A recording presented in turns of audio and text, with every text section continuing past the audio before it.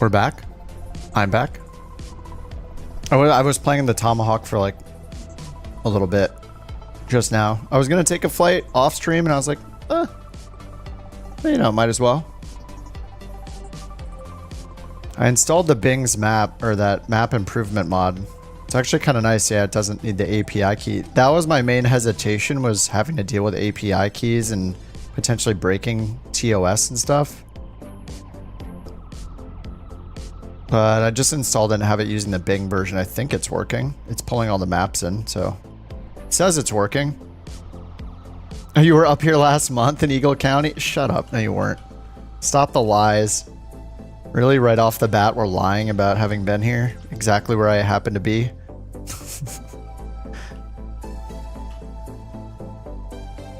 The lies. You know, somebody worked at this airport. Somebody worked over here at a coffee shop behind the airport.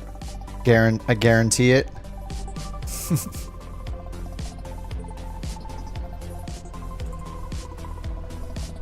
All right, I'm back in the I'm back in Sky Vector, so we're gonna do this the old-fashioned way here. I don't understand why this door doesn't open the. Oh, is it the latch? Oh, it's this, isn't it? Ah, there we go. Never mind. Now I get it. I took off FS Realistic because all the camera glitches are really annoying, and I think somebody was saying this plane already has really good sound, so I'm just gonna leave it. Yes, more G8. This plane is awesome. I haven't flown it that much, but I know that I like it. Okay, we have a vapor lock warning. So this is the thing with this plane. It's got all these realism settings that I turned on. Failures and wear and tear. I don't even know what vapor lock is. I guess it sounds like, you know, there's like gas vapor stuck somewhere in the system. Is that what the vapor is? I have no idea if it's even here in the checklist, so probably not. I'll probably have to Google it. Starting engine when flooded. It's not that. Starting when cold. It was vapor lock because I just had it turned on and now I turned it off. Let the Googling begin.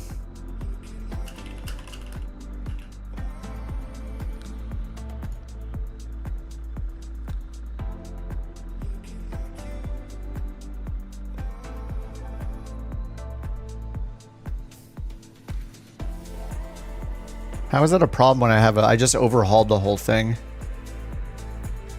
Vapor lock. Oh, push air bubbles out of the lines by pumping fuel through with a boost pump. Oh, okay, so when I turn the boost pump, I guess that's probably gonna go away. It's a fake out? No, it's not. Look, I'm already loaded in. Look at this. I even have a flight plan up. This is not a fake out. Look what I got going on over here.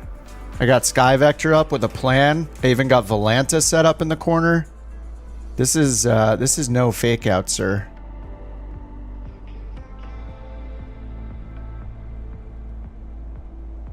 Not a fake out. So I just picked these using Josh's favorite website as well. The Tomahawk turns into a Boeing, yeah, like Transformers. Could be. You're there right now. Okay, Max. It's probably true. I just I can't believe what you hear. You can't believe everything you hear on the internets, especially on YouTube. There is some weather here too to the east. There's a storm, so marginal VFR up here at Lovell, Fort Collins. So we're gonna have to dodge some weather, which will be fun. And I got Say Intentions booted up. No tour guide, but I got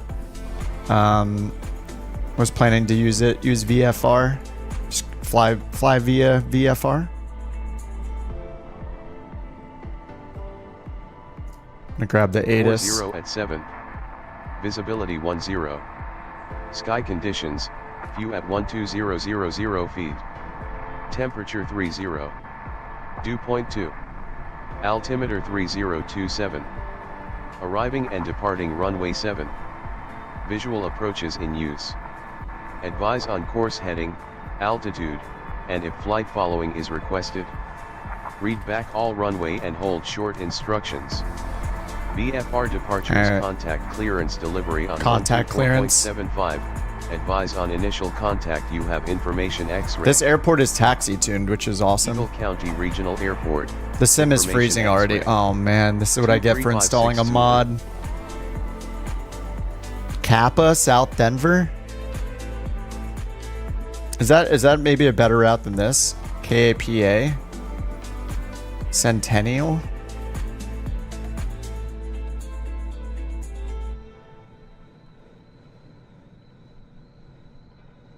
Oh, right. Oh, it's right past this one.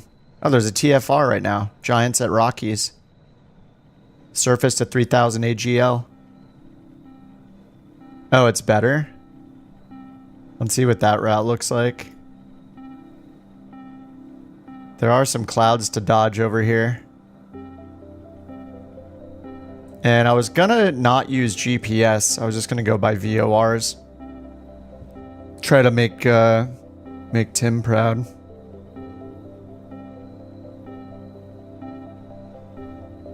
Oh, this is the red table VOR.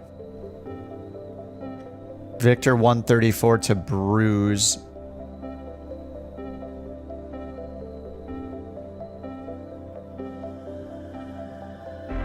Oh, that's Bruise right there. 26 DME from the Falcon VOR.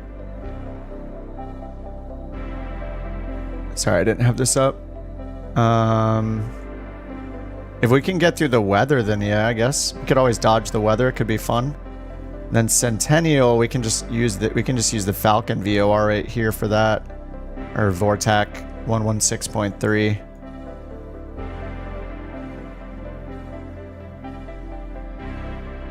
Does it even show Falcon VOR here? No, it doesn't. Not in the nav log.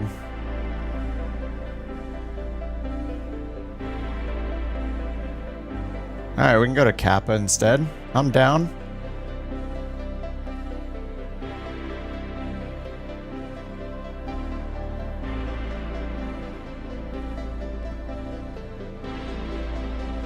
Kappa Centennial. Let me just go to SimBrief and try it. See, I don't even know if the Tomahawk's in here. PA 38. There's the Comanche, which is... I guess I can put like the 172 or even the 152. 172, that would probably be okay.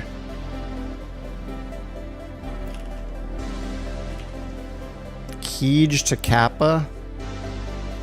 And I think down here I can go and find a route that...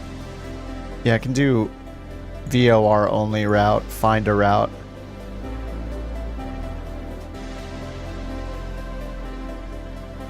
Estimated altitude 10,000. Oceanic tracks. Are there any VOR only routes here?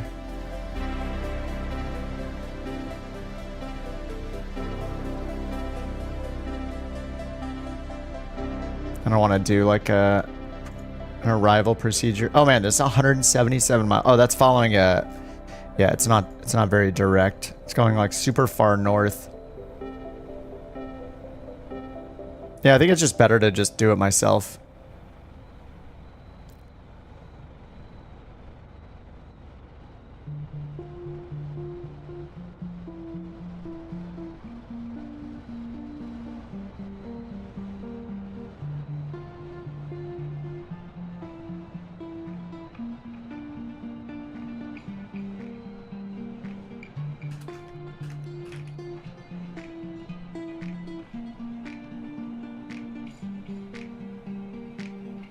Much better than... Oh, one step closer?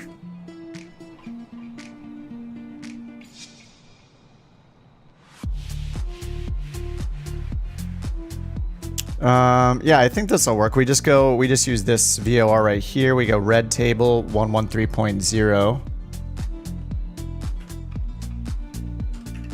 So this is red table and it is 1130. And then we join the Victor 134. We don't even have to fly to the VOR like this. We'll just fly and intercept this course outbound.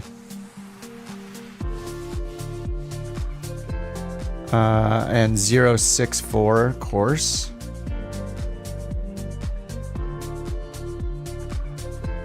Okay, then we have hurls. And then it actually turns here. So I guess when we get to 39 DME, we'll want to switch over to the other VOR, Falcon. 34 DME switch. Falcon VOR 1163. And then our course will be the opposite here, opposite of 254, so 074. 074 course to FQF. Just Falcon VOR. We're actually going to stop though right here before we get there at 26 DME. Turn towards the airport, which is going to be Kappa,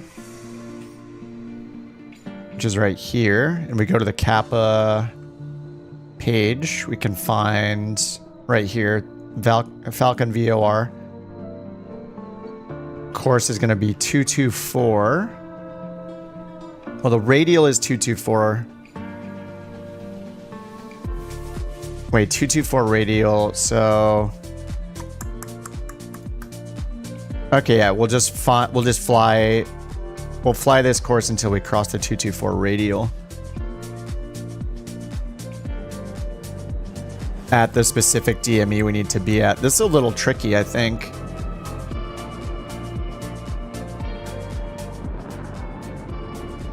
Because there's no waypoint here. So we just need to fly on that radial. We'll just fly over to get on that radial until we get the right DME. So we're gonna fly. What's up, Spikes? First time catching a GA stream. First time catching a GA stream. Let's go. It's funny because I'm like 99% of the time doing GA. What's up, Daniels? Boeing fan here. Very nice. Thanks for the super chat, Spikes. I'll add that to the beer fund, or the marketplace fund, or the Starbucks fund. There's so many funds. Appreciate that, dude. Okay, so then here, yeah, relative to Centennial. So we just need to get on the 224 radial. So we're gonna dial in the reciprocal course of that. So that's 044 course. Intercept that. And then we'll be at the airport when DME reads 12.8 nautical miles on the 224 radial at Falcon VOR. Okay. So that's pretty straightforward. Yeah, here at this reporting... Actually, what does the R flag mean anyway?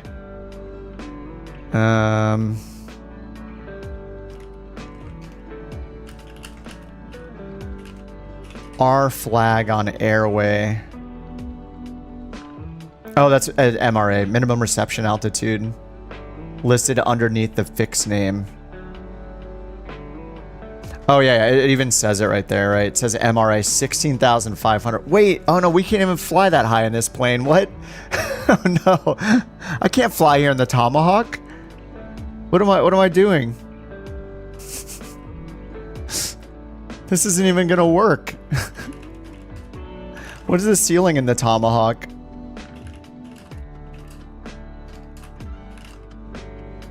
$12,000 feet. We can't even do this. I'm gonna have to go somewhere else. 13,000? Yeah, this isn't gonna work. What am I doing in Denver? I'm so used to just flying like a Meridian or something, just fly wherever I want. Okay, let's find somewhere else to fly. You're in the Discord? Nice, Rick. Welcome to the Discord. Where should we go then? I mean, yeah, if you just look at the sectional. The MEFs are all 14,000 feet. We just can't fly this plane here. Cacker? Where's Cacker at? Akron? Akron, Ohio?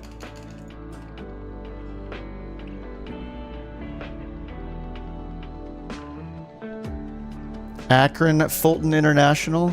Is this a small airport? How big is this place? Oh, this is small. Nice. We got clearance delivery on the ground. We got a frequency for that. Okay. Cacker. And let me pop open this guy. Where can we go within 100 miles? Beaver Falls. No pressurization. Yeah, and just the... And I'm sure it just has to do with the engine itself too, right? It's like a 2-blade prop. I mean, you could always argue you can take supplemental oxygen on board, but yeah, I don't know. Sorry, no Josh's hometown.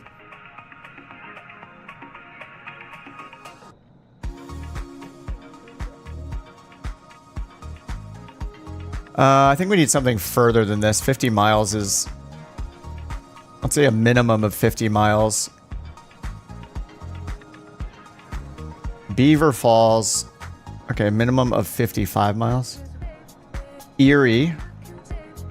Erie International. Let's see what the weather's like there. Looks pretty clear.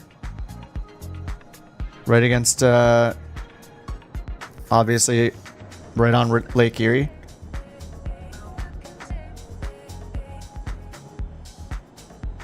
And this is it's just using RNAV. Oh no, that's using the VOR right there. Okay. YNG VOR, Youngstown. Port Clinton. Wait, where's that at? How many miles is it?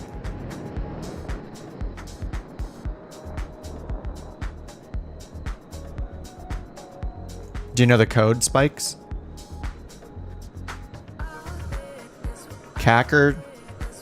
I still don't know. I don't know where it is. I don't know the whole United States, unfortunately. Man, I wrote out all those instructions to myself, my little recipe notes here. You guys give me too much credit. I have no idea where that is.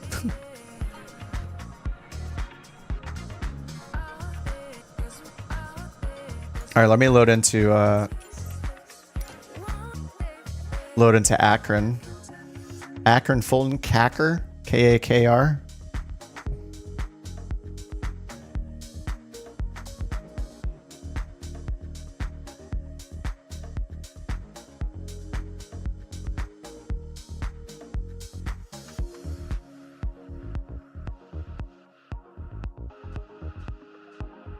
I can try to look it up too.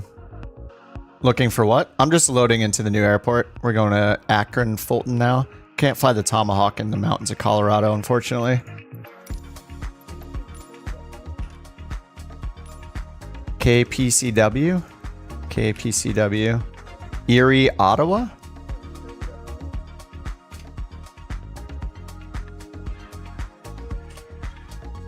$70 miles. That's a decent amount to the west, right? Oh yeah, Port Clinton it says. Okay. Okay, cool. Let's see what the route on SkyVector is. What the heck? Why? It's like really avoiding the... Is this a Charlie here?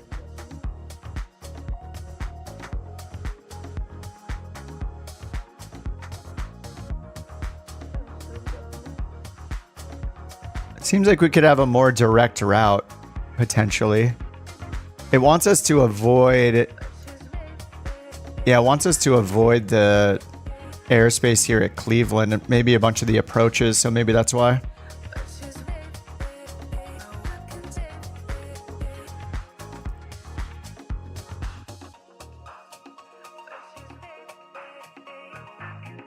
Man, this is the real world route.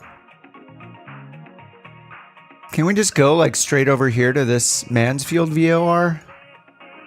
And then up here to Reels and then outbound this way?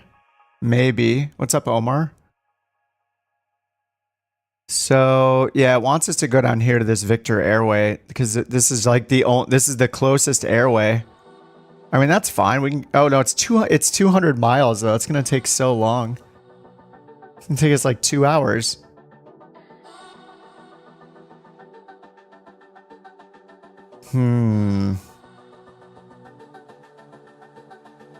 This is where GPS comes in handy. We could probably just cut through this way instead of going all the way down to these Victor Airways. Yeah, maybe the other one was better. This is just really far. Didn't know it was me neither. It's all good. I don't expect you to know like what exact route it would take. How about Zanesville? Let's see where Zanesville is at. Oh, that's just like straight south of us. Okay, this one's a little more doable. 118 total miles if we follow this route. And this one's going out over here to this VOR. World's low. We got the Bel Air VOR, and then it takes that, and it's got its own VOR with DME right on the field. Zanesville VOR at the Zanesville airport. It is untowered, but on the way out, we get clearance on the ground here at Cacker.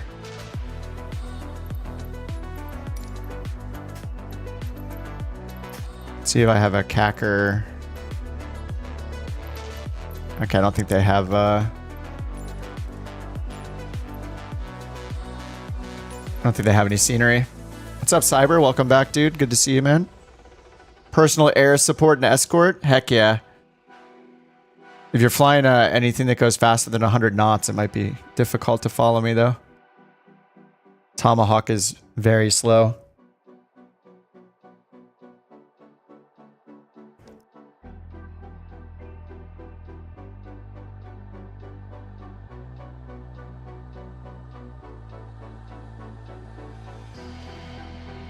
All right, let's put this down here.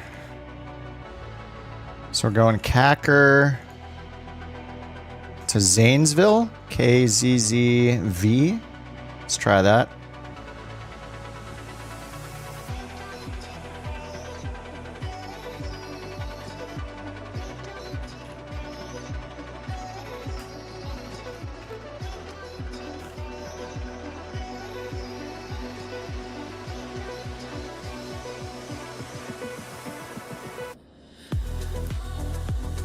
All right, so I'll have a few VORs here. What is this?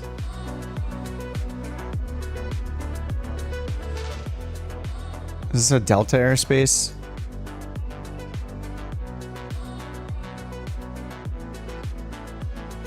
Or sorry, this is a Charlie. Sorry, it's a Charlie around the Big Akron, KCAK. 2,500 to 5,200 feet. This will be interesting. And I haven't done VFR for a while, especially with say intentions. So we're gonna need to get permission to go through this airspace or around it. We could stay under 2,500 feet around the outer ring, and then the inner ring is surface to 5,200 feet. So maybe they'll give us. Yeah, we'd have to like depart to the west or something under 2,500 feet and get away from this. But then we have 1,300 foot like stacks and obstacles over here.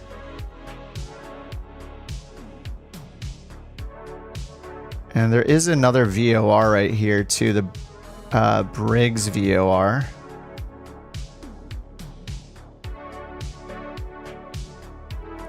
USA West, Omar.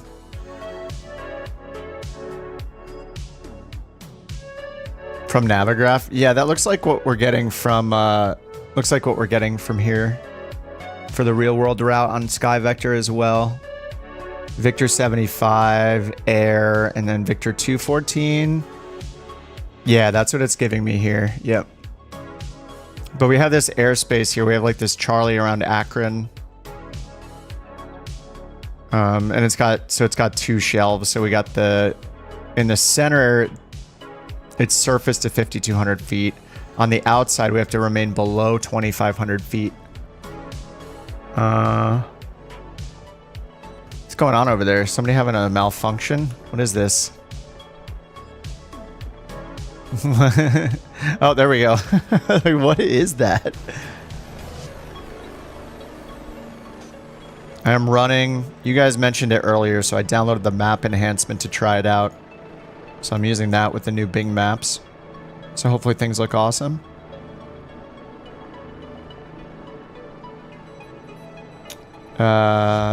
Probably won't see the Goodyear blimp at the hangar.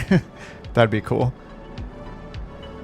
Okay, let me just, I'll type in the route I think we're going to take. We won't worry about the airspace just yet, but we're going to need to, let's see. It wants us to go to this intersection. We should really use this. I mean, this VOR is right here. So we should use this Briggs VOR. And this one has DME. So BSV Briggs 114.05.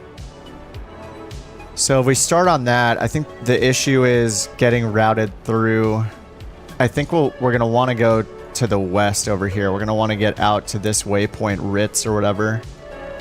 I think that's our first move, is to stay under 2,500 feet. We could get cleared through the Charlie. That's an option as well. So maybe we could ask for it. And then a contingency will be stay under 2,500 feet. So how do we get over to this waypoint though? I don't know if we'll be able to get that VOR. There's also, oh, we should go to the east. Why don't we go this way? No, I don't want to go. Yeah, I want to go to the east. It's going to be way easier. There's a Victor Airway right here. We can just take Victor 103. Remove BSV. Instead, move this point up here. Use the Akron VOR.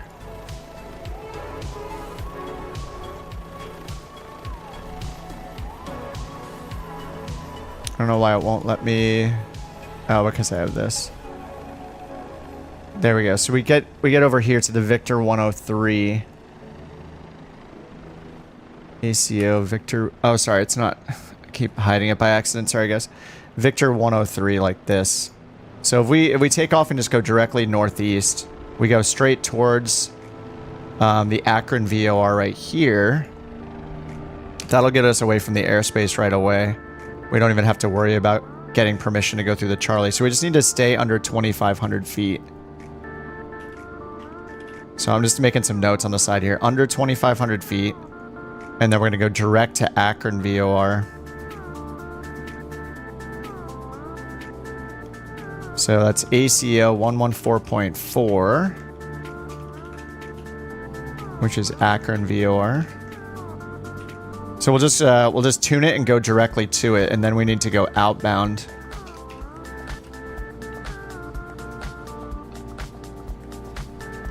And then once we're outbound, we'll do Victor 103 outbound. And we'll be going south on the 185 radial, which is the same as the course. We're just going to be flying south. So away from it is our course 185. And then eventually we'll get here. So that's 71 DME. Wait, no, that's 25. 71 is that really? No, wait. How is that 71? To AIR. It is 71. Oh, yeah, sorry. 71 is all the way, the whole thing to get over here to Bel Air. So 71 miles total there. But it is 25 DME to minor, then 13 more. So it's 28 or 38 DME. Okay, so 38 DME equals the Atwood intersection. And then there we have, we'll be more accurate by using the cross radial it's showing right here. So I'll have to install the nav2 radio.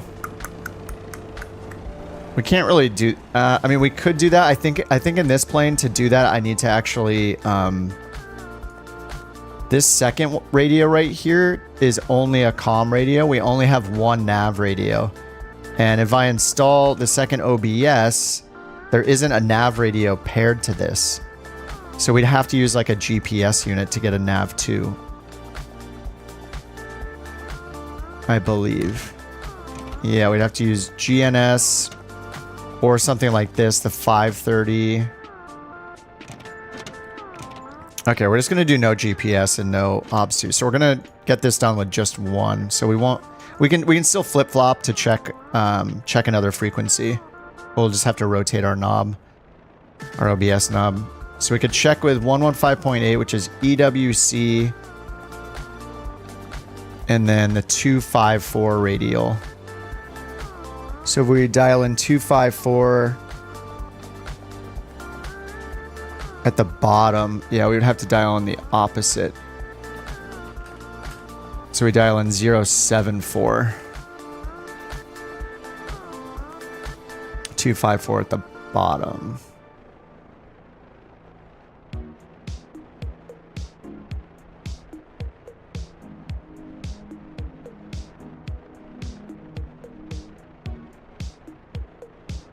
Or just rotate it till we see the from flag.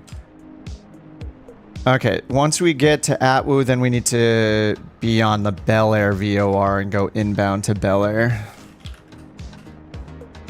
Bel Air 117.1 AIR. And that has DME.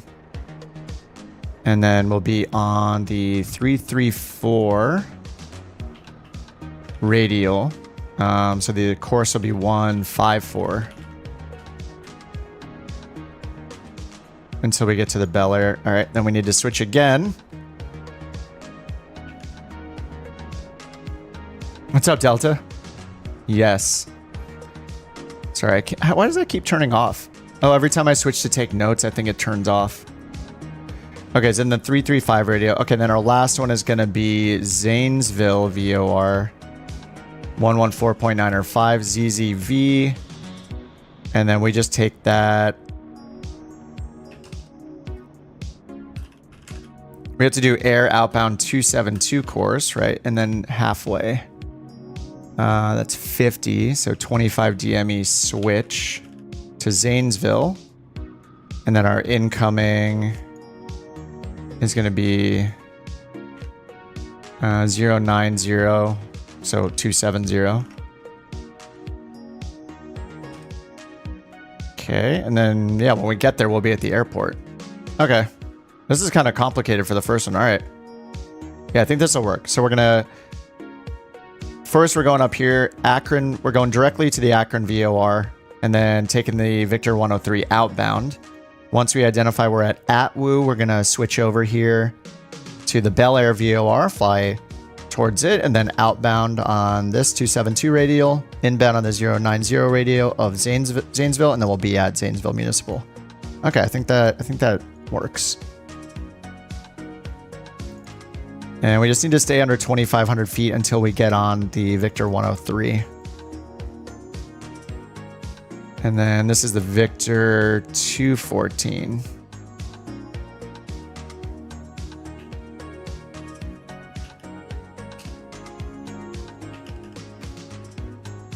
Okay, this will be fun. I'm sure I'll mess a bunch of stuff up. All right, I got wear and tear turned on, and we got only VOR and DME. Catch you on the replay. All right, sounds good, Delta. What's up, Upmerge? Okay, let me get this thing started then. I think it's really warm out, right? 20 degrees Celsius. I don't know what's considered warm or not down here. All right, before starting engines, cabin door. Okay, so we should do the walk around. Actually, I'll do the walk around quickly. We just don't really need to do it because I just overhauled this thing. Start walk around. So this is similar to the Comanche walk around. It's just got a tablet that follows you around, which is pretty sweet. Hey, Airbus. So you can like click the things yourself to test them. And then it shows you if it's good or not. And if it's bad on the right side, you can take an action. So you can hit the click on fuel. I'll just fill it to 100%. click the ailerons to check them. It says, okay, we got all the checks. So then we'll just hit next. And you can either click things physically, like I can click the little fuel sump point here. That'll sump the fuel, or you can click on it here on the list to remove chalks and stuff. So I can just click it on the list and then over here, hit toggle chalk. Check the stall warning. Toggle the tie down. Strut is good. Pitot covers off. Next. Nose tire. Check the prop. Strain the fuel. Check the strut. So as the wear and tear happens, we'll find little issues with these things and we can just hit a button to repair them. Tire pressure. This is kind of the stuff that I love with FS Reborn planes like the Meridian. You have even like tire pressure, tire wear and tear. Like multiple things just for the tire. And there's also this check all button you can hit and it just fast tracks it. Check all, fix all. All right. That's done.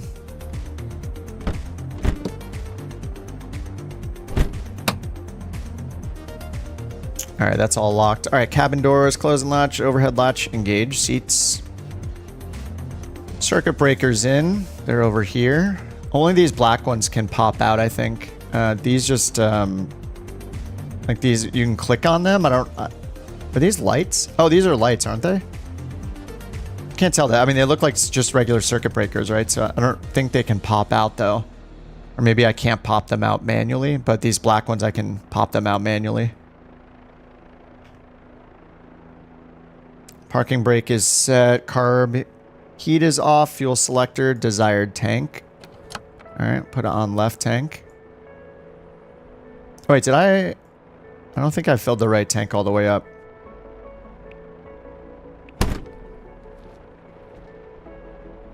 Fuel quantity. 16 gallons. And on this one, fuel quantity... Where is it?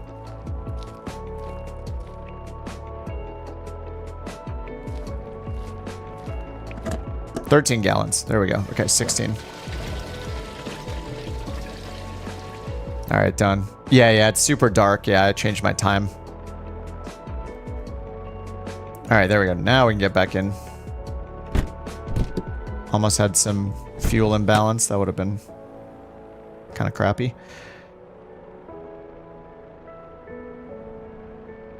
All right, fuel selector is good when cold. So I don't think it's cold. I mean, I guess it is cold because it hasn't been on, right? That's what they mean by cold. Okay, prime as required. I have no idea what that means, so we'll just hit it once or twice over here. 3. All right, 3 times. Crack the throttle. Master switch on. I got a switch for that. Mixture rich. Electric fuel pump on. And engage, and then push in. Primer, push in slowly after engine start. Huh. Okay.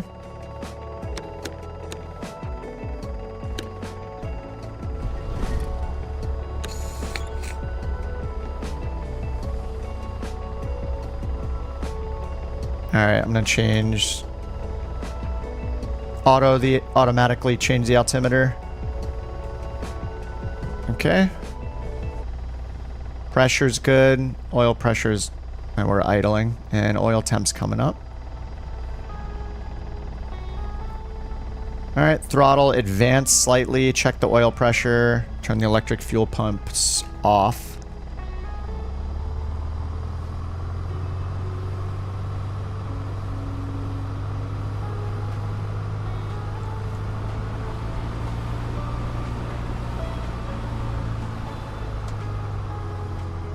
All right, and then electric fuel pump off. I got to switch. Okay. Check fuel pressure and primer locked. I don't know how to lock it. It's in though. Right clicking doesn't do anything. And fuel pressure is still good. All right, warm up throttle 800 to 1200 RPM. And then probably need to get the alternator on.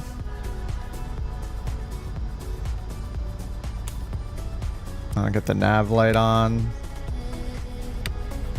What type of plane? Bell 407's a helicopter right here.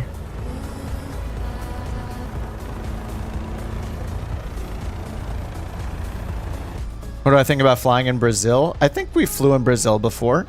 Maybe once, not too often. The mouse the right bottom to close the primer? The right mouse button doesn't do anything on this. If I hit the left mouse button, it's going to pull it out again, so I'm just going to leave it alone. Taxiing radios. Let me see if I've caused any failures yet. Okay, no warnings. That's good.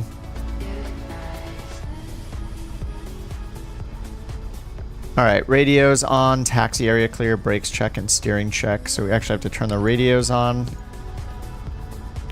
And we'll get this on standby. Alright, now we need to tune our VOR. So we're going direct to the Akron VOR first. 114.4. So we'll go nav. Alright, 4.4.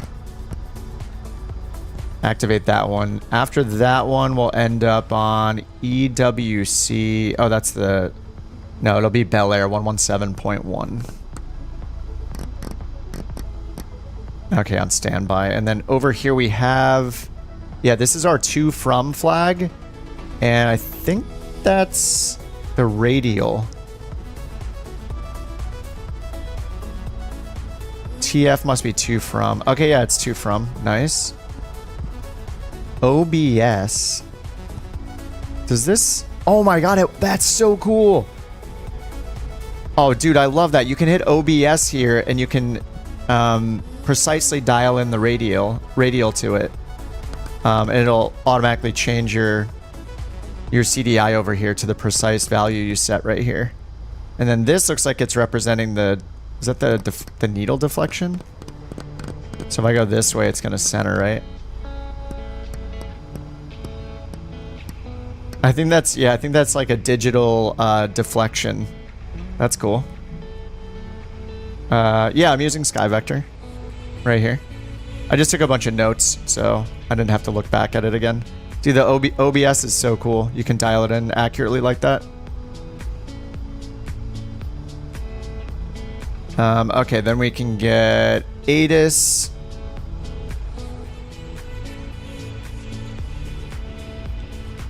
So let's bring up the Akron diagram here. Oh, it's an ASOS 126825. So we'll just tell them we have the numbers. We're just going to automatically set it. I guess we should listen to the wind. 126825. I had that in from before. NE1. There we go. Altimeter 3010. Akron Executive Airport, Automated Surface Observation. 0154 Zulu. Wind calm. Visibility 10. Sky conditions, clear. Temperature 21. Dew point 11. Altimeter 3010. Alright, we got the numbers. Akron Executive Airport, Automated Surface Observation. Alright, we'll turn that one off, and then COM 1. This is interesting how you just switch from nav to COM. Alright, and then COM 1, we'll get on with clearance delivery, I guess. And we have a CTAF frequency. I think we just depart. We'll need like a center frequency or something to contact, not clearance. So, what do we have up here?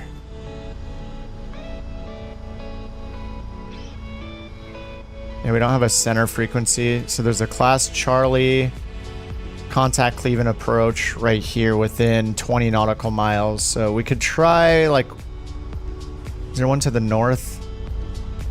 No, there's just one to the west and one, maybe this one, maybe 118.6.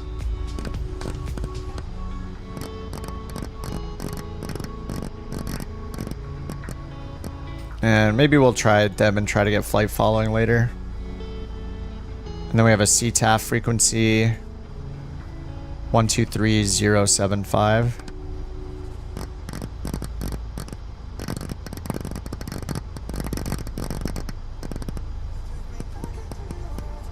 I wish this would show 3 digits. I wonder if I can have it show 3 digits. Nav options, comm options. Comm noise, squelch, intercom level, side tone, headphone.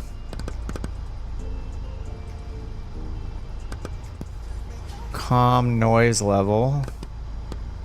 Okay, there's no like frequency spacing or anything. System info, VOR equipment test. Alright, we'll just turn this on, 1200. Okay, so we'll just take off. We're headed to the east, so I guess we'll use runway 7. And then we're going to take off and head towards the Akron VOR, and then we're going to do the 185 course outbound. So is this... We're not getting it just yet, right? 114.4. Turn on the nav on radio so we hear the beeps. Oh, wait, we do hear it. So how is... We hear the beeps, but we don't... The needle's not deflected, so...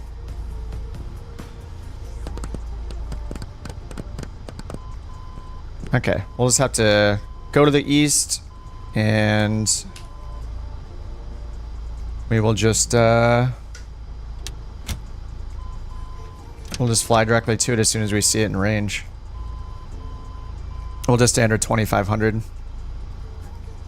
Okay, ground check, brakes, throttles, 1800 RPM, and the max drop. So 175 max drop, max diff 50, 1800 RPM. Guess we should do that. Let's do 1800 RPM. Okay, and then magneto check. It's about a drop of 100. And no difference.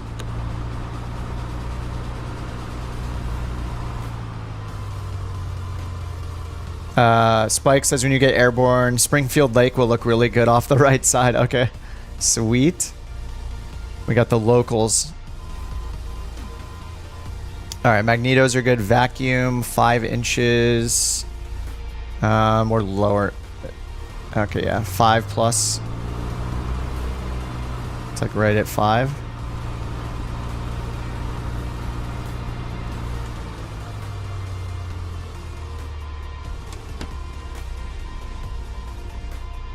Back in the small beauties, yeah. Finishing the contract. It was fun flying this today, so thought it'd be fun to keep it going.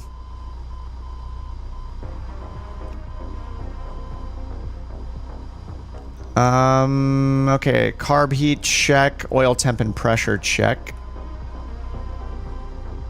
So I think I'm supposed to do the carb heat check when we're at 1800 still, to make sure that there's a drop in the RPMs when we turn on the carb heat.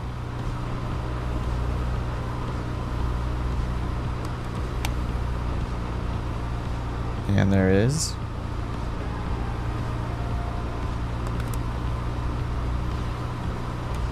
Okay.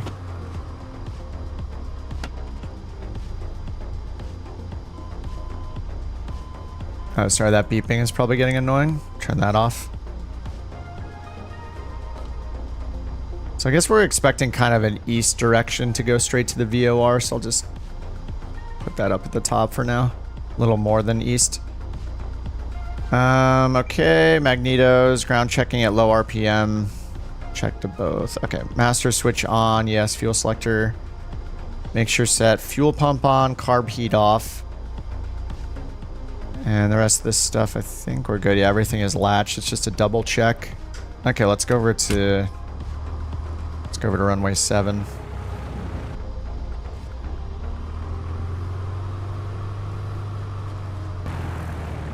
Where are we? I think runway 7's to our left then. Wait, 119. Did I look at the wrong diagram?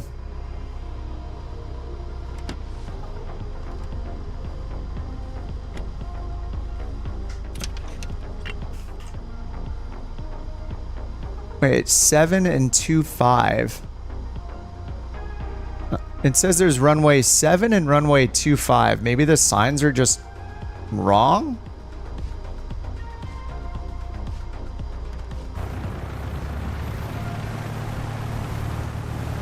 Oh, maybe, is that a closed runway? Wait, I am so confused. Am I at the wrong airport? What is happening? K-A-K-R. K-A-K-R. It's the right airport. 7 is way off to the right. Yeah. Seems open. So I guess the taxiway signs are just wrong. I guess maybe 19 and 1 got closed because it's not on the airport diagram.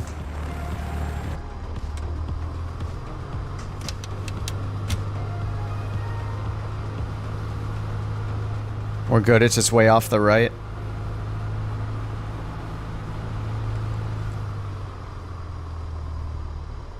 Yeah, 1 and 19 got closed. You can see it X'd out here. That's what's confusing me.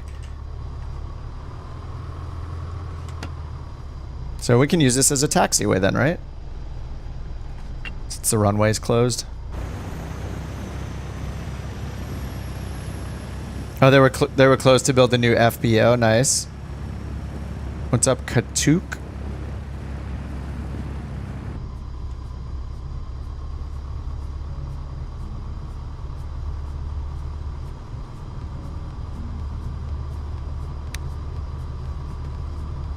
Hey, Illinois. Alright, so yeah, once we take off, we're going to go east. We need to stay under 2,400 feet.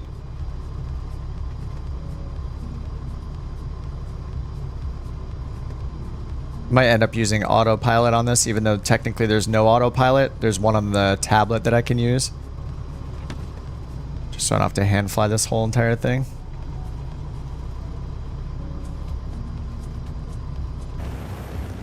Especially tracking radios, it just gets so boring tracking them by hand, so... I'll use VORs, but I want to use an autopilot at the same time.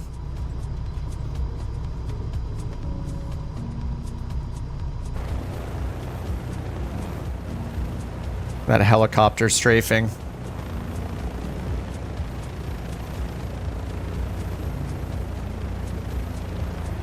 The skill. Alright, no warnings over there. That's pretty nice.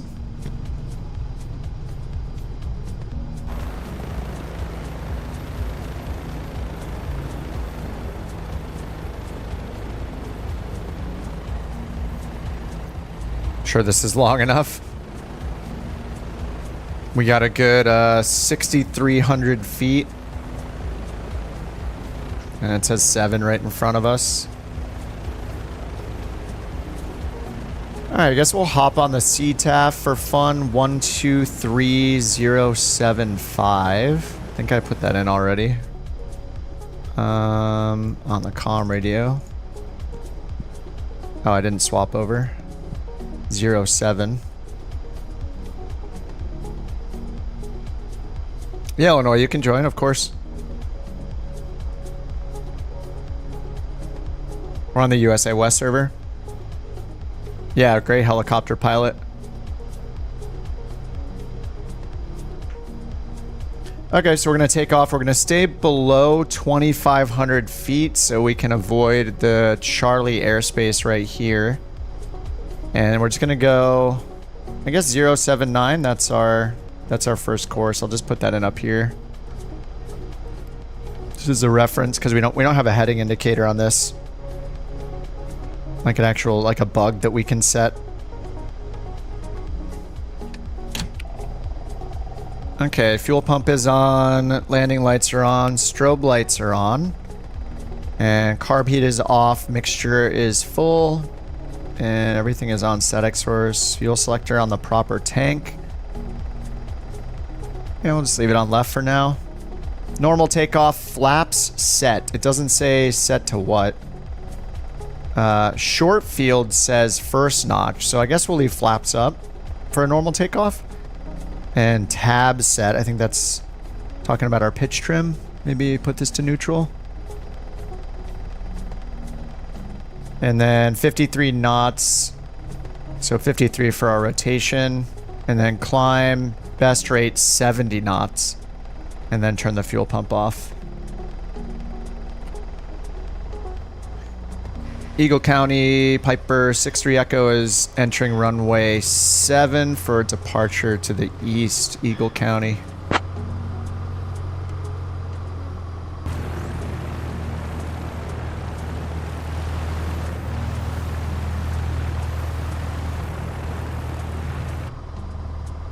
Alright, so it'll just be a little bit of a right turn once we take off to go towards that VOR, and we're going to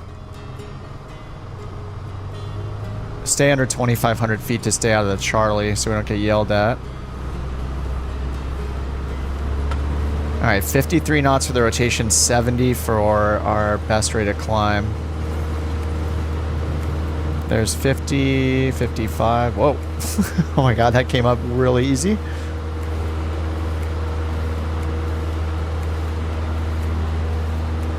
Alright, we just want to get up to about 2,000, I guess about 1,500 feet maybe for now. So our airport elevation is... where is it? About 1,000 feet. We just don't want to go to above 2,500. 2,500 is our limit. Alright, let's turn a little bit to the right. Eagle County traffic, Piper 63 Echo has departed runway 7 to the east. Last call, Eagle County. Alright, pitch it down a little bit for 70. Oh, I think I did have flaps 1 already. I don't think I needed flaps. I think I had flaps 1 in. Alright, we want to go about 080. So let's turn a little bit to the left and keep it under 2,500 feet. And we need to get the VOR in range.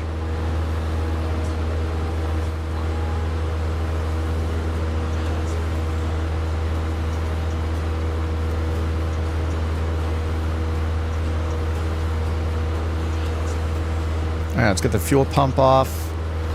We're at 2,000 feet.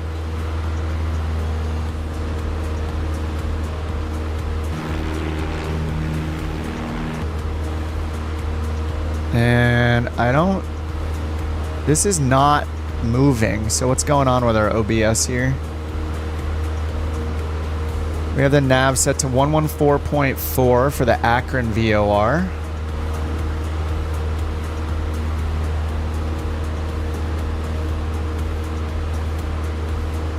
But yeah, this isn't showing anything.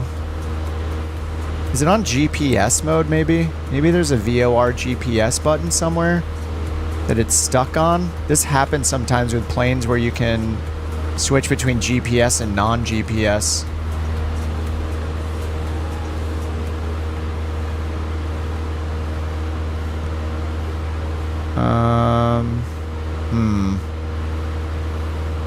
Yeah, we have it in range. We could hear the beeps.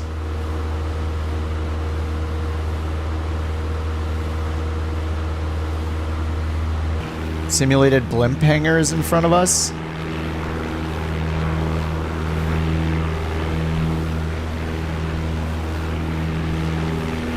I'm not going to be able to guess which building it is. Alright, let's try to keep it under 2,500.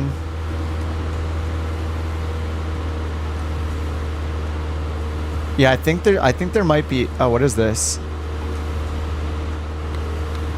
No, that's just a test. How do we change our nav source? This is a problem with the GPS.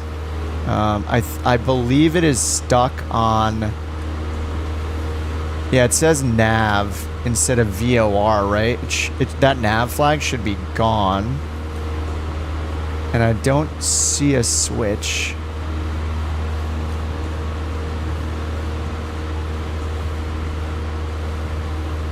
I need a switch that lets us change the nav source to VOR. GPS only.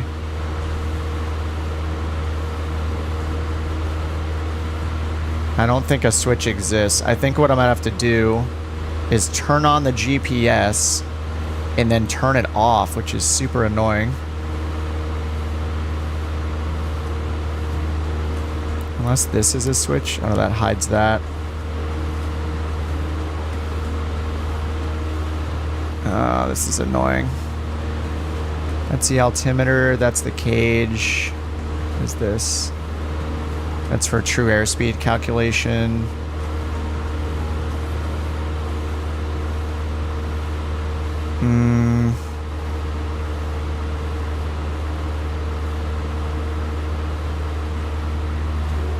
We probably need to go south at this point, but I can't tell because this VOR, our CDI doesn't work. Yeah, I don't think there's any other way to do it unless there's like a secret button somewhere, and it doesn't look like there's one over here. GPS, I'll have to do this and wait for this thing to boot up. Oh, there we go. Okay, I hit CDI and now I'll turn it off. Okay, there. See, now the nav flag is gone. So they need a switch that lets you turn that off. Or it needs to default to VOR mode. So now we can tune in. So we just want to go directly to it. So let's turn it until we get a 2 flag with the needle centered. It's going to be to the north. Or sorry, to the east. Okay, there we go. So we need to fly 070 to get to the VOR. And then we're going to want to fly outbound on the Victor 103. So the outbound radial is 185. Just going to fly towards it for a second. And then...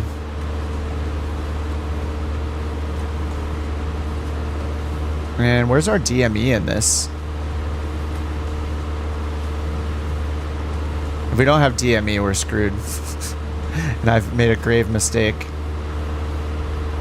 So it says 2.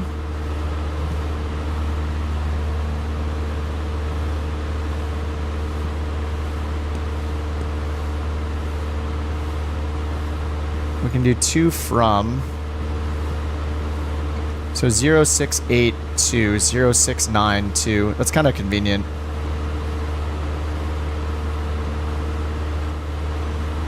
And then we could use the OBS button to dial in our radial outbound 185. Okay, 185. So if we fly towards 150 until that needle centers, then we can track 180 outbound.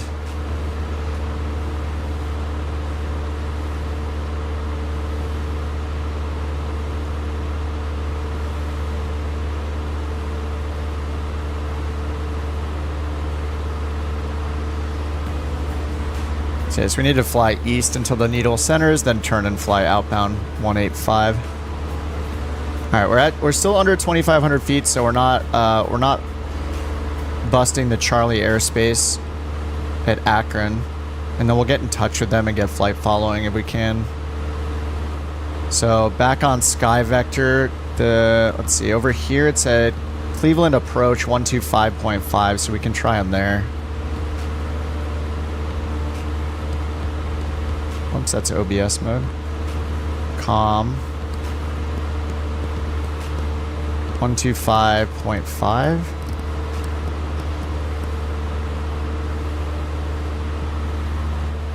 Let's see if that works. Love that I'm not in a G1000. Yeah, I usually am in a G1000. Most stock GA is G1000. Yeah. Yeah, there are a lot of planes with different avionics. Like you can find a lot of like 530, 430s as well. So a lot of the payware planes are really good at letting you swap the radios out or swap the equipment out. So like in this one, we can switch between just standard nav radios. We can put in a GNS 530, 430. We can put in a GTN. We got a few options, which is nice.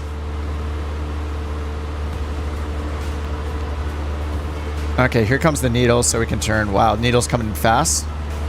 So we can turn back outbound now. 185 and then chase the needle now that we're heading away from it.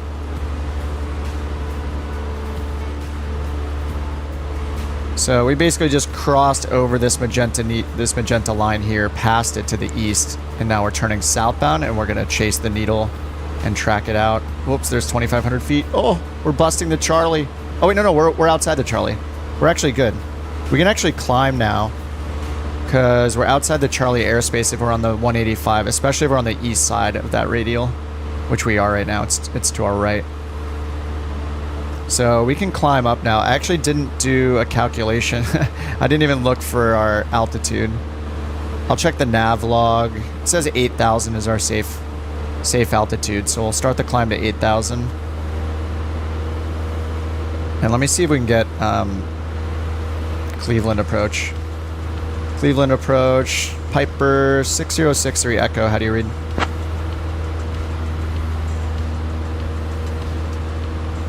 Might not be the right frequency. Piper 6063 Echo, Cleveland approach. Good morning, Ravenna, altimeter 30.06. 3006, thanks. 63 Echo. Cleveland approach, VFR request from November 6063 Echo.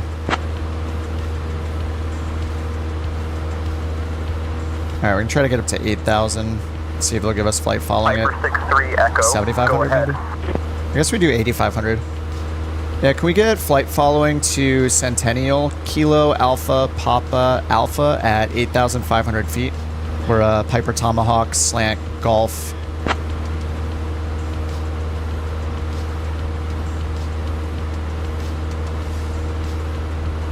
Alright, we're gonna try to get to the right a little more. Squawk 2223 and ident. Squawk 2223, ident, Piper 63 Echo. Piper 63 Echo, radar contact. They put that in automatically. 200 feet, altimeter 30.06. Piper 63 Echo, radar contact. Continue on course to Centennial at 8500 feet. Alright, continue on course at 8,500 feet, Piper 63 Echo. We are getting some gusts up here.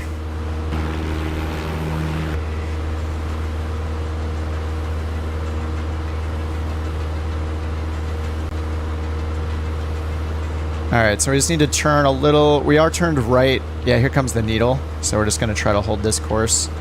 Needle's coming in, so we just want to hold the outbound. This is where I'm just probably going to turn on the autopilot. Because I hate, like, hand flying for super long is so annoying. Contact Cleveland Center on 120.775. 120.775, Piper 63 Echo, see ya. Alright, I automatically put that in, so we'll swap it. Shortcut works. Alright, I'm gonna get the autopilot on and hit nav mode. We got a little fake autopilot here. Altitude, so we don't want altitude hold mode. I want to trim us up if I can. Okay, yeah, we're climbing still, nice. This is just gonna make it so easy to track the radial. Cleveland Center, Piper 6063 Echo, 5,000, climbing 8,500. I love when they have these like retrofit autopilots. Like, you can use it through the tablet. Echo, Cleveland Center. Good morning, altimeter 30.06. Alright, we got radar contact 3006. That looks right. Alright, so we're just using pitch trim to climb. I want to keep it around 70 knots. And then once we get up to 8,500, I'll hit altitude hold. So in this plane, you have like a poor man's, like a hacked in autopilot over here on the tablet. So you can turn it on and off. Altitude hold, heading, and nav mode. So we just have it on nav mode to chase the VOR. But I don't know if we have DME, right? There's no DME. We see 2 on here. Can we get DME on this thing? We just have 2 and from. I don't think we get DME. which is such a pain. DME is just so important.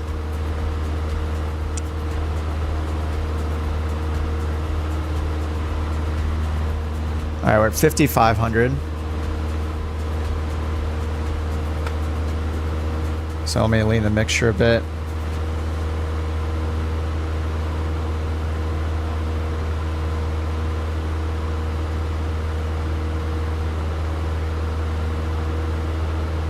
Getting a bit more power. All right, no warnings. That's good. Yeah, I don't think this has DME. I wish maybe it's hidden in here somewhere. Maybe it's in the settings, like the nav settings. Nav options, nav audio. Ooh, additional CDI info. To from numeric. What does that mean? Display ident over OBS, sure.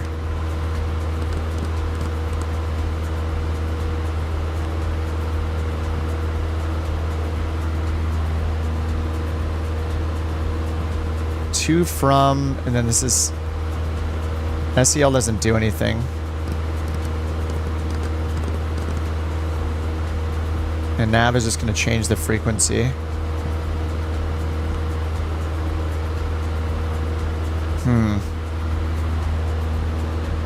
185, and we're right on course. Man, I knew I'd find something wrong with this plane. We need DME.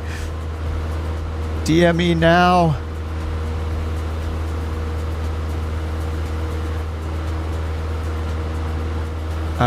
What do you mean, Illinois? We're on our way en route between those two airports at the top of the screen.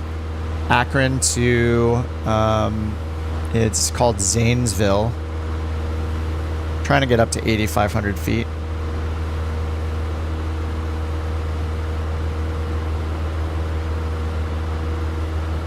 Yeah, I don't think that... If you guys know how to get DME, let me know. I'm not sure if it's possible. Unless we use the GNS.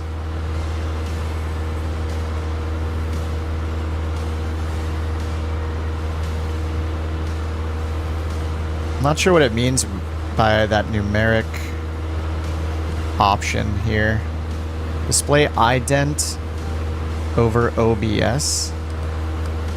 Additional CDI info. Numeric and to from. So I put it to numeric to see what that is. CDI info, like where? Like this is our CDI. Is it the OBS to? No. That just turns another, gives us another OBS, which we don't even have a nav to. And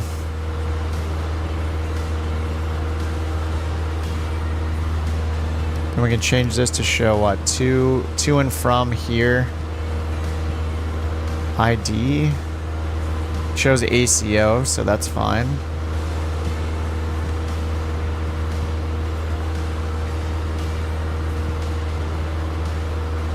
DME button on the Garmin radio. DME button?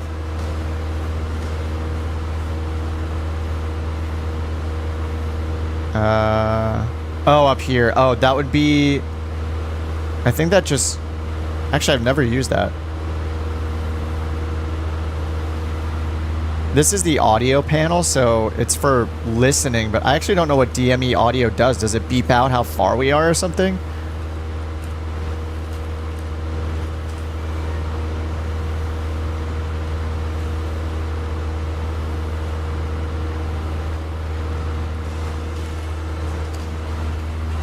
DME audio panel.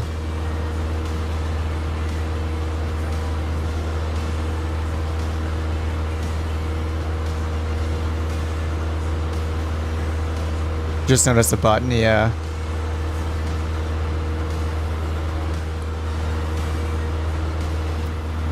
Yeah, we can do a cross radio. Yeah, let me see. And we only have one OBS as well. So yeah, if we go back to our plan here, I'll go to the world low map. I mean, we'll just end up we'll just end up switching over to the other VOR. But yeah, we can use a cross radial here. It points one out right here, 115.8, and the 254 radial. So we can set that as our from radial and then tune into that. We can just do heading holds. What's weird is if I hit, it's got heading 0 degrees. Okay, I do have a heading select. So if I can change that to like 180. Okay, yeah, my heading dial works on that. So I could switch to heading mode temporarily, then switch our nav1 radio over and check for the cross radial. And we're almost at 8,500 feet.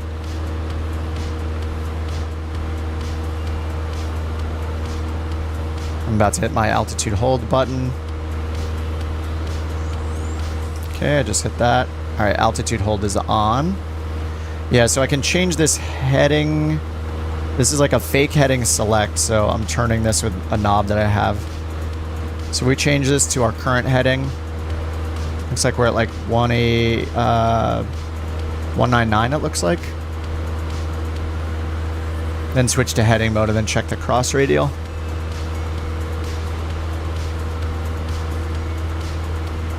Alright, heading 19. Oh, it snapped it. Okay, 194. Okay, it just snapped to our current heading. That's nice. Okay, so now that we're in heading mode, we can change our nav radio. So we'll go to our nav radio, go over here, we'll put in 115.8.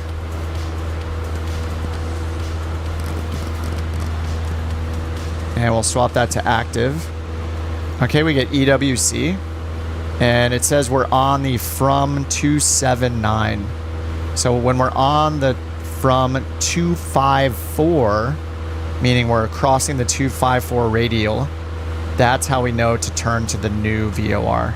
So that means, yeah, when the radial we're on says 254, that digital thing is so nice. The other way we would do it is just go here, change this to 254 from, so 254 with a from flag. So we have the from flag.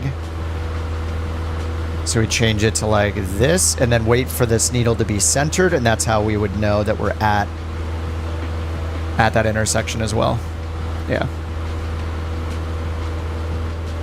DME information allowing us to monitor. With nav mode selected, press cell and rotate to the right.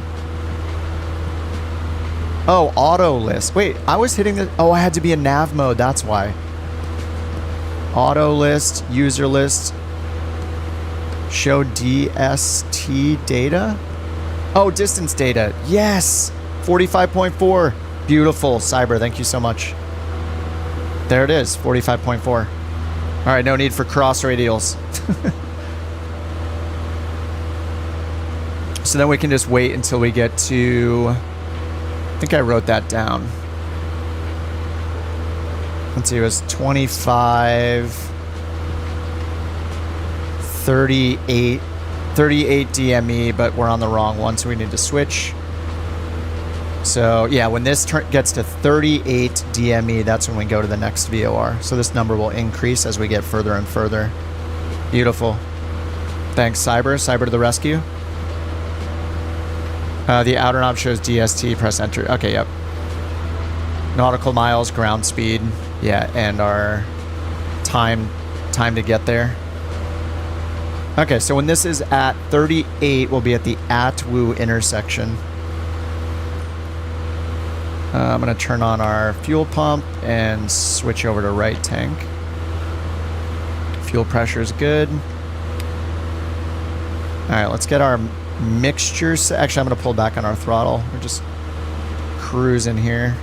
Max throttle. I think there are power settings down here. Cruise normal max power 75%. See the power table, which I think is up here. So yeah, we're almost at... So we want to bring it down to between these two, maybe 2,400 RPM. Okay. 2,400 RPM it is.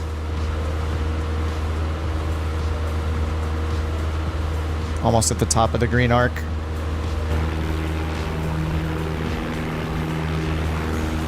Man, this is stressful using VORs. It's been a while. Not gonna lie, it's a lot of work.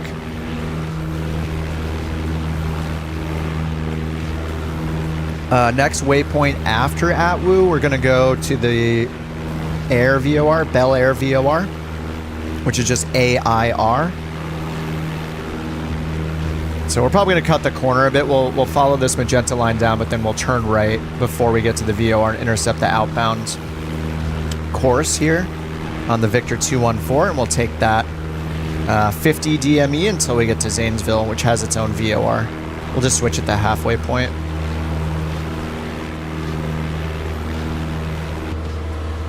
All right, so we're at, what is it, control 3, 23 DME, so we need 38, and then we'll switch. So let's get the other one in standby, which is, we're gonna switch to Bel Air VOR 117.1. We'll put that in standby. All right, 117.1. And yeah, once we get to 38 DME, we will be on... Oh, actually, what I can do is I should switch back. We've been in heading mode for a bit.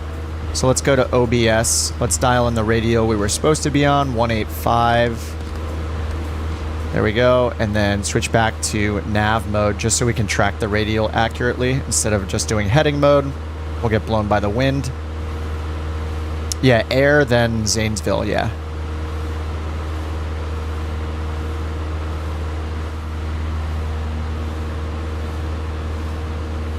Kranji and LG, thanks for the subs. What's up, Tim? Tim, you'll be so proud. We're in the Tomahawk doing VOR navigation. And because of you guys talking about the map enhancement mod, I decided to stop being stubborn and just go try it out. So I have it on, have it turned on with the Google, or with the new Bing Maps.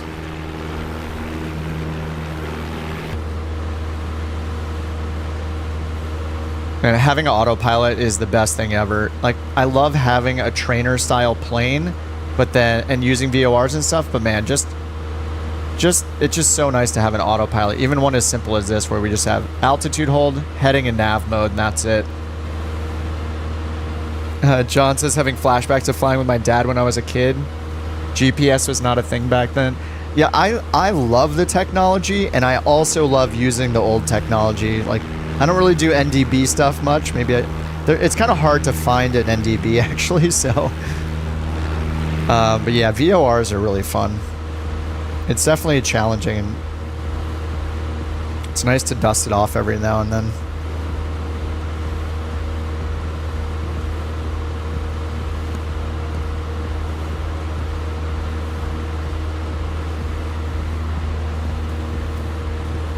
All right, so 27.5 miles. We got about 10 miles to go, and then we'll turn to the new, turn towards the Bel Air VOR. Dude, I'm surprised the helicopter can, I don't know why I'm surprised that the helicopter can be up 8,000 feet, but I guess I'm just so used to seeing them here in LA super low, at super low altitudes.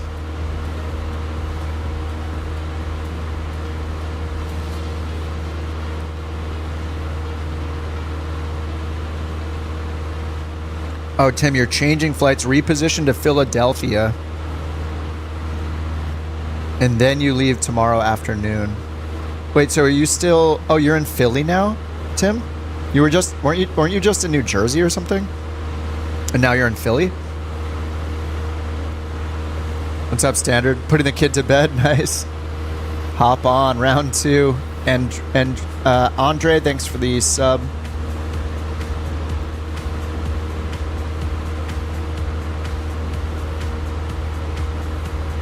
All right, so we're just waiting for the Atwoo intersection, 38 DME. We're at 29.6. And then we're switching to Bel Air on a course of 154, which will put us on the 334 radial. So we'll do that when we're like 2 miles out. So yeah, let's wait. 36 DME will, or I guess 37 DME will start our turn. Oh, you're in Philly. Jump seated to Philly. It's so cool.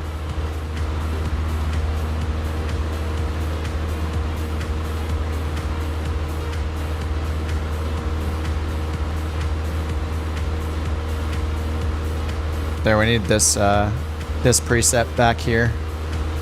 Chilling in the back while the dog flies the plane. It's like hanging out in the bed of a pickup truck. Oh. What's up, dudes? I love how open this is too. Like the view in this thing is great. You got like 360-degree views.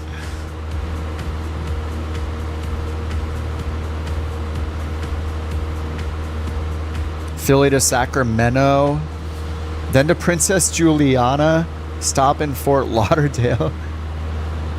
Watercooled says the new Kit Fox is faster than I thought. No wonder they call it a speedster. Oh, nice. Wait, Lake Pilot's in the Kit Fox as well. To your right. This is pretty cozy back here. Just hanging out with the chalks. Alright, what's our DME at? 32. And we got flight following with the Cleveland Center, so they're watching out for us. No global chatter. You know what? I'm going to turn on the AI chatter because I don't really like it that much, but pre-recorded AI generated chatter just so we can hear something. I don't really want to hear Janet right now.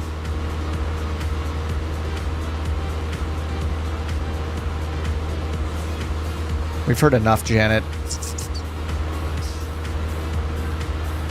New Janet kind of creeps people out anyway.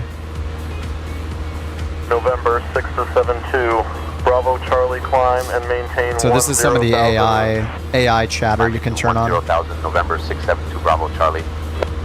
This will actually be interesting to hear it just because of all the new voices that they added recently.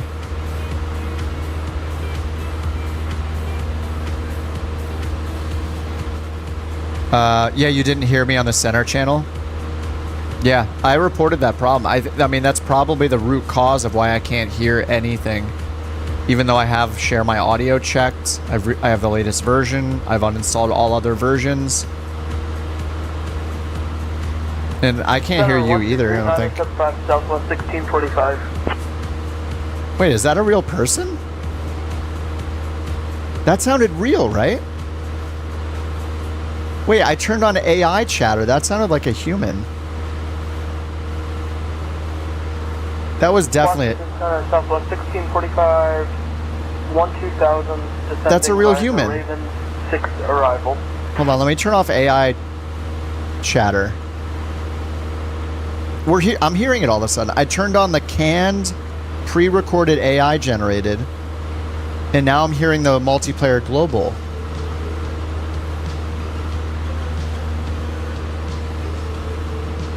Yeah, their settings are wrong. Like I turned off canned, which is the AI, pre-recorded AI generated. I'm gonna tell them this is the issue.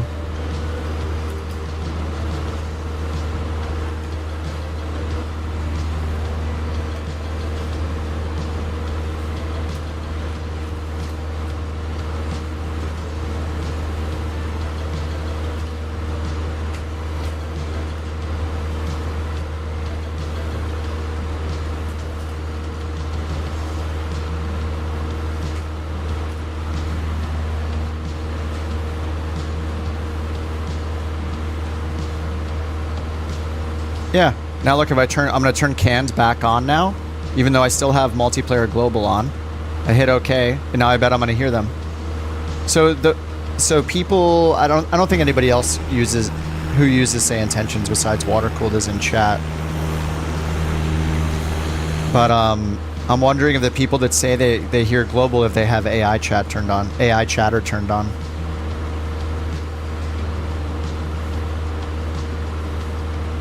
Frequency. Yep, there it is. Now we're hearing the chatter again. Yeah, this is just a bug. It must just be a bug. I also wonder if now you hear me, watercooled, Hey, water cooled. Are you on the same frequency as me right now? Are you on? Let me see. Are you on 120.77? If you are, I want to say something. I'll ask them for the altimeter and see if you can hear me now. Canadian says AI chatter off, real AI. What do you mean real AI on? It's a contradiction. You mean real multiplayer? Real chatter? Yeah, I got it. Okay. And you hear nothing. Yeah, turn your AI chatter on, and I bet you turn the canned checkbox on. And then water cooled. If you're on the same frequency as me, I'll send them a request.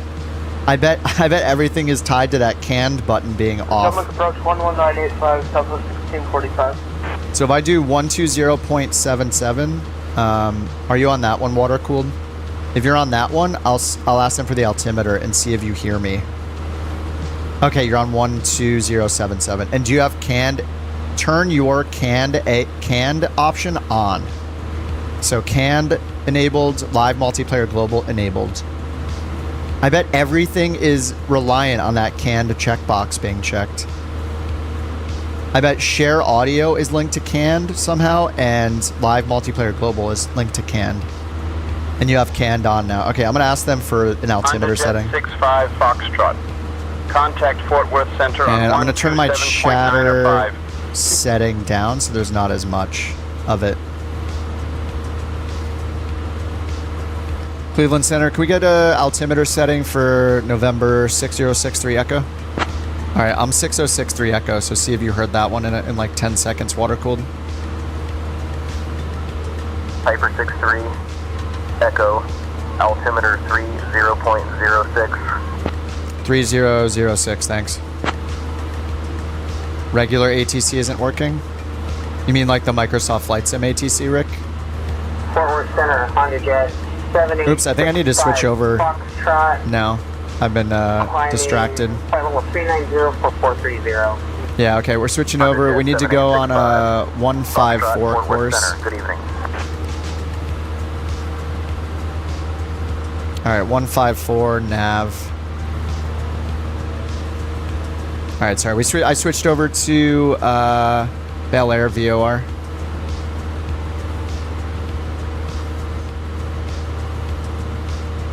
Autopilot to the rescue. Alright, so we're going inbound. You didn't hear anything about the altimeter check. Okay. So maybe it's not tied to that bug. But hearing chatter seems to be tied to having to turn canned chatter on. So I'm just going to turn canned chatter on, and then I turn the slider for chatter amount down quite a bit, so it's not just spamming the whole time. But I'm hearing it now. That's super weird.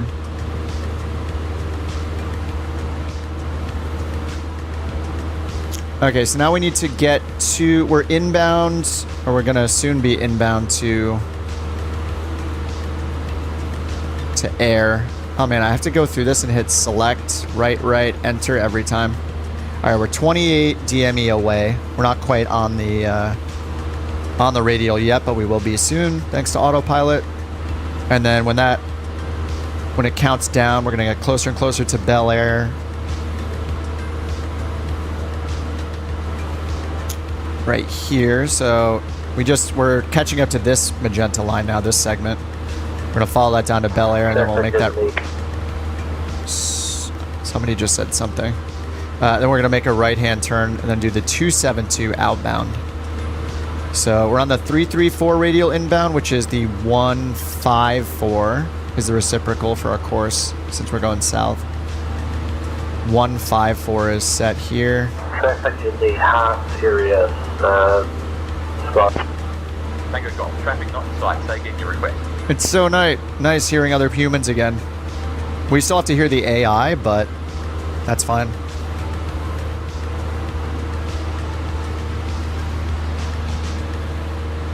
All right, no warnings. Feels good. All right, now it should turn to the right. Yes. That's awesome. We're hearing Spanish, it sounds like.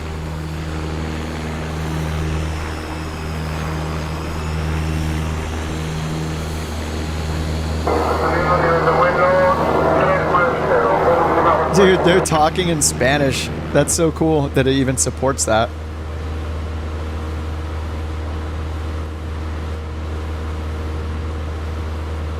All right, almost intercepting that radial. And we got our speed this time. I think, is that because it's a... Isn't the other one VOR DME? Yeah, they're both VOR DME. It's got us at 105 knots, 14 minutes till we get to Bel Air VOR. Maintain flight level 360, British Airways 610. My God, was that Jack? Everybody with a British English accent is now Jack. It's just the rule.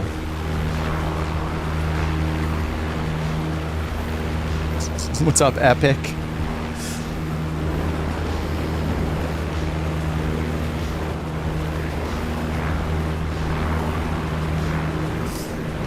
Oh, Jeff, you're in the Porter?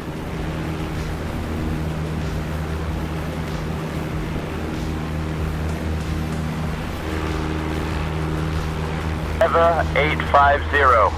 Contact Winnipeg Center on 132.125. It's actually nice to have the chatter on because I was getting really used to not having to listen out for my specific call sign. You know, unless you guys are on the frequency too. And I would just get so confused because I wasn't used to it. I was just... anything that I heard, I would respond to. What's up, Chris?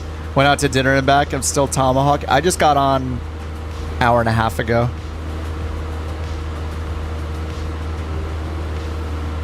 I took like a 3-hour break or 3 to 3. Yeah, I think it was like 3. 6. Yeah, 3-hour break. All right, 22 miles to Bel Air. And then we'll turn right. So let's get the ATIS frequency in for Zanesville, if there even is one. There's an ASOS 114.905, so I'll put that in. 114.905. Oh wait, that doesn't work. What is that, high frequency? Oh, there we go. AWAS 3 at CDI 118.525. British Airways 610, climb and maintain flight level 380. And we'll get that in COM 2 and monitoring on. Oh, we got it already. Nice. Temperature 17. Dew point 16. Altimeter 3008. Cambridge Municipal Airport. Automated weather observation. 0255 Zulu. Wind calm. Visibility 10. Sky conditions, clear. Clear, nice. Temperature 17. Dew point 16. Altimeter 3008. Cambridge Municipal Airport. Automated weather observation. 0255 Zulu. Wind calm. Visibility 10. Sky conditions. Alright. We have the nearest weather we can get to our destination. Winds are calm. 10 miles of visibility and clear. Sounds good to me. Sounds VFR. I do see those clouds over there, though. What's up, Mouse? In your neck of the woods? Nice. Cambridge, Ohio. You got a speeding ticket there once? What's up, Raptor? Don't I get bored of slow planes? Sometimes. I've been flying the 737 the last 2 weeks, so... Maintain flight level 270. Descending to flight level 270. Now we just got back in a slow plane today. You used to work near Cambridge?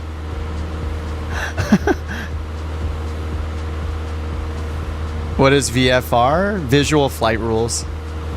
It's kind of the first way you learn to fly an airplane in the real world, so you're not, until you're instrument rated, you're not allowed to file an IFR flight plan.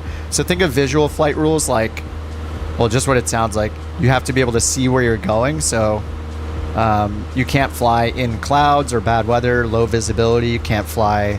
A lot of the time, I think you can't fly at night, and you need like a special night VFR endorsement to do that. But it has the freedom of flying kind of however you want. You just have to avoid airspace or get cleared through certain airplanes. airspace. Do big planes fly non-VFR? They fly IFR. Every commercial flight flies IFR. So they have an extremely specific route that they fly. But with VFR, you really only need to say, like, file where you're leaving and where you're going and when you're expected to be at your destination, just so they know to look for you if you don't make it to your destination. And mattering where you are in the world, my understanding is you don't even necessarily need to even be in communication with air traffic control. You don't even necessarily need to be on their radar, mattering where you're flying. So it's just kind of freaky. It's kind of weird that I think even here in LA, like, you can fly around at certain altitudes in certain areas without a transponder. I'm pretty sure. But yeah, you have to avoid clouds, fly during the day in good weather. You have to be able to see everything, see where you're going. You can still use, like, GPS, and, you know, we're using radio navigation, or you can just fly with your eyes and fly along freeways and stuff like that. Fly near landmarks. I think IFR is easier. With IFR, you're on with the ATC the whole time, every step of the way, and they do all the work to clear you through all the airspace, and, you know, they're constantly giving you instructions. You just listen to what they say and do what they say to do, pretty much. VFR is a lot more, you have to kind of figure it out on your own. So I think IFR is easier. And then it just gives you the flexibility, you know, at least in the sim. Like, in real life, flying by instrument sounds terrifying to me. If you could see nothing and you're literally just looking at this, it's like, okay, go. And this is what you're looking at right here. That's pretty much it. You're like, all right, let's go. We're in the air. Get to your destination. Kind of crazy.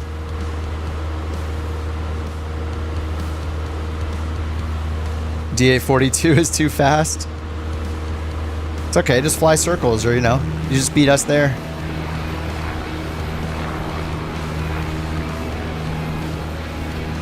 They can fly a whole flight without looking outside. To my understanding, like, when you're doing instrument training, you do that.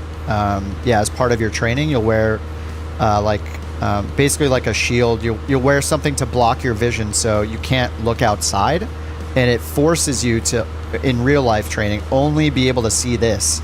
You have your instructor next to you, but you can find videos on YouTube of people doing instrument training.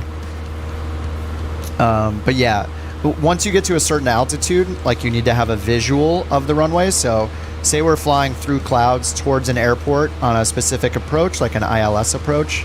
Oh, foggles. You, like, if you're trained, like, you should be able to fly to your the minimums, like the lowest altitude you're allowed to fly to on that approach, just looking at your instruments. But at a certain point, with some exceptions, like, I think like an auto land, and I assume they still need to be able to see, like, a little bit on an auto land. But anyway, in general, like, once you get low enough, you do need to get a visual of the airport and the runway and the lights and all that before you can actually land. But you can get down to, like, 200 feet above the ground, like this, and then suddenly you have to look up and transition and look out and then land the plane. But yeah, I'm also not a real pilot, so this is just what I've learned simming and watching YouTube and stuff. So, you know, real instructor will give you the real deal, but that's my understanding. ILS 22 with a DME arc, 25-mile DME arc. At Zanesville, is that what you're saying? There's an ILS. Oh yeah, you're right.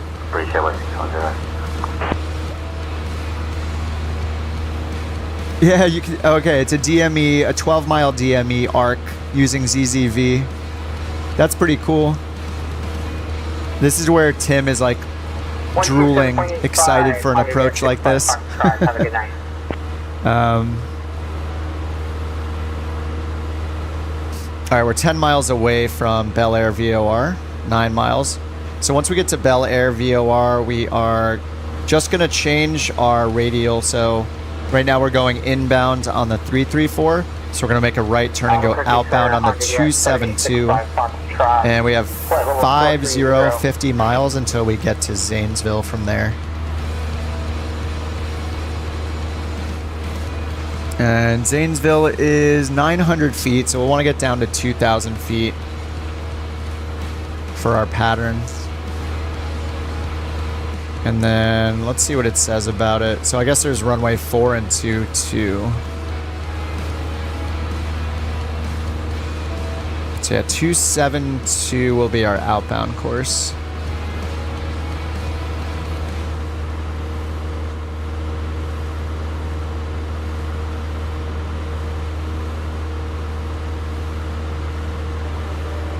And then we're going to switch at the halfway point, so 25 miles away. Once we get 25 miles from the Bel Air VOR, we're going to switch over to the Zanesville VOR. VFR's, oh yeah, Brian, Canadian, yeah. Brian at Say Intention said IFR was easier to program, yeah. VFR, very hard to determine what a pilot might decide to do and what weather was doing. Yeah. IFR seems more complex. And then, like, just think about the airspace. Like, with IFR, you can just be like, oh, they're cleared into all airspace automatically, so you never have to worry about it. With VFR, it's like, if they bust the airspace, you have to be able to yell at them. You have to know all the different shelves. Like, imagine, like, a Bravo with all the different shelves around certain Bravos. Like, San Diego is kind of insane. So to be able to handle that is pretty crazy.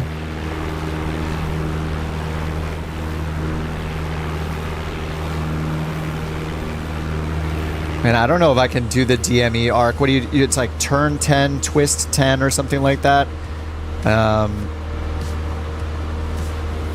And you basically just watch the DME and keep it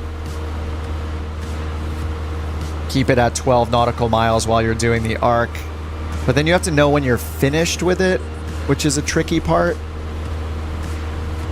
I think that might be pretty hard to do with only one nav receiver, because you need to know when you get... Actually, as you get all the way around, I guess once you're on a certain radial, you would just know, right? You're approaching the 220 radial, which is your final approach course. Well, that would be using the localizer, though. But when you're getting close to that radial on the VOR, you'd know to just switch over to the ILS and then intercept it. It's kind of interesting. I haven't done one of those. Not manually. All right, we're 5 miles away now. And all we're going to do is make a right turn, and we're just going to fly outbound 272. So right now we're on 154. We're just going to turn this to 272.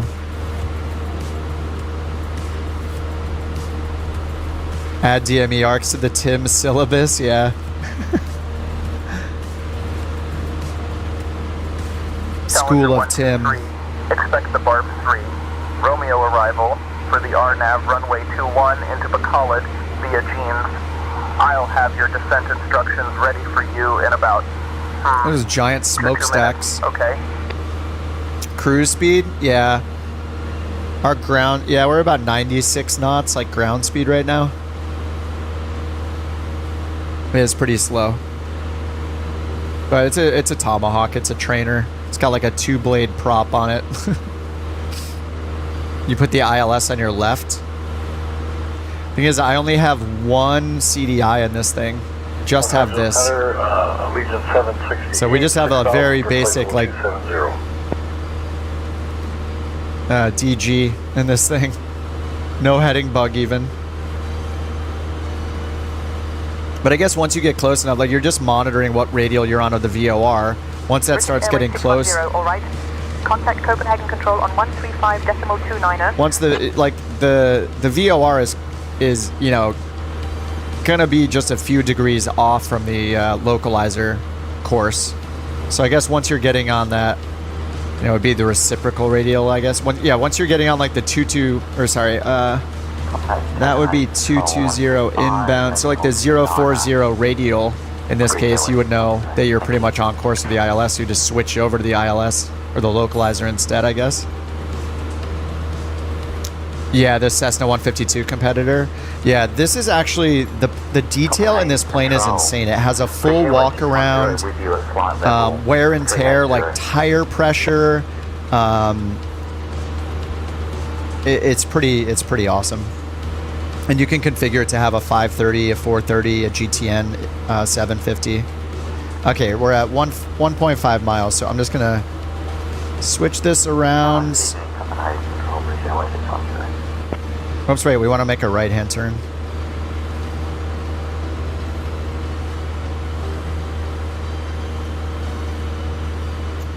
So we want to turn to the 272 outbound radial. I'm going to switch it to heading mode. 272 outbound.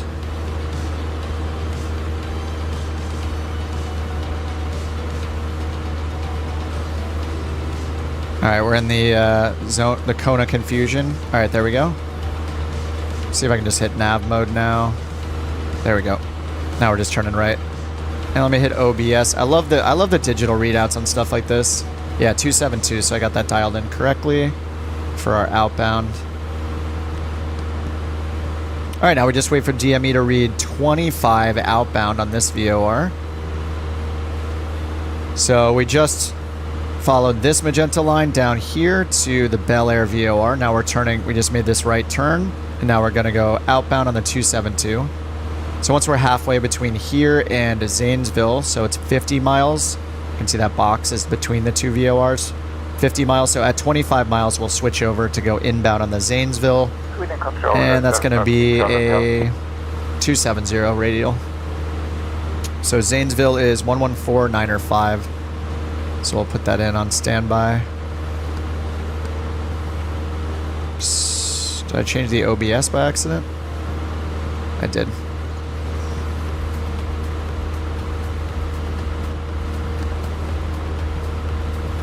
Alright, nav 114. Oh, OBS mode won't go off. Oh no, I have to fix it again. Oh no, I messed it up completely. 272. Okay, there we go. 272. Sorry, autopilot.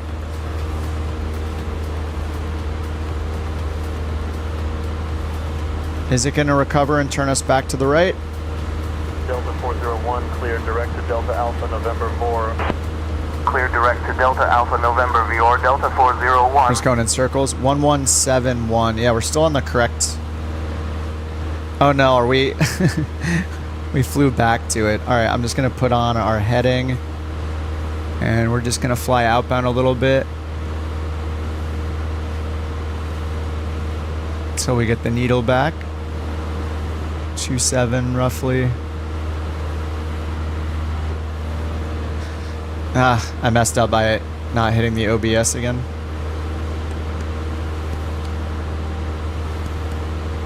Okay, 1.7 miles. 1.8 miles. Okay, now let's fly 240-ish to get back towards the radial. Intercept the radial.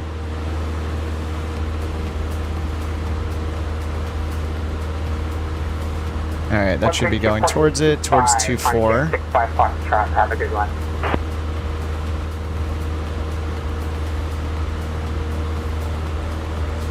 Alright, then back to nav mode. Alright, it's going to cut us in at like a 45-degree angle. Okay, there we go. Alright, so now, let me turn off. OBS mode is off. Okay, so now we can put it in. Zanesville is 114.905. Okay, so 114.905 in standby. Alright, there's autopilot intercepting the radial. Alright, so at 25 miles, we're going to switch, and then we're going to slightly change our inbound course to 270.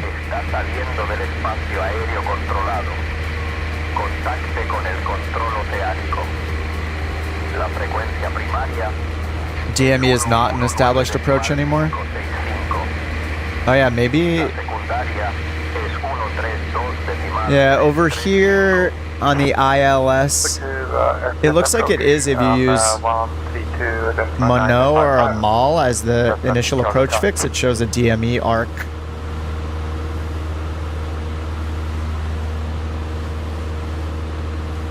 It's there's a DME arc for the ILS approach.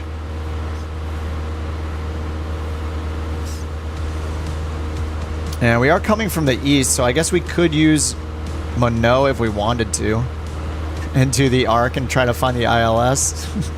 I just want to land it visually. It's a little too much. Hey Glassjaw, what's up? This is so funny.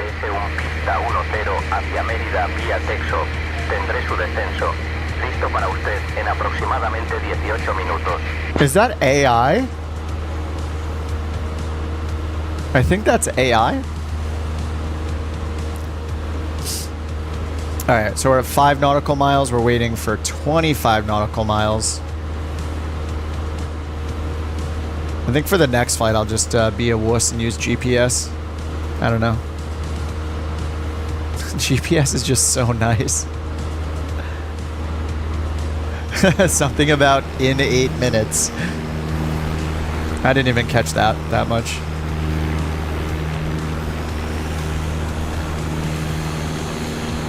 Alright, what is going on with the... See, this is why using the map replacement things are weird. Look at this line we're looking at here. This like jigsaw puzzle of... It just looks so silly when you use these kind of tools. This is usually why I avoid them. It's just kind of... Unless there's a giant Tetris-shaped cloud above us.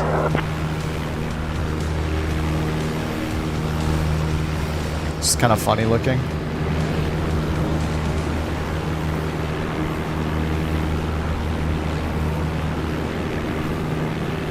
Yeah, I'm using the Bing data as well.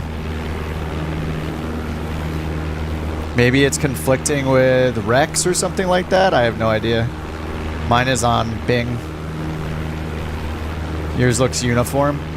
Do you have the high LOD turned on?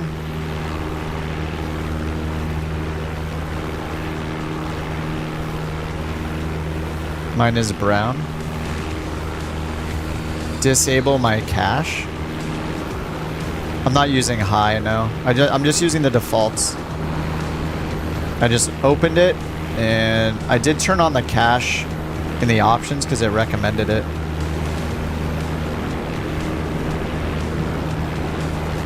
Okay, enable high LOD. Okay, I just turned on high LOD. Maybe that'll fix it. I don't have, no, I don't have rolling cache in the sim. I've had that off forever. What's up, Zach? Dinner was good.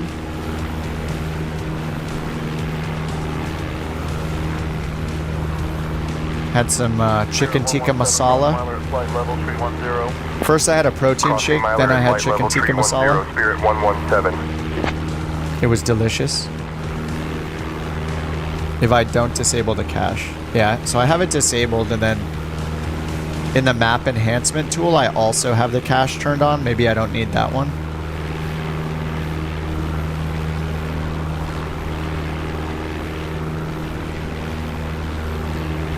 So maybe I don't need the cache on the map enhancement as well. Anyway, yeah, something's going on. Allegiant 768. Expect the ILS runway. Like behind me looks okay until there. I'll have your descent instructions in about 5 minutes. Hang tight. I want cache turned on in the map app. Okay. All right, I will turn it on. Enable cache. I'm gonna hit clear all data. See if that helps it.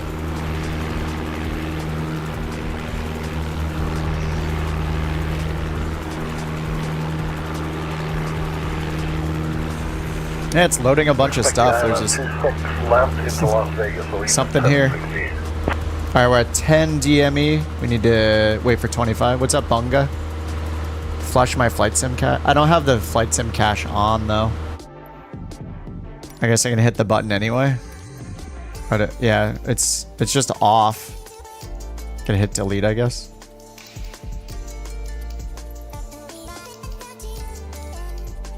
I haven't had it on forever.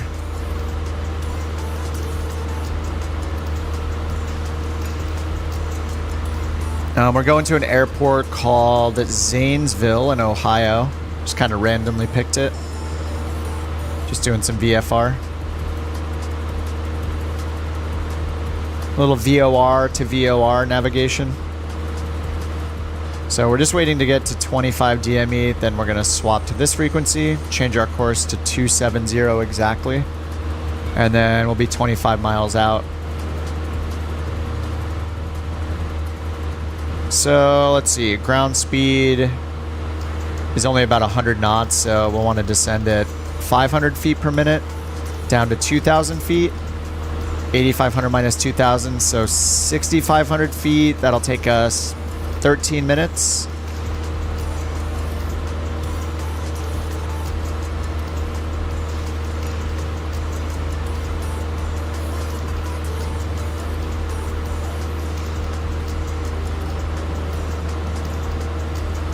Pennsylvania next.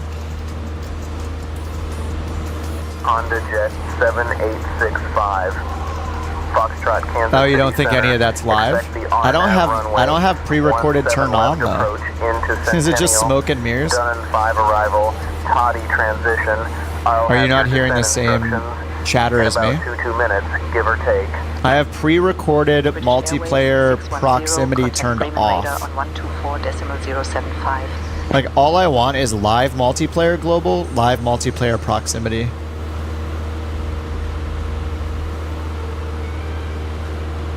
I don't want any pre-recorded, and I don't want any AI chatter, but it seems like I can't do that. Expect the RNAV runway 17 left approach into Centennial.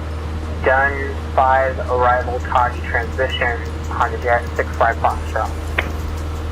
Yeah, that sounds like it's playing like, cause we're not going to Centennial now, but isn't that nearby? KZZV.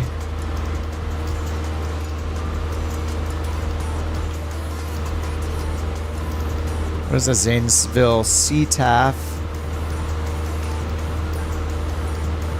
Oh, Indianapolis Center. Human radar. British Airways 610 with you at flight level 380. I don't see a CTAF. There's a Unicom. Oh yeah, Unicom CTAF 1230.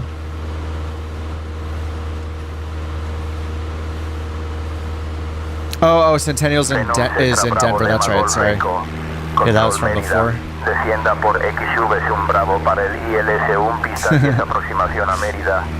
QNH 1016. Like that's the AI, right? That's totally the AI. What city is KZZV? It's Zanesville. Zanesville, Ohio.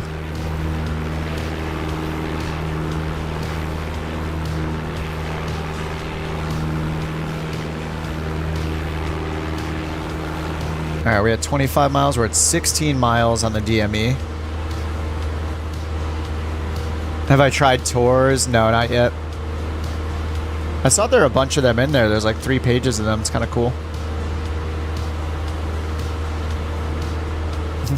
Matt asks me every day if I've tried tours. Have you done any of them? Like, are they awesome, or?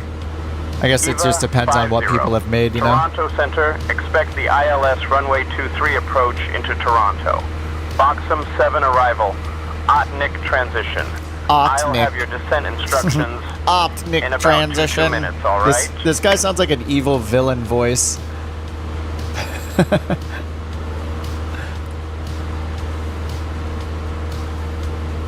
Sound kind of old-timey voice. All right, 18 DME.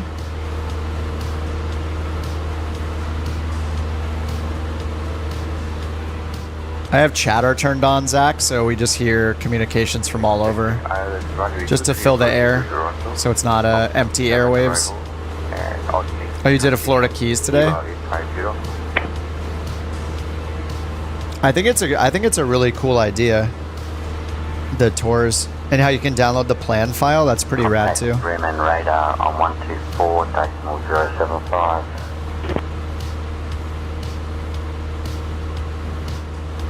Yeah, I like the chatter stuff just because until there's like 8 million people on say intentions and there's everybody's on live frequency, it fills the air. It's kind of nice, and then it gets you away from the habit of assuming that anytime you hear something, it's for you, because that's most of the time not the case.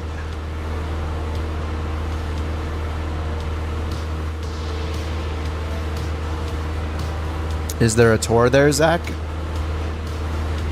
I don't know where the tours are. There's only like 30 of them so far, so it matters where people have made them.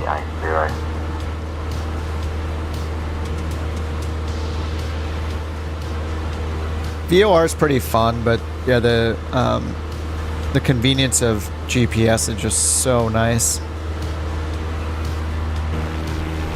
Challenger Juliet Pop, Manila Center, good morning. It's so funny, that terrain line. I mean, it's weird that your guys doesn't look like that. Maybe it's Rex Accu season, I'm not sure. So it's going to take us about 15 minutes to do the descent.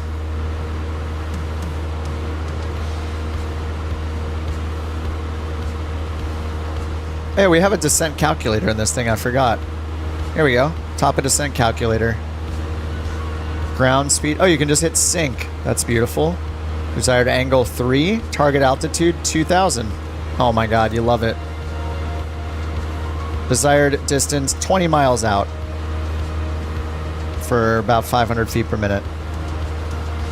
Incredible. So we should start our descent in like less than 10 miles.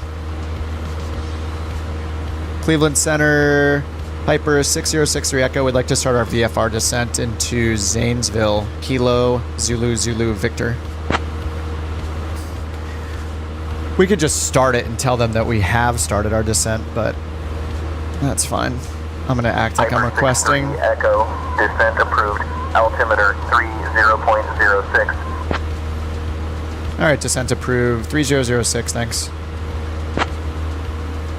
Okay.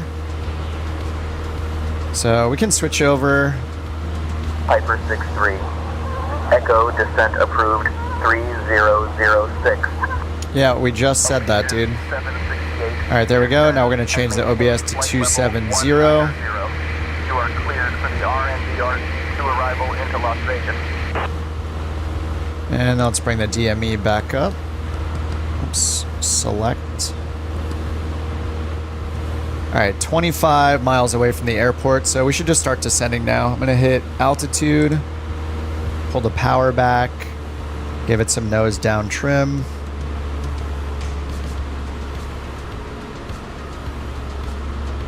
Whoops. A little too much, maybe.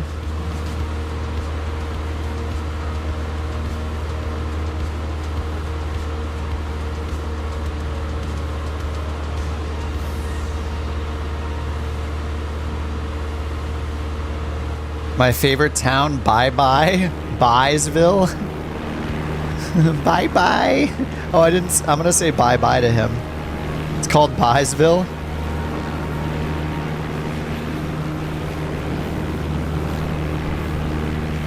I wish this showed city names. Actually, I think in here we can see city names over on this. There's a different type of map here.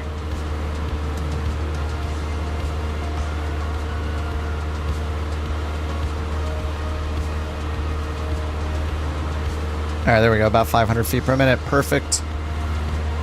All right, we're going down to 2,000 feet, and then the airport's going to be right in front of us.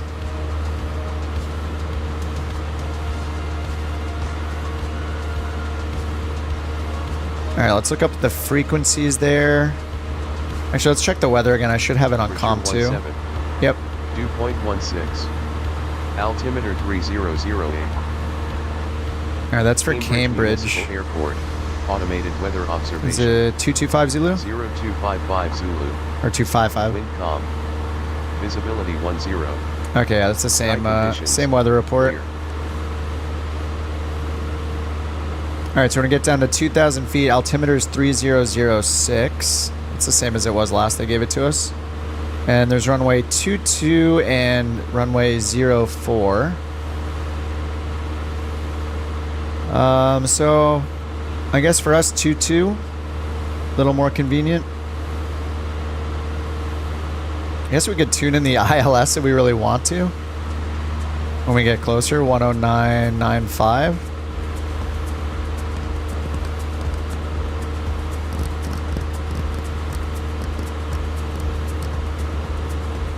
And then over on the comm radio, we're going to want the tower. Actually, I think it's just CTAF frequency. Yeah, 123.0 for the CTAF frequency. Nobody's going to be able to hear us anyway. 1230. Alright, 20 miles away.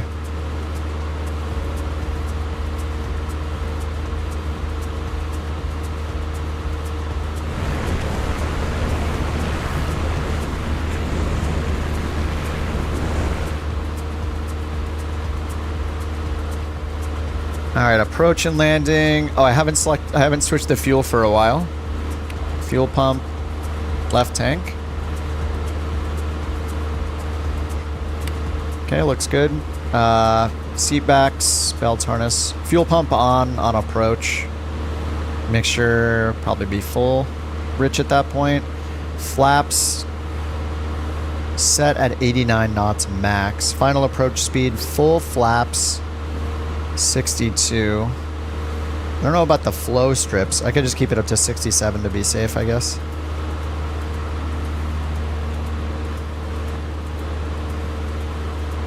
Yeah, we need to descend a little faster. Just need to get down to 2,000 feet. And if we check the VFR map, let's see, is there anything crazy around here?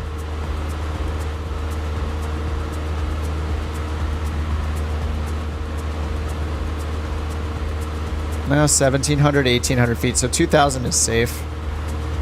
And we check the ILS. Yeah, it gives us 2,700 for minimum safe altitude for the ILS approach.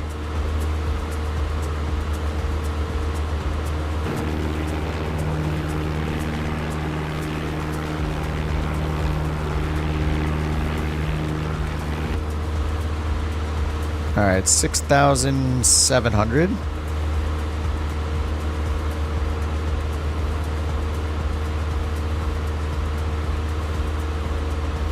Are we still on nav mode?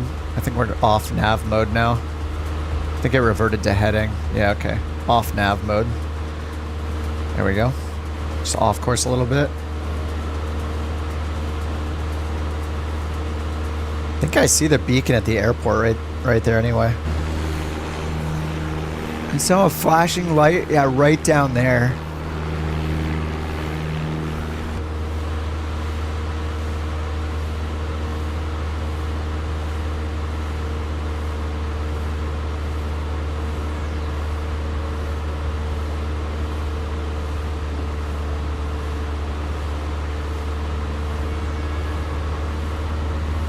I'm just getting some drafts here. Look at our vertical speed's going kind of crazy. We're getting into the yellow arc.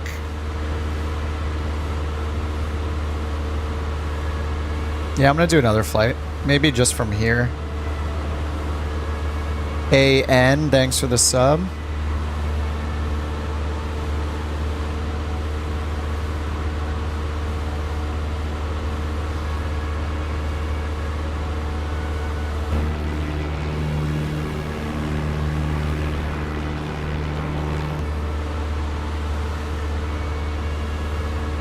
Alright, it's 6,000 feet. And we're 14 miles out. 14.7.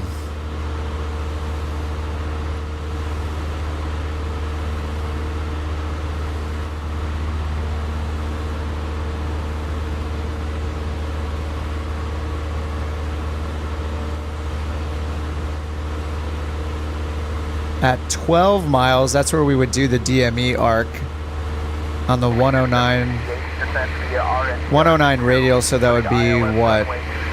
289? Yeah, we would be on the 289 radial to start the DME approach. 289. Send via the Rounders 2 for the ILS runway 26, approach into Las Vegas, altimeter 2983, Allegiant 768. And then the ILS frequency was 109.95.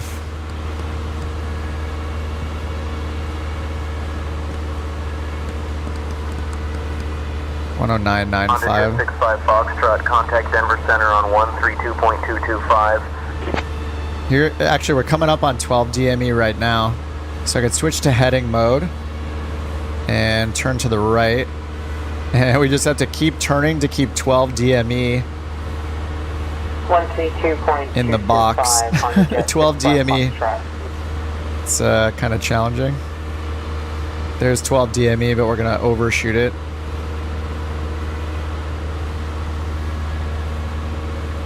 And we would need to... Yeah, how do we... I'd have to turn this way until the radial Piper centers, right? 63 Echo. All right, go ahead and contact Indianapolis Center on 124.45. Oh, that's us.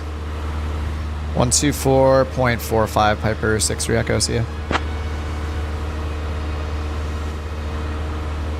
Indianapolis Center, Piper 6063 Echo, 5,800 descending, 2,000. We're going to start our approach into Zanesville, Kilo Zulu Victor. Yeah, we need to like keep turning this right. I didn't twist it correctly though, right? I have to keep changing the radial to like 090, so that's 270. 270. But don't I just keep it centered like this? So I would turn outbound a little bit until I get 12 DME and then wait for like 1 dot deflection. Oh, I forgot to say bye-bye, you're right. What is the altitude here anyway? 3,000 is supposed to be our altitude during the DME arc. And then so every like 10 degrees, right, I would turn it. So I'd wait for like 1 dot, I'd center it again. Then I'd turn to the right more in this case because I'm 10 miles out. So I'm just using my heading knob. And then I wait for it to deflect 2 dots again, right? And then turn 10 degrees. And then just keep doing that until I get to the final radial during the arc, which is like, looks like 050. So that'd be the 230 actually. So 230 when I'm there and the needle is centered, then I know to switch over and just intercept the localizer. But I'm a little too close. I'm at 10 miles. I need to be out a little more at 12 miles. Or I could probably like cheat a little and just go to the 220 radial and just watch it come 1 dot at a time. British Airways 610. Expect the ILS runway 27 right approach into Heathrow. Alright, we still need to get down to 3,000 feet for this though. In about, let's say, 2 minutes.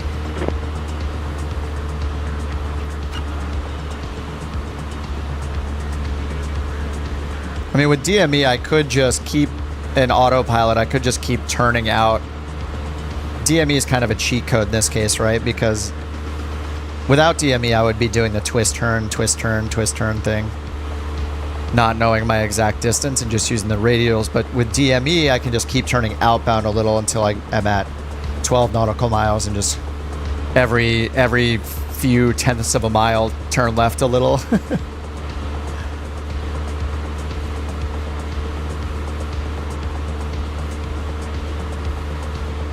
So we're at 10.2 now.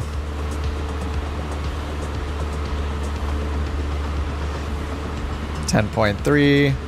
I need to get down to 3,000 feet for this turn. And then at the end, it's 2,600 to get the glide slope at Parole, which is 6.3 DME from the localizer.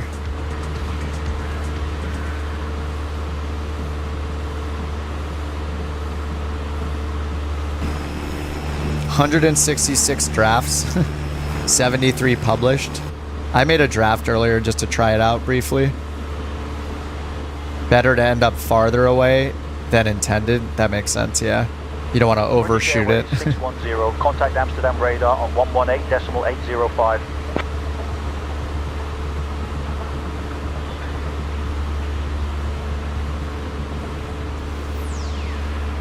We're almost at 12 DME. And we're on like the 235 radial right now.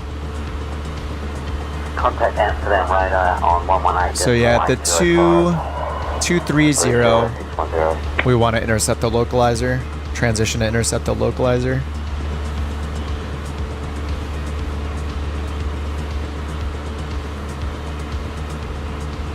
Alright, we're at 12 miles right now. British Airways 610 with you at flight level 380. And I'm going to hit altitude hold now because we're at 3,000 feet.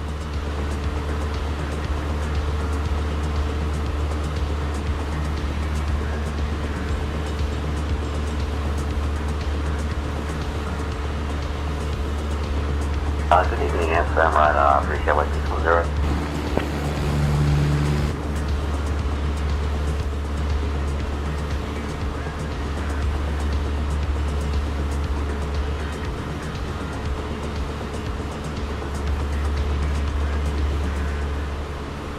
Alright, so 220, when this comes in, I need to switch over to the ILS, over the localizer frequency that's in standby. And then just intercept the localizer and get down to 2,600 feet.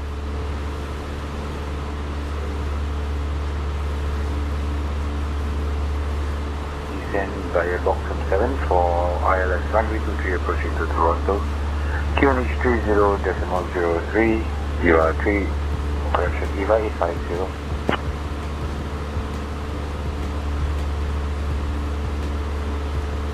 Descend via Dun 5 for the RNAV, runway 17 left approach into Centennial, Honda Jet 65 Foxtrot. Honda Jet, yes. Oh, you opted into voice seating? Yeah, me too. Tower, what's CYQT?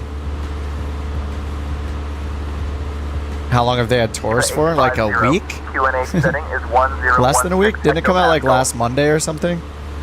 Or was it this Monday? So it was like 5 days ago? 6 days ago? 5 days ago, I guess. I think that's it. Alright, so now we need to switch over to the localizer frequency. QNH setting 1016 Pascal, EVA 850. And final approach course is 220, so to put in, oh yeah, I have 220 in. Just gonna turn the autopilot off. All right, we have full tank selected.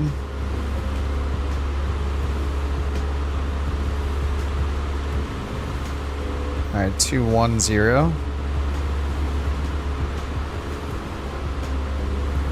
Toronto Center, EVA 850, and flight level 450. And we're below the glide slope, but we can get down to 2,400.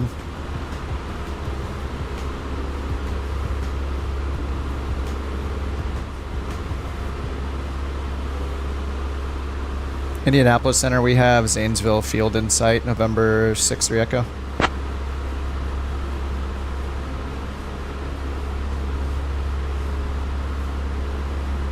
Piper 6-3 Echo, contact Zanesville Tower on 123.0 for landing clearance.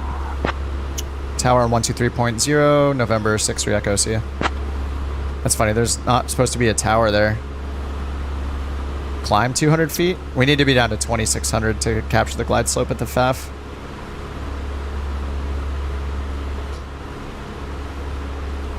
Zanesville Tower, November 6063 Echo, ILS runway 22.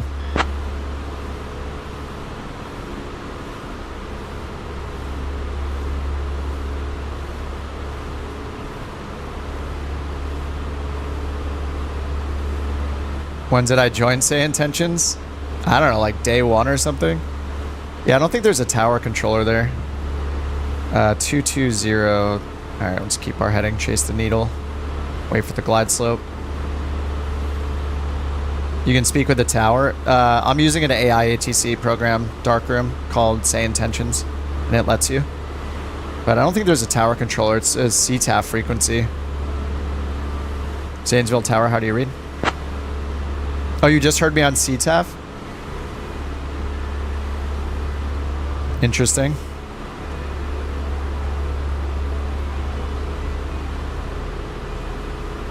Say Intentions right now, Vicar. It's better for VFR. Beyond ATC doesn't do VFR. Alright, a little bit off course. Is the autopilot still on or something? We're getting these weird jerking motions.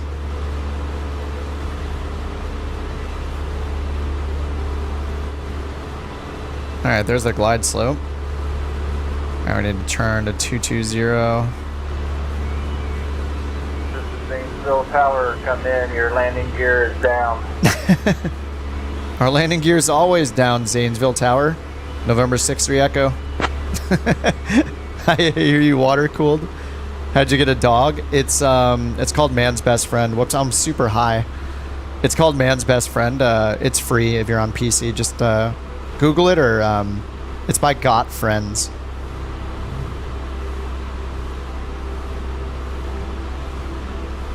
Alright, I should probably follow the CDI here.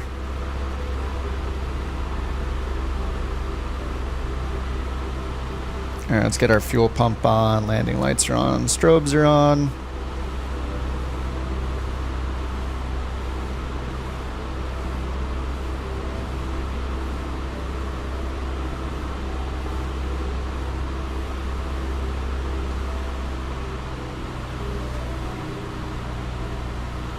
Alright, a little above the glide slope.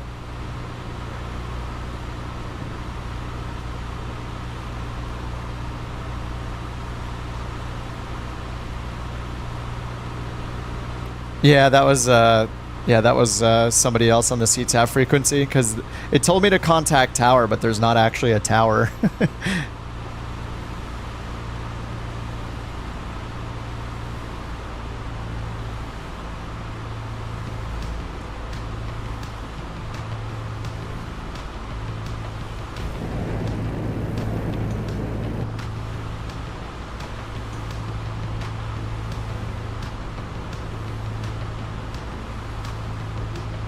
Alright, we're like 2 dots above the glide slope.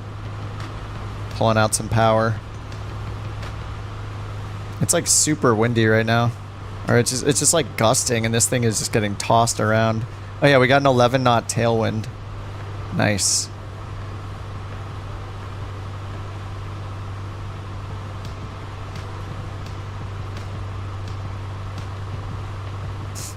This thing is just getting tossed around.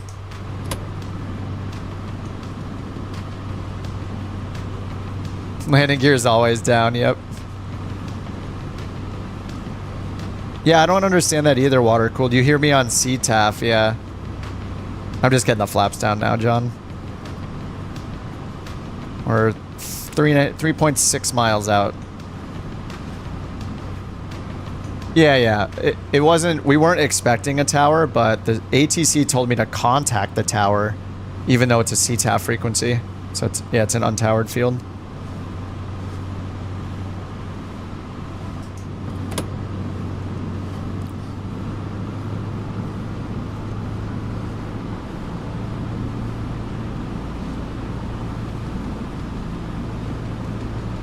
Yeah. ATC just thought it was towered. I don't know.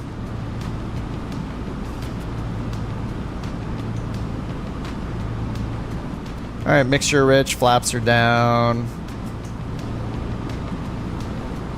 Pump is on, lights are on. A little under the glide slope now.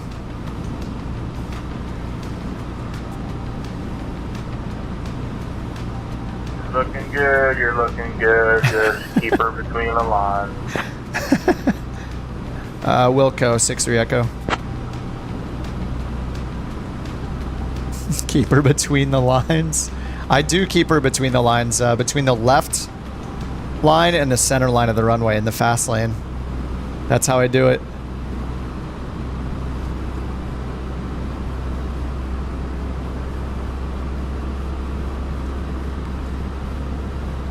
A little slow. I think need to be a few knots faster.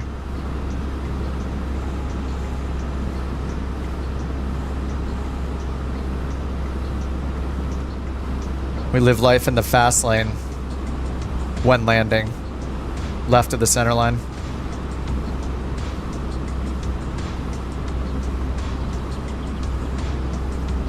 You can only see our planes if you have them, Rick.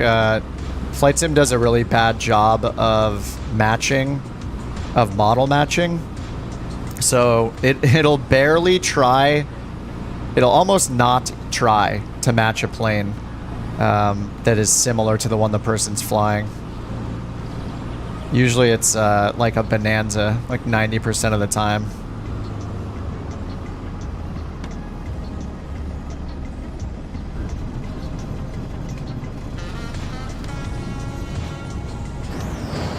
Landed in the fast lane.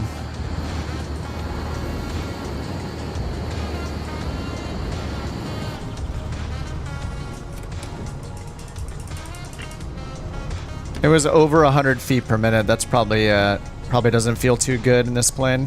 1.1 Gs. Guess that's okay. 45 feet per minute. Heck yeah. That is the way. 9.8 out of 10. I think you're being generous, John. I'll take it though. I'd give that like a 7. I was way off the center line. The winds were calm. I had no excuse. I think this plane must feel like a... I don't know. I've only landed this thing a few times, so... Mostly today. Or we're just using another runway here. It's fine. Maybe a 7 or 8. You see a F-22, but it shows the wrong plane. Yeah, if you don't have the F-22, you're not going to necessarily see... You're not going to see one. If you're lucky, you'll see a Super Hornet if you have that installed. Tailwind's an excuse. 6063 Echo, taxi the grassy areas. Do not get on the pavement. The paint is wet. Alright, roger that. Taxi to grassy area. Avoid the paint. 6-3 Echo. This is what I actually think the future of Say Intention should be, is allowing humans to step in as ATC roles. I think that would make it so good. And they could like have some moderation tools and stuff. People could turn it off. People could report controllers, you know, if they're like not helpful at all or something. You know, you could get controller ratings and moderation, all that kind of stuff. I think that is the ideal world, is to let people become controllers if they want to. And they could have it at like tiny airports, you know, the restrictions could be less. You could have people like have fun. I think they used to do that with like Flight Sim X, right? People could go on and role play controllers. It wouldn't make it VATSIM because the AI takes over whenever there's not a human there. The problem with VATSIM is you have coverage at like 6 airports, not 4,000 airports, you know? So it would be incredible. I think that they could roll it out just one spot at a time. They'd have to build the tools to let somebody be able to be ATC though, like the scopes and all the tools that they use for VATSIM. So that's probably the most complex part, because they already have the architecture for the comms. And then people could, you know, people who are pilots, like they could opt in or out of using it. You know, people don't want, they're too scared to talk to a human yet, right? So they opt out of human ATC. You don't see them going for that? I think that it would put the nail in the coffin of things like VATSIM and IVAO. It's the best of all worlds. You have ATC online whenever humans are not. That's the problem with VATSIM. I'm on Say Intentions, Harper. It's like AI ATC with multiplayer.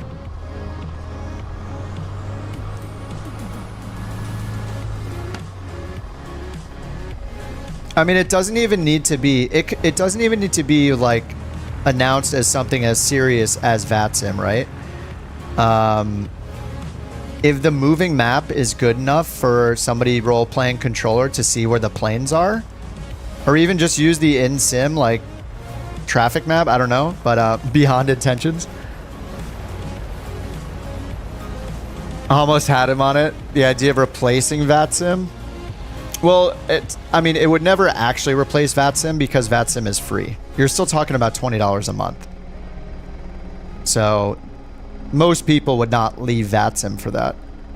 And it could just be a more casual thing to start, where you can tick a box that says, if there's a human controller, use them. It may not be 100% accurate. They may not be 100% trained, but they'll try their best kind of thing. I like interacting with humans. Hearing humans is why it's so good, and it's not just any other computer-controlled ATC. Like, what sets it apart from Beyond ATC is gonna be the multiplayer, long-term. It's the unique features like that. Because ultimately, like, eventually, Beyond ATC will add enough optional commands you can give it where, you know, they'll add a command. They just did runway changes, right? They just added that. So that's one less thing that there's a difference. Over a long enough period of time, they're going to have more and more and more and more things you can do in Beyond ATC. But the multiplayer is the differentiator.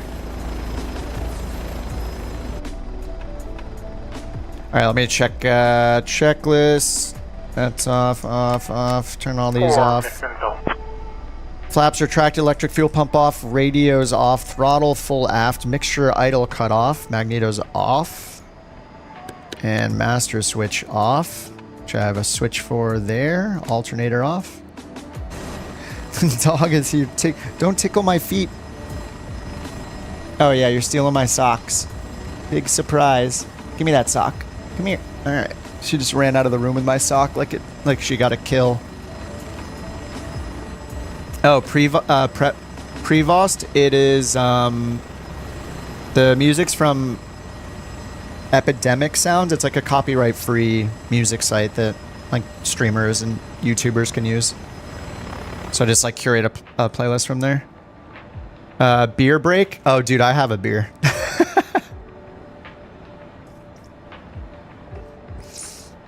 VOR is pretty fun, but I think I kind of want to use GPS next flight. I think that would be sweet. Let's get at least one GPS. Just a 530. Spikes, dude, you don't have to give me the super chats, man. I appreciate it, dude. Thanks for the 20 super chat. Another one, Polaris Spikes. You're crazy. Thanks, man. And Liam with 20 gifted memberships. Thanks so much, Liam. Appreciate that, dude. Say intentions, Liam, in the chat.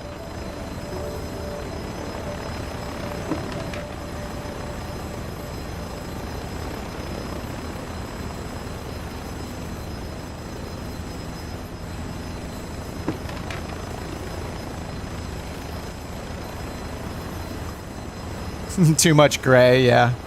Good excuse, good excuse. Taboo. I do have taboo, yeah. Were you talking to me, Rick? Yeah, taboo. I forget, Rick, are you on Xbox? Are you talking to CJ? Yeah, taboo is this app. It doesn't really seem to do too much for me. I use it on the 737. To turn a couple screens off that I don't need, but it's this app. It's in the marketplace. But it shows you all of the displays that exist in your plane. So as I point through these, you'll see it highlight different displays and I can turn them off. So like if I never use this, for example, I can point at it. I can just turn the display off completely. Thankfully, like I can just turn these off. I don't know the difference really between powering it off here and disabling it here, but if there's things that are always on that are eating up your RAM and affecting your performance, you can turn them off with Taboo. So that's pretty cool. It's a cool utility.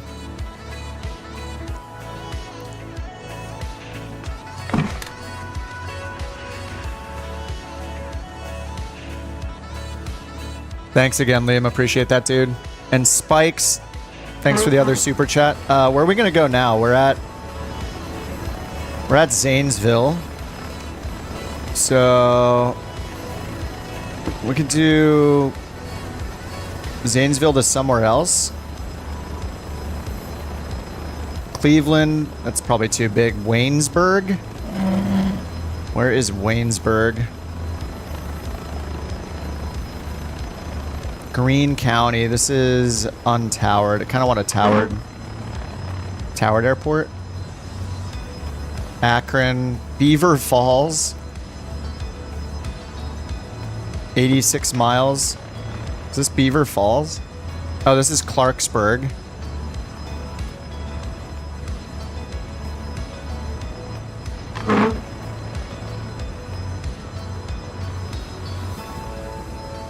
First time with a gifted membership. Nice. Enjoy your stools. If you stick around as a member, eventually you'll be a couch captain. Nobody is yet, though, because it hasn't been like 2 years or whatever you have to be here to get that one unlocked. It just takes forever. I appreciate you departing from the airport I grew up around.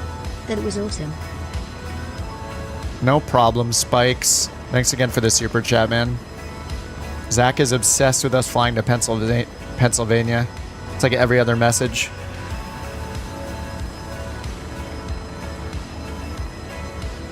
Charleston, West Virginia. Yeager Airport is on a cliff. Is that in striking distance? Charleston, West Virginia. I realized that, Zach. ESSA. Wait, where's that? Stock? It'll take a while to get there, I think. It's kind of a long trip.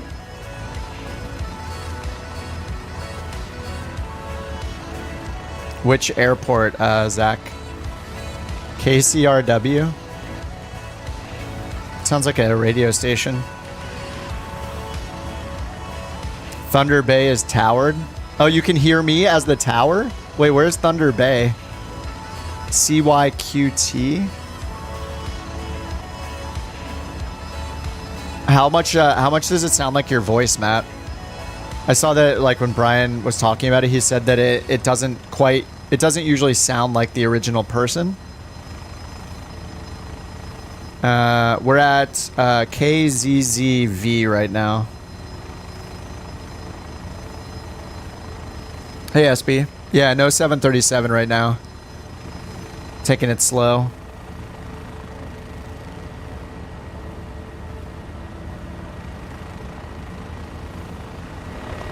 I mean, we don't have to start here. It's fine. We can fly somewhere else. KCRW is West Virginia.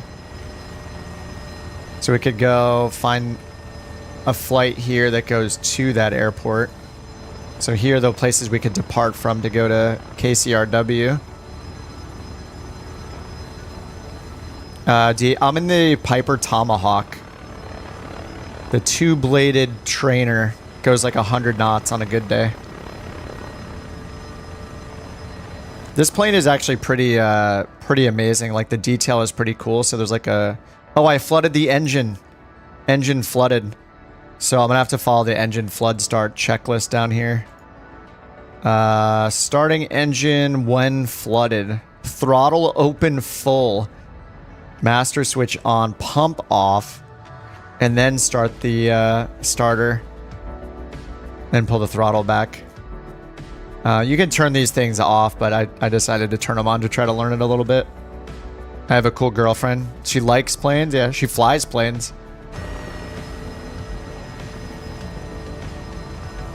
Lancaster in Pennsylvania. What are the airport codes, Zach?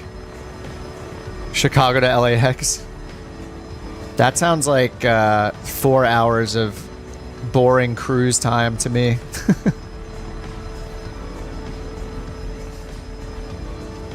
One of the approaches to KCRW is between mountain peaks. Nice. That sounds pretty cool.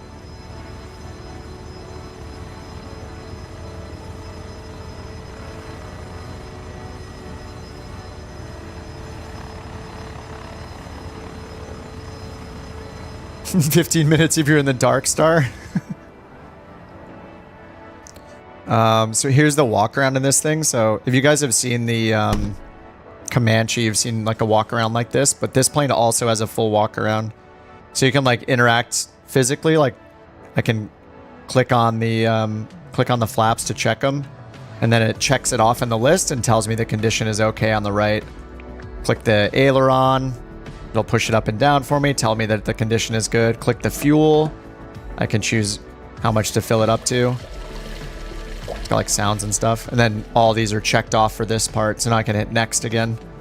And yeah, just run through it like this. So check the left tire. It shows you the pressure, condition. And you can like click to refill the tire. Click to replace the tire. So it's got this little wear and tear walk around thing. Pretty cool.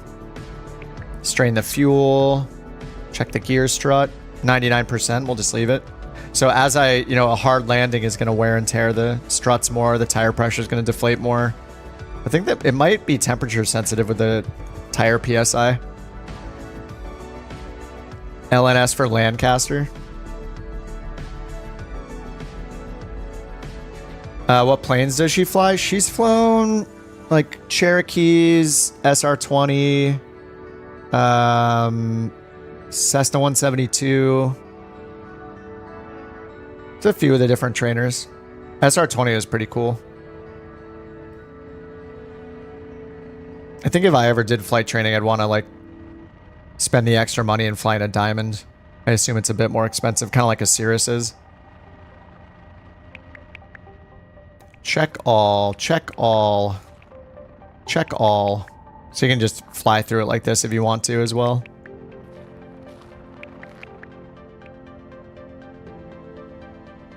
No, Rick, it's part of the plane. This is all part, it all comes with it. Yeah, the chocks, the tie downs, the wear and tear, sumping the fuel. This plane, the downside of this plane is just its speed. It's really slow. So that's why people really love, they really love the Comanche because it's a bit faster. And the Comanche also has a walk around wear and tear like this, where you go outside and you have to move the ailerons and the flaps and test everything. But this one has a walk around too, which is rad. And you can just see what maintenance. So I know the engine is flooded, which is, so I'll have to start it differently. This is just the Just Flight Tomahawk. How much is it? Just Flight Tomahawk. Let's see. It's in the marketplaces, which is where I got it from. It is $42, and I think the Comanche is 60 maybe? 50 or 60 for the Comanche? 50 for the Comanche. So this is only like $8 cheaper than the Comanche. The Comanche is faster, so like if you want something that's not as slow, this goes like 100 knots. So you want something faster, just get the Comanche. It's a similar price. And it has all the walk around and stuff as well. When's the new flight sim coming out? November 19th. 2 planes with this feature. The FS Reborn planes also have wear and tear. So the Meridian is my favorite plane. It's the FSR 500 or the Piper M500 by FS Reborn. That one has wear and tear. Not only does the Meridian have wear and tear, it also has a passenger comfort mini game where they complain and you have to tell them to put on their seatbelts, and you can serve them coffee and snacks. And you have to adjust the temperature of the cabin to make them happy. It also has a fuel truck that'll show up and fuel the plane in real time, and passengers show up. You can't see the passengers, unfortunately, but a car shows up to drop them off and you see their luggage and stuff. It's incredible. The M500 is like the best if you like a turboprop, but it has the G1000. So not a lot of people like G1000s. All right, Omar, have a good one. Okay, let's see here. Where are we going? Sorry, you guys were making suggestions. I have to scroll up. Lancaster?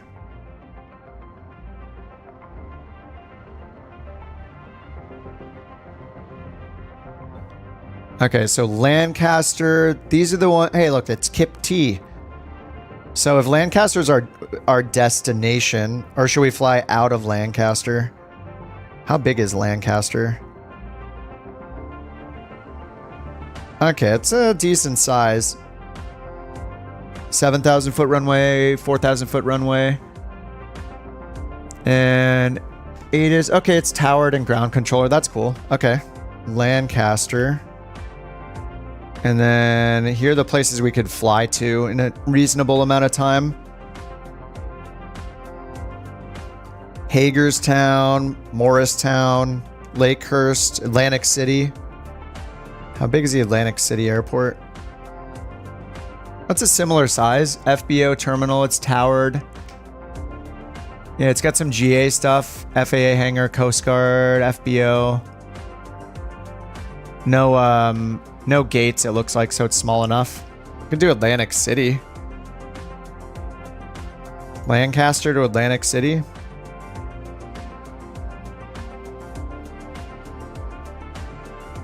Only 88 miles. Here's some of the routes. This route just goes to one waypoint. Atlantic does... Oh, it does Spirit. Huh. Rich, no. I don't have the 600. I have the 700 and the 800, but I heard the 600's a rocket ship.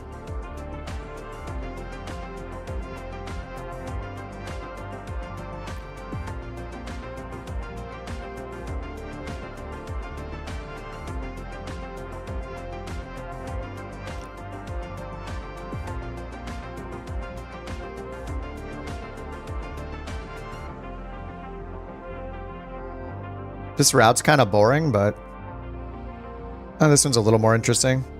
I kind of want to do GPS this time. I don't really want to do VOR again. It's so much work. We did one VOR flight, so I don't feel bad about that. All right, this will be cool. It looks like the weather's good anyway, so we can fly VFR. Still do VFR with say intentions. So we'll do Lancaster. We'll leave Lancaster and go to Atlantic City. So I'm going to hop out and reload at Lancaster. And Zach is going to be the most excited person.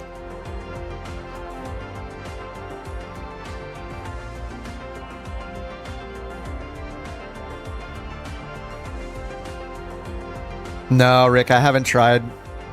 What is the midair refueling challenge? Do you just fill up your tanks while you're flying? I've done that a bunch of times, so maybe I just have it. I haven't done the formation. No, I haven't tried to do any of the challenges in the sim.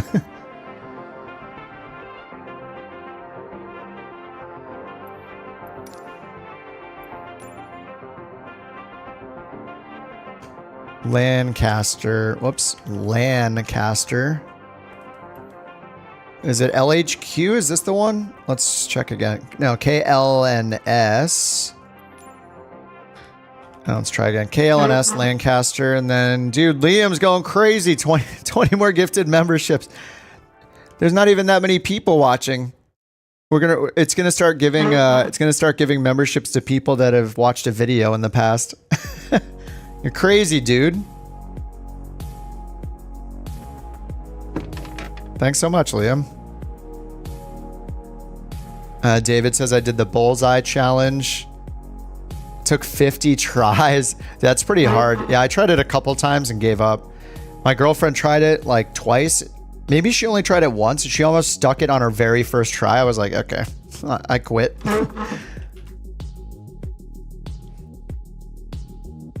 Didn't get a membership. It just, it randomly picks them, so. Thanks so much, Liam. Big W, Liam. Yeah, YouTube picks the winners, yeah. Oh, somebody on the short stream got it? I have a YouTube short stream going now. Curtis got one. Someone gifted me a sub from... it was from Liam. He's on the main stream, Curtis, which is linked in the chat. Enjoy your mustachioed stools. You are required in real life to use a stool now, an uncomfortable stool, instead of a chair, until you're a member long enough to upgrade to a comfortable chair. 2 years later, you can be a couch captain.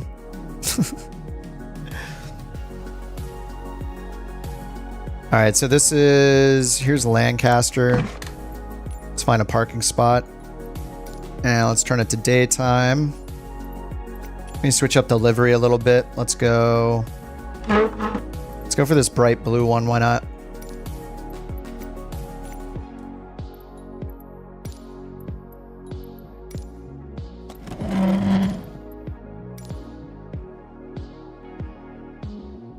Saddle butt, yeah.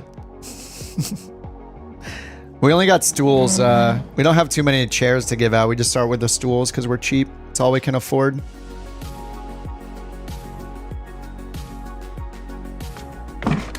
All right, we got ATIS, tower, and ground. So we can request our flight following from the ground here, which will be nice.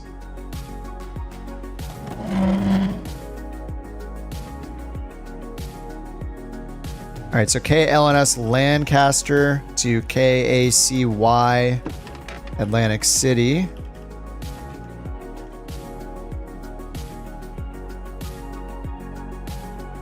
think I'll just use I'll use the tablet to pull up the airport diagrams in the plane so we can see them in the Tomahawk.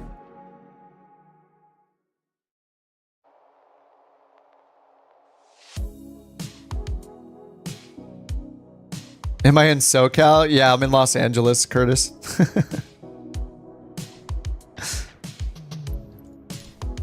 The last flight I went, my girlfriend flew in a Cirrus, and I flew with her. I backseated. It was fun.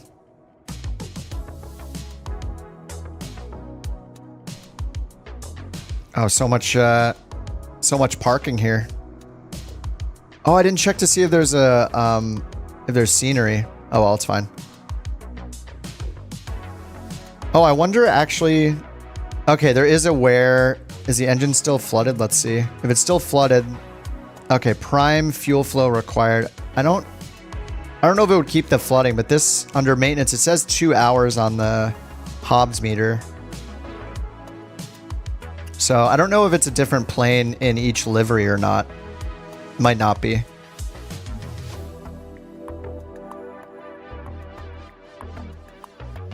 All right, the walk around should be fine. They're only. I can just hit check all, fix all. Oh, I shouldn't have hit fix all. Now it's like a perfect plane. Oh well. We only had like 1% wear and tear. That is fine. All right, prime fuel flow required. I'm gonna use the Garmin this time. And this is the route we're gonna do. So the Rick F. Let's go world's low.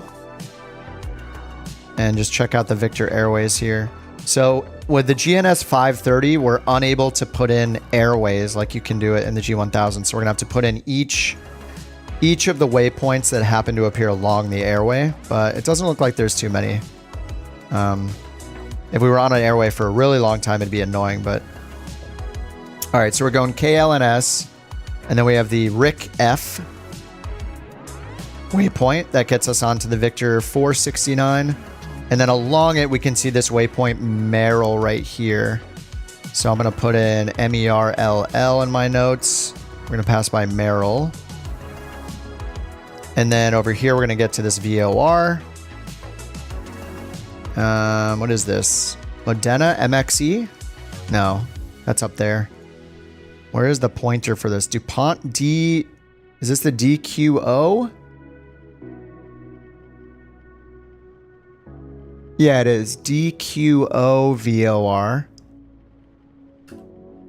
So we're going to have to put that waypoint in, and then it turns and goes to Woodstown, which is OOD. So that's in our flight plan over here. So we just have to add those extra waypoints because see how it turns there? If we don't put that in, we're not going to go to that spot precisely.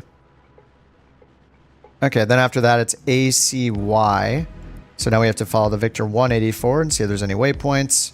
There's one here, which is VCN.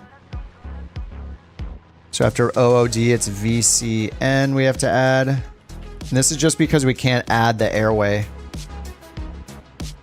And then we have Atlantic City, which is ACY. Okay. So the full waypoints are going to be Rick F. Merrill, DQO. I'm going to write down the names of the VORs as well. So DQO is DuPont. Then we're at OOD, which is Woodstown. Woodstown. Then we're at VCN, which is Cedar Lake. And then ACY, which is Atlantic City VOR. All right, then if I hit navlog here, it'll pull up as part of this our recommended altitude. So it's showing 8,000. 8,000 all along these Victor Airways, so we'll do 80. We tack on 500 for VFR, so we'll do that with flight following 8,500 feet, just like last flight. And that'll ensure that we have reception of all the VORs along the way. We're using GPS, so it doesn't really matter, I guess. So I guess technically, these don't have... Yeah, these don't have any GPS en route minimums on them, which would be with a G after them, like you see on these Tango Airways, like 2200 G. That's your minimum altitude for GPS. But since these are Victor Airways, we just have the VOR reception. So we'll just follow what it says for 8,000. This one has a G on it. Anyway, we'll just go up to 8,500. But it looks like we could do lower. Like if we check World VFR, sector altitudes, 1,300, 1,200. Yeah, we could do lower. It's gonna be less fuel efficient, but that's fine. We could do like 4,500 feet and just be closer to the ground. Make it a little more scenic. Over here, we do have the Charlie airspace at Atlantic City. Sorry, I don't have the map up. Over here, there is the Charlie airspace at Atlantic City that starts at 4,100 feet and down to the surface over here. So we'll still be good at 4,500 feet. Oh, we can't hear. That's why. All right, never mind. We have the Philadelphia Bravo here, so we have to be above that or get cleared through it. So 8,500 is the best altitude to be out of all the airspace. If we were IFR, we don't have to worry about any of this. So we could either ask to be cleared through the Charlie at like 45 or 6,500 feet. We'd have to get that on our way to this waypoint here. Or we could just fly above it and not even worry about it. Dang, Philadelphia, yeah. But we could ask to be cleared through it and see what they say. This shelf, yeah, this outer shelf here is 4,000 to 7,000. So we could go below it. But then this one's 3,500. So we need to be at like 2,500 instead. And then this shelf, when we're over this VOR at Woodstown, it's 2,000 to 7,000. So we can't really be below 2,000. I don't know. That's not that much altitude. I think it'll be fun to do 4,500. And we'll try to get clearance through the Charlie. Or sorry, through the Bravo. I mean, not the Charlie. The Bravo airspace at Philly.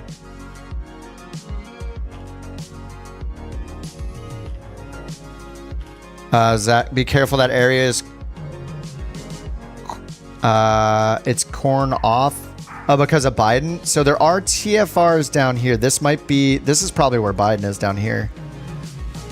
So these red rings here are TFRs. So this one says security. This one says VIP. If this goes up to like, yeah, this goes up to Class A airspace. So this is probably the president. So when like sometimes if there's a sporting event or something like that, the TFR will be like surface to 3,000 feet or something like that. This says surface to 18,000 feet. So every VFR flight and anything below 18,000 feet is part of this TFR. So if we click on this, we should be able to see what the actual TFR is for. It just says VIP movement. So yeah, it could be president, vice president, something like that. Yeah, it just says TFR for VIP up to 18,000 feet. Okay, well we got our route. We did our walk around. Let's close the doors. Close the door. Whoops. There we go. Right. And then we'll latch it up here. So it says we need... Oh, we have no warnings now. Nice. We can just start the engine normally, I guess. All right, mixture rich. Crack the throttle. And we'll get our nav light on. And we'll get our battery on. And then we'll put it to our left tank, which is the full tank. Oh, I didn't fill up the right tank. All right, let me just do that up here.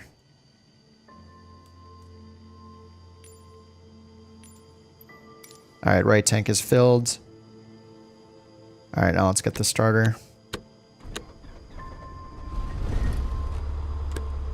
All right, we'll leave it around 1,000. Let it warm up. I forgot the fuel pump. Whoops. All right, pressure's good. Temperature's already in the green. Beautiful. Circuit breakers all look pushed in. Let's get this started up. Let's get this on standby. We need the alternator on.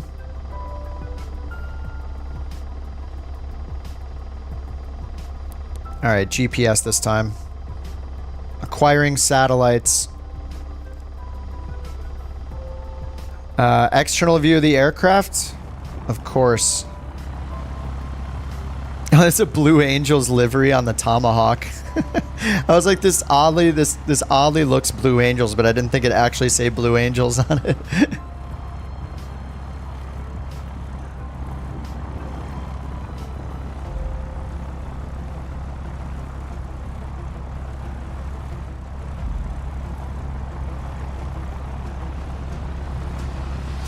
Oh, see you, Matt. Have a good one, dude. Military missions, you can drop trucks, UAVs, soldiers. Wait, what are those missions for? Oh, say intentions in the chat. What's up, Brian? Try tours. I will try tours. Maybe I'll try the tours tomorrow. Been streaming a lot lately. All right, is that enough, Ninja? Have you seen the plane?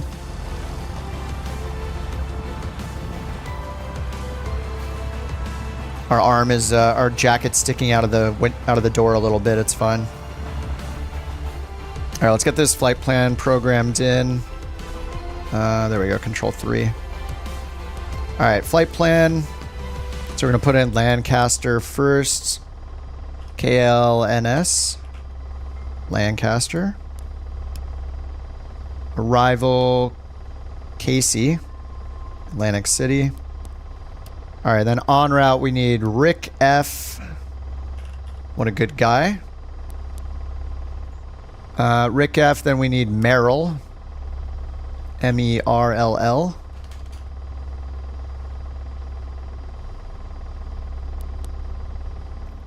DQO. DuPont VOR. OOD, which is the Woodstown VOR. Good. VCN, Victor Charlie November, that is Cedar Lake. Okay, that's right. And then ACY, Atlantic City.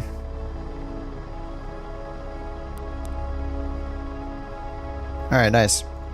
I'll zoom it out. All right, beautiful. Menu, I'll get the data fields on. Like seeing those. All right, Rick F to Merrill, a few VORs, and then Atlantic City. All right, hit B to set our barometric pressure. That's just auto set. And we're at 400 feet. All right, let's go ahead and grab the ATIS. We are at a towered airport this time. Short instructions. Advise on initial contact. You have information India. All right. Lancaster Airport, information India. 0353 Zulu. Wind calm. Calm. Visibility 10. Sky conditions, clear. Temperature 21. Dew point 19er. Altimeter 3005. Arriving and departing runways 26, 13. Visual approaches in use. Advise on course heading, we got India. altitude, and if flight following is requested. All right, we're gonna go over to ground 121.8. And let's go ahead and get flight following. What's up, Melanie? Oh yeah, Liam has been giving out a ton of gifted memberships. Thanks again, Liam. Oh yeah, I meant to use the tablet over here to pull up the charts. So we go to charts. Actually, is there SimBrief on this? Username login. Yeah, I can go here and import it. There we go. Oh, nice. I forgot I had all this. Oh my god. I forgot it had all of this. Crazy. Okay, so yeah, once you import it through... I didn't set it up with SimBrief though, so I need to re-import. But I could go do that really quick just to save a little time. Foxtrot Romeo, hold short of taxiway Delta traffic on final. So we can just go to SimBrief. 762 Foxtrot Romeo. And then it'll like pull in my charts. I'll just put in Cessna 170, or I can't do the 152. That's okay, we'll just put in the 172, it's similar enough. And then we'll put in Lancaster to KACY, see what route it gives us. Maybe it's the same. It is not. So I'm just going to type it in. Rick F to Merrill, DQO, OOD, VCN, ACY, and analyze. Okay, there it is. And generate. Let's see what altitude it recommends. 3,000 feet.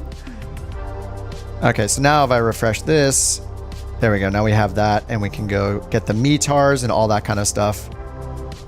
Super helpful. And now we go over to charts. I can just hit departure and taxi, Lancaster, and pull in the airport diagram right here. Bam. Click this. It shows where our plane is. There we go. Gotta love Navigraph. All right, let me pin that. And then I'll pin the one on the other side too. Atlantic City airport info. Okay, now we just have both of them here.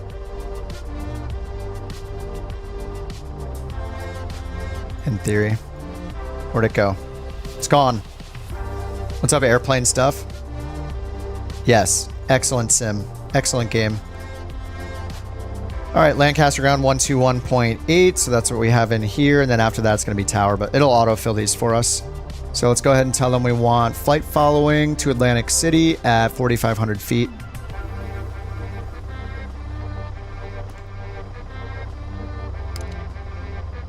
And we're still using the same call sign.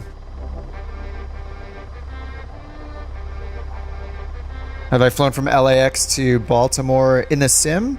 No, not directly, because I do a lot of shorter flights. Even when I fly the airliners, I just do like hour flights, hour and a half flights, something like that, like 200 to 300 miles. I like the short ones. More landings, more taxiing, you know?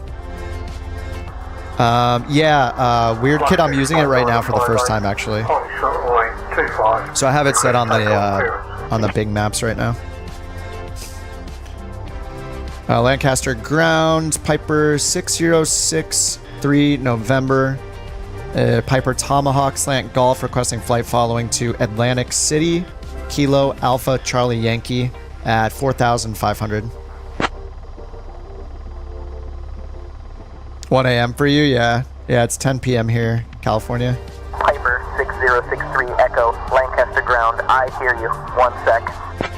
All right, so he's going to give us... Oh, nice. Put it in automatically. Echo, Lancaster ground on departure. Maintain VFR at or below 4,500.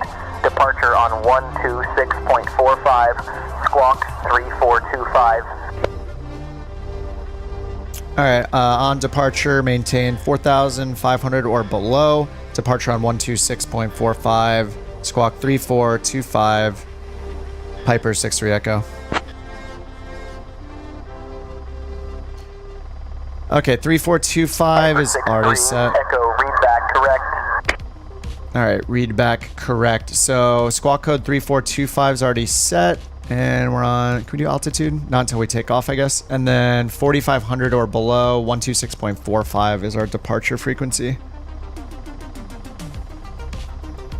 Lancaster ground, Piper 63 Echo, ready to taxi with information, India. VFR departure to the east. I guess to the south first. And our destination's to the east.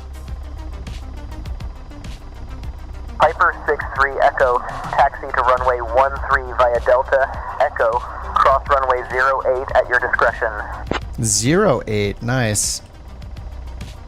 Taxi to runway 13 Delta, Echo, cross runway 8 at our discretion. Piper 63 Echo.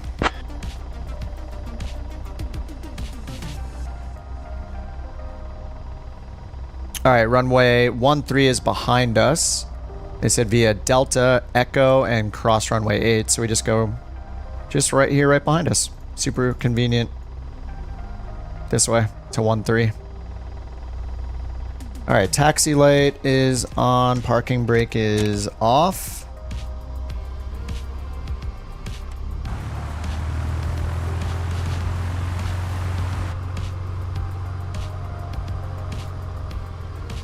Oh yeah, the airport. We're at Lancaster. Let me put in the destination though in the corner.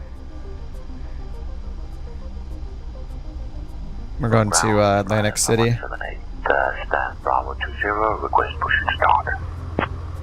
Heathrow ground, looking for taxi instructions to gate.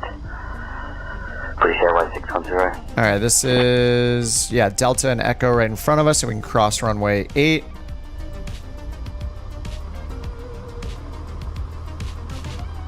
The outages, yeah, that CrowdStrike outage like affected everything. Even Starbucks. The Starbucks ordering system is down, which is, you know, that's really the worst thing. Call for taxi when ready. Line up 178. All right, we're crossing runway 8. Strobe and landing lights on.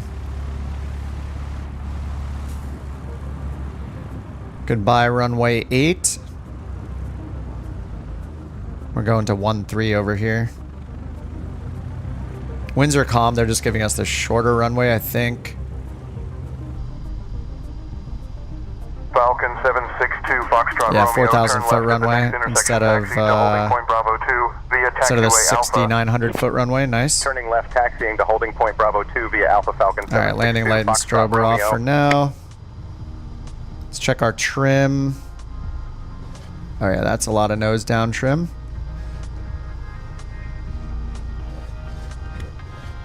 Heathrow ground. British Airways 610.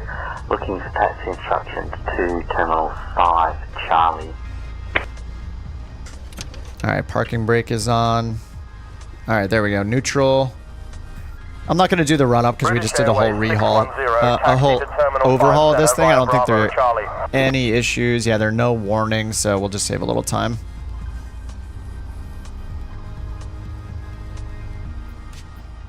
Alright, so we're going to take off on 13. It's a 128 heading, and they just said maintain 4,500. So we'll just turn on to course, and we have our squawk code in. We'll need to turn it to altitude mode once we take off. Yes, all the small planes. You guys are so nice waiting for each other. Look at that. Nobody's ramming into each other. British Airways 610, thank you. Yeah, let's contact tower now. Alright, so put 12645, but we actually need tower frequency 118.1? What's a tower? Oh, 120.9. I was totally wrong. 120.9. Niner, as it were. And then 12645 is in there for our departure frequency. Set course to 175. It's on GPS mode, so it's going to do that automatically. And we have no heading. Bug over here. At my discretion. Challenger 123. Alright, 175. Lancaster Tower, Piper 6-3 Echo, holding short runway 13, VFR departure.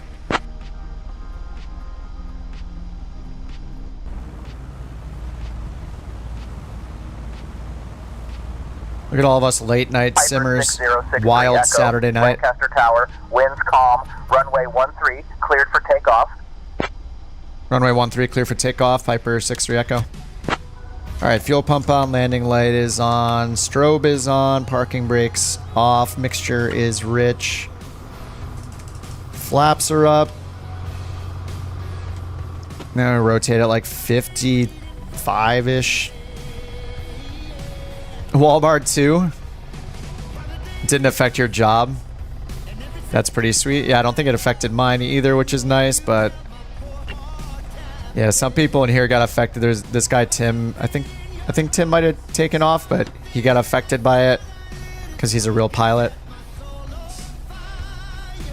We're gonna take off together. Let's go. You guys are in faster planes, some of you, right? You'll be able to catch up. Kodiaks, yeah. Kodiaks, Bonanzas. They'll all be able to catch up to me.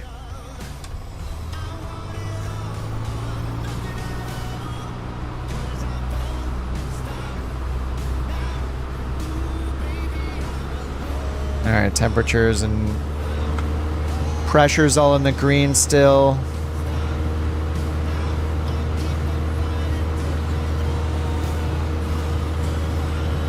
Yeah, there's 55 knots. Try to be a little gentler on the stick this time. On the yoke. There we go. Alright, 70 knots is our best rate of climb. Feels like we got a little wind pushing us from the right.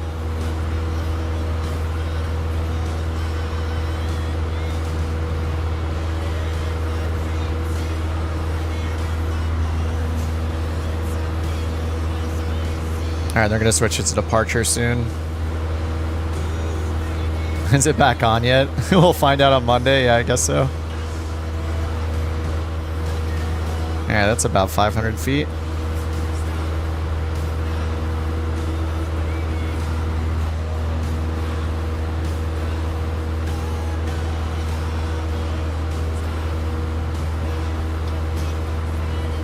Basically, we're like using an IFR flight plan almost for our route instead of just flying like direct. Still gonna try to get permission to go through the Charlie though.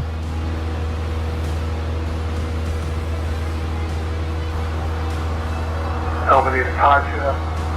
Course 1958. You crashed so many times. Turn crash damage off. Problem solved.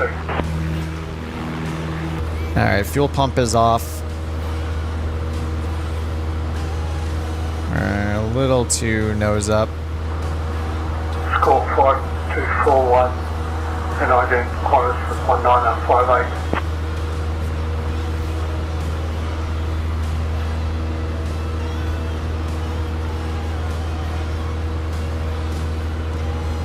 Alright, so 4,500's our altitude. I'll end up turning on the autopilot at some point.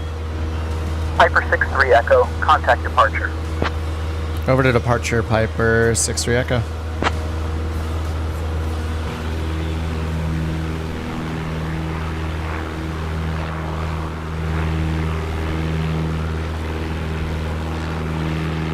Alright, let's go to departure 12645. What departure is this? Harrisburg departure. Harrisburg departure, Piper 6063 Echo, 2200 climbing, 4500. What's up, Melanie? Love the videos, nice, thanks. Piper 6063 Appreciate that. Echo, Harrisburg approach, radar contact. Alright, they got us. Harrisburg approach online.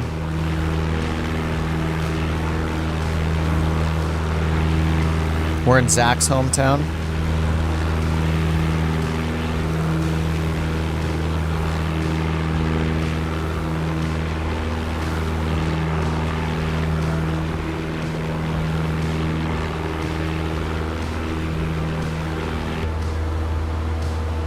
All right, 3,600, 3,700.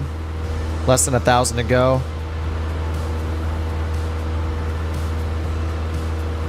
See if there's any warnings over here. Did I break anything? No warnings. Whew. Excellent. Oh, sorry. We have another 1,000 to go. We're not even at 3,000 yet. I can read an altimeter. Very close to your town in the neighboring county. Nice. We live in Rosedale, an hour away from Baltimore. Cool. We did Baltimore, like, was that 2 weeks ago? A week and a half ago? We did Cincinnati to Baltimore and back a couple times on a 737. Military tech is a big add-on? Military tech? Piper 6063 Echo, Harrisburg approach. Altitudes at your discretion. Alright, altitude at our discretion. We'll be at 4,500. FYI. Piper 6-3 Echo. We're just going to be careful of the Philadelphia Bravo when we get over there. We'll see if they'll clear us through it just to play with sand tensions. We don't really have to fly this flight plan either. We're not IFR. We just need to... We really just need to obey the airspace rules and be at our assigned altitude or below. We can still go another 1,000 feet. Like, we can cut off some time by just going direct and watching the airspace. It's pretty much a straight shot anyway. We just have some good... We just have some good waypoint, like some waypoints along the way, so we have, you know... We can just track our whereabouts easier, I guess.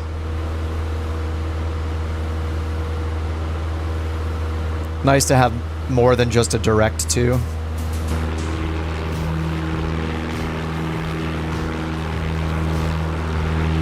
It's so funny that it's a Blue Angels livery and a Tomahawk. Blue Angels number 8, U.S. Navy, Tomahawk. Departure, Breeze 328 with you, climb 2, flight level 120. 120. See, this is why I like the chatter. Bing, it's called Say Intentions. I love hearing different accents and languages on the chatter.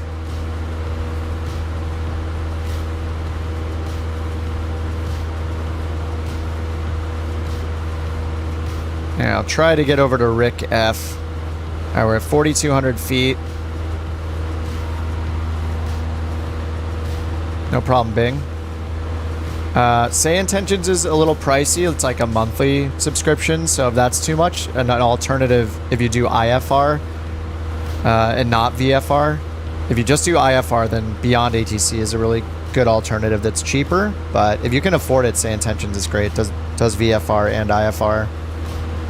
And has like multiplayer and stuff like that, so you can hear other people. It's pretty cool. But they're both AI ATC, so all the controllers are AI.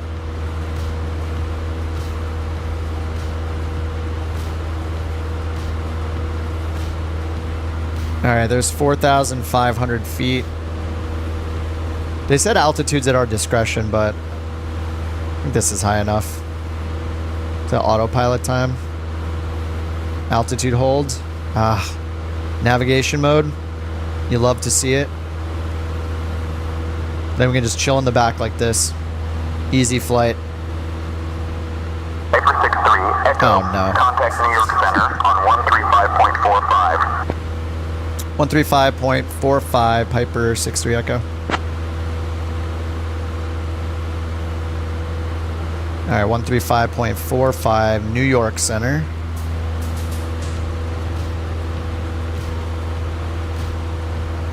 I think we're too far for it to intercept this, so we're gonna just activate the next leg. Activate leg. There you go, let's see if it makes a left turn here. New York Center, Piper 6063 Echo, 4,500 feet. I don't know why I say feet. I always say feet. My girlfriend will pop her head in and go, you don't need to say feet. Echo, New York Center. Good morning, Smoketown altimeter 30.03. Alright, 3003. I'll just hit B. Alright, here comes the course. Let's see if it turns us to the left.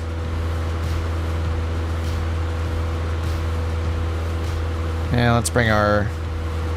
I don't think we really need to lean it. Maybe we can lean it a little bit.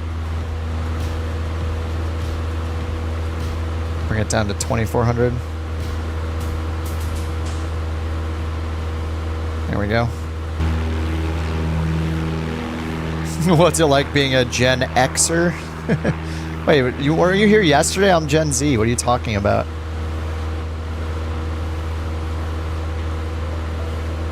I don't know if anybody actually has a serious opinion on what generation I'm from. It's just going to be a game forever. I either do a lot of research on Wikipedia about things that were before my time, or I actually grew up with a 2400 baud modem. One or the other. Okay, we flew right through the course, so this nav mode is not really doing anything for us. Alright, let's use the heading mode and turn to the left. It's on GPS mode, so I don't know why it's not tracking the course.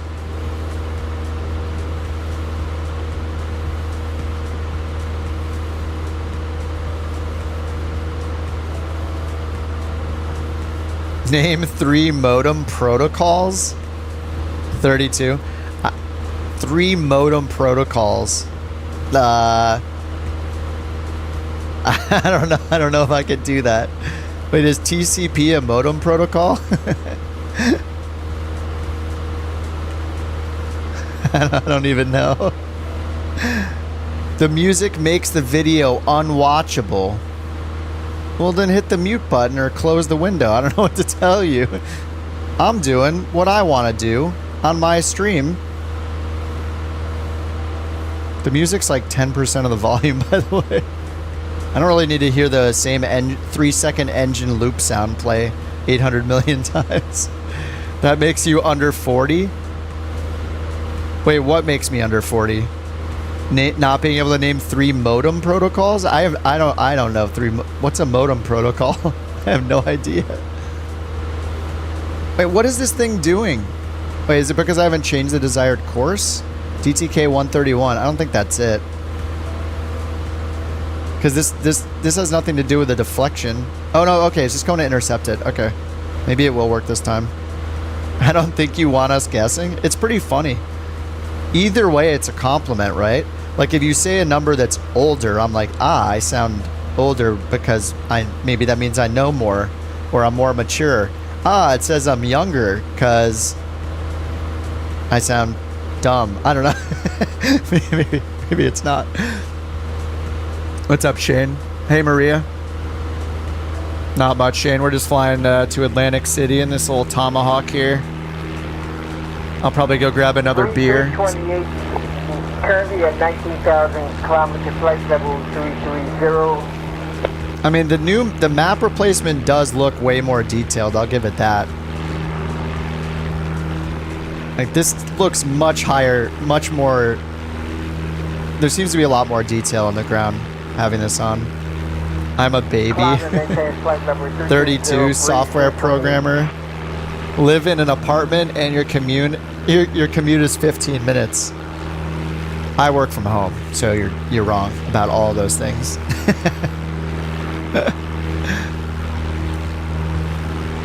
If I was a programmer though, wouldn't I be able to name modem protocols? Z modem, Moby Turbo. I have no idea what that is. 24 and in school. It's the best game. It takes me 15 minutes to go to bed to desk. Nobody knows modem protocols. Old enough to have a modem that predicted incoming phone calls. Unless we were playing Red Alert. That sounds pretty awesome. You love low-wing GA aircraft, Shane? Nice. I don't know if I like low or high wing better. Like, low wings definitely seems better for pattern work, right? So the wing gets out of your way when you're making turns. But when you're in cruise, high wing seems pretty nice.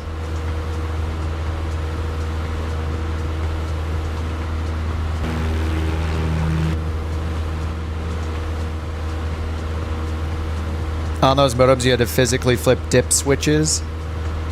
I thought you had to set the IRQ using a jumper, though, on the motherboard, didn't you?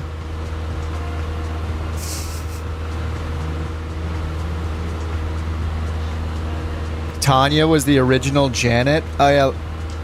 Wait, what happened to Janet's voice? Hey Janet, are you there?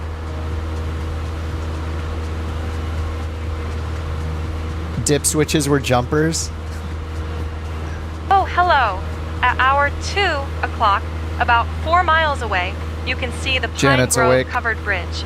It's a bridge that's covered, which Janet is quite got rare weird, for yeah. bridges, as they usually prefer to be out in the open. My friend Toby once tried to propose to his girlfriend there, but he accidentally dropped the ring into the creek below. She said no, but at least the fish got a nice new piece of jewelry. Going to 118. Hey, Janet, can you name 3 different modem protocols? Yeah, some of the new voices sound really good. The fidelity seems a lot better. At hour 3 o'clock, about 4 miles away, you can see the Pine Grove covered bridge. It's a bridge that's covered, which is quite rare for bridges. At our as 3 o'clock? They usually prefer to be out in the open. Oh, over there. My friend Toby once tried to propose to his girlfriend there, but he accidentally dropped the ring into the creek below. Oh my god, the pits look so good. But at least the fish got a nice new piece of jewelry. 725. Qantas 19058, cleared for Lizzie 9A arrival, expect runway 34, winds 240 at 36. Melbourne, whatever Bryce says whenever I'm in the pattern, I lose sight of the runway. Yeah, like a Cessna or something. I have never flown in real life, so I don't know the... But even in the sim, as different as it is, yeah, I can tell. Like, it's just the differences between high and low wing. It's really interesting. It seems like a trade-off. Melbourne Q&A 1019. Use the free AOL CD. So many AOL CDs.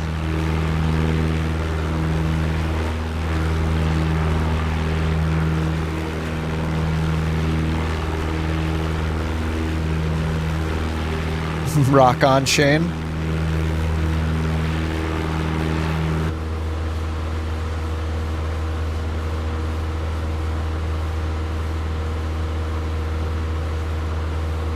Alright, let's see how our progress is going here. So up here, coming up here is the Philadelphia Class Bravo. So we're gonna have to see if we can get cleared through that.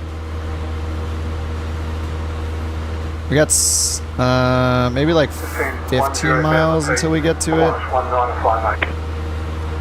No warnings. There was a warning that showed up for oh, X, Y, and Z modem. I've heard that before. I didn't know those were modem protocols though. New York Center, any chance that we can get cleared through the Philadelphia Class Bravo airspace when we get there in about 10 miles? November 6-3 Echo.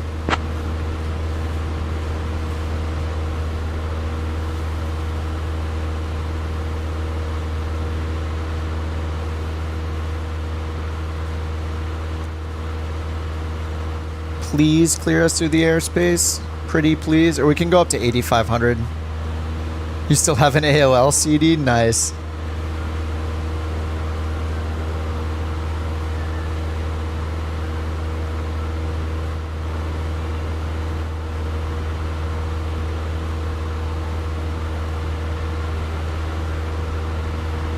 L Druix, thanks for the sub, dude. I don't think New York Center likes me. They just... I asked them and they ignored me.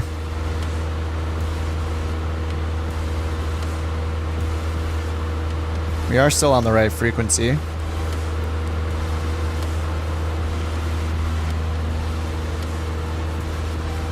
Come on, New York. Don't let us down.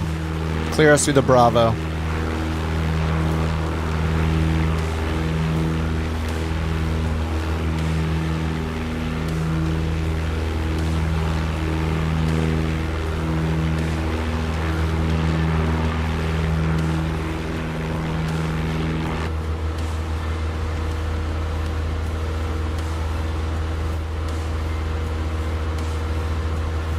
New York Center, how do you read? Bryce says, as someone who's flown in real life and Microsoft Flight Sim, in terms of physics and visuals, it's the best one. Nice.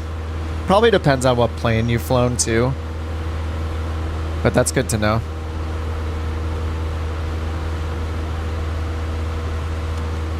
When AOL came out, it was on 3.5 inch floppies, yeah. Yeah, New York is just, they're gone. Hey, New York Center, you guys online or are you taking a break? They're done for the evening. They got that, CrowdStrike bug or whatever. Viper 6-3 Echo, New York Center is online. How can we help you today? Hey, any chance we can get cleared through the Philadelphia Class Bravo airspace and coming up to it in about 5 miles? November 6-3 Echo. You can see the outer shelf right here.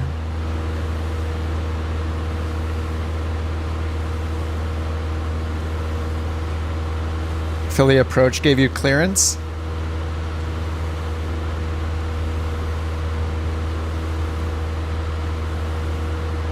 It's weird. Are you on Say Intentions right now? I don't hear anybody else on it. Look, they don't like me. They're just ignoring my request. I mean, I'm gonna have to climb up to like 8,500 feet, I think, to get through this thing.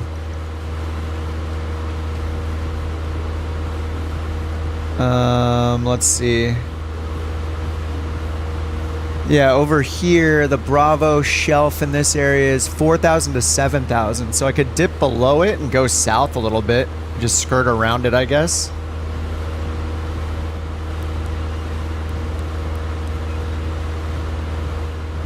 We're coming up on it right now. All right, I'm going to turn on heading mode. We're going to turn to the right a bit. We'll avoid the airspace. We'll be good. Be good boys like this good boy right here.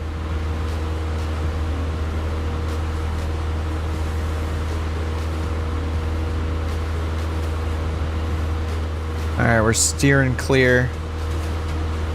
And then there's also a delta there at 2600 and below. So I think we're good. Down here.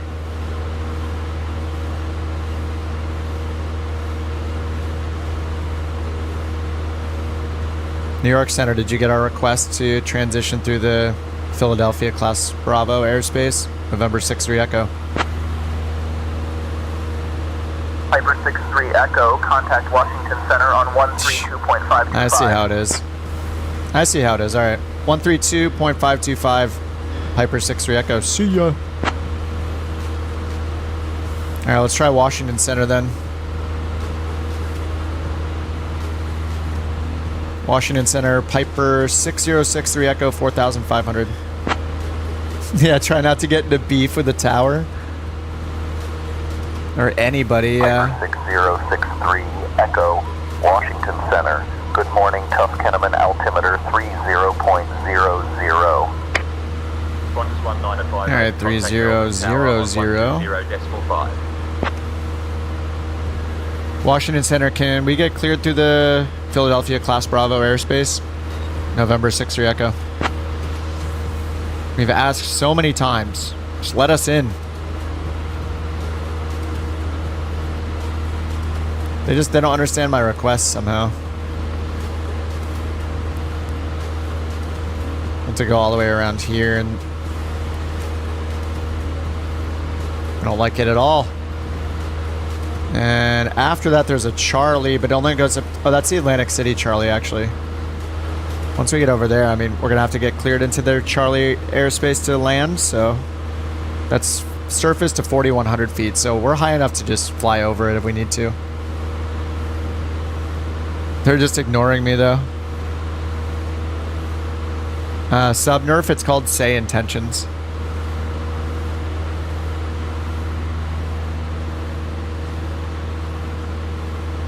Alright, we're just going to watch our map here and skirt around this shelf.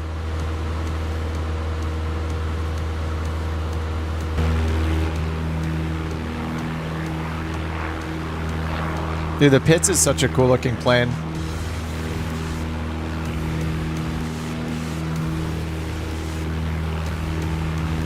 Look at this good boy chilling in the cockpit. At 9 o'clock, right next to us, you'll see the Patriot Ice Center.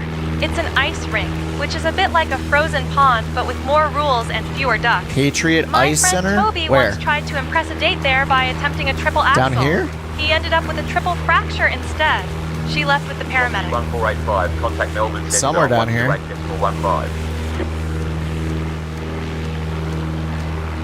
I mean, it's indoors, right? We're not going to be able to actually see it, Janet.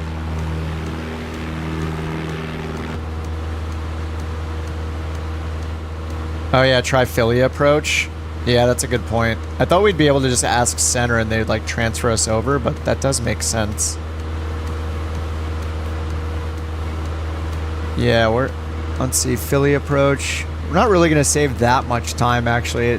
We're barely, like over here we barely get into the Bravo just through these two waypoints. So if I just follow along the bottom here, and then we go direct to Cedar Lake after that. Like just go to Cedar Lake next. And we're gonna be close to Atlantic City already. It's not too big of a deal. I guess for science it would be cool to get cleared in though.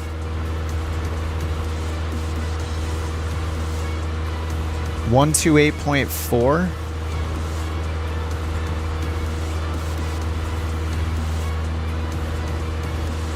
Singapore 21, Ho Chi Minh Control, good afternoon. Dude, I don't even see that on the... Where is that frequency? I'm trying to find that frequency on the VFR map, on the sectional, and I don't see it anywhere. I see Atlantic City approach. Allentown approach. Up to the north.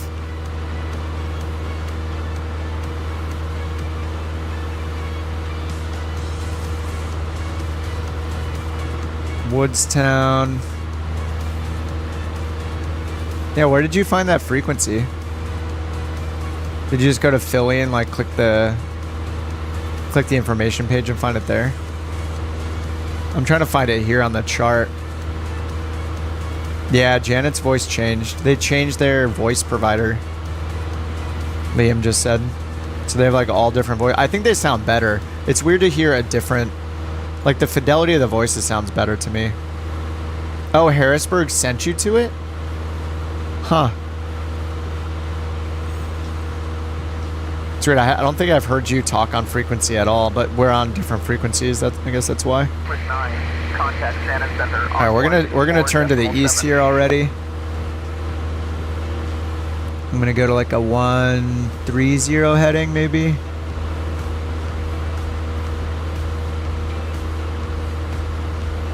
Here we go. 30 years from now, you'll be able to relate to remembering the old Jen. On 133.75. She's gonna be, it's gonna be such high fidelity, we won't even know that it's AI anymore. 30 years from now. 30 years from now, you can buy your own Janet co-pilot, sits next to you and plays flight sim with you. Center, Walker 4451. What's up, doggo? She'll be in the plane walking around, yeah.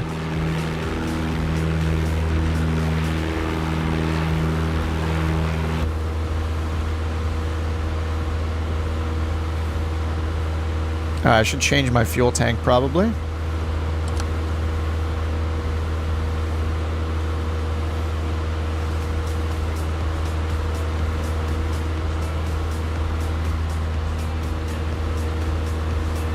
Alright, turn a little more to the right.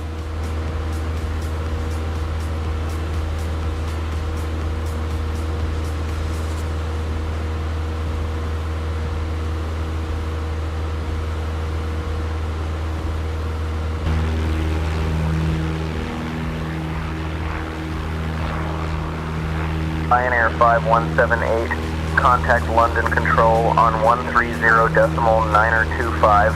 I don't know if these are these comms live? I think Watercooled was saying that earlier. He thinks that this is the pre-recorded stuff and not live. I'm not quite sure. Contact London Control on 130.925, Pioneer 5178, bye-bye.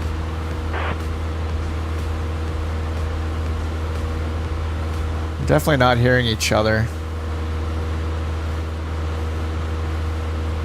But I think you're on the approach frequency. Oh, you've heard my radio calls? Are you flying somewhere else though, Justin? 30 years ago they thought the Jetsons was going to be our reality. Yeah, they were wrong. Yeah. No flying cars. Some of them are live. The settings are... London Control. The reason I'm skeptical is the settings have a bug where I wasn't hearing any chatter until I turned on canned AI chatter, and now I'm hearing the global chatter. So if I turn off canned, I stop hearing the multiplayer chatter. I have to choose canned and hear both the AI chatter and real chatter, it seems like.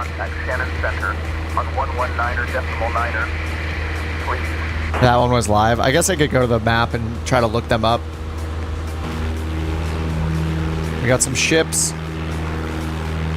The live ship traffic in Flight Sim 2024 is going to be cool. Yeah, I wasn't getting global chatter for a month. And tonight I turned on the AI chatter just to have something, and now I hear the real multiplayer chatter. It's so weird. Some kind of bug. Anyway, I reported it.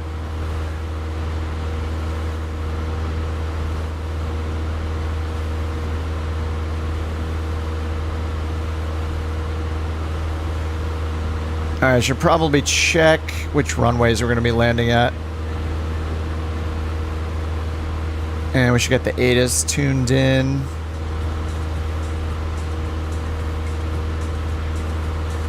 Alright, ATIS 125725. We will descend as instructed for the ILS runway 2. Oops, 125725.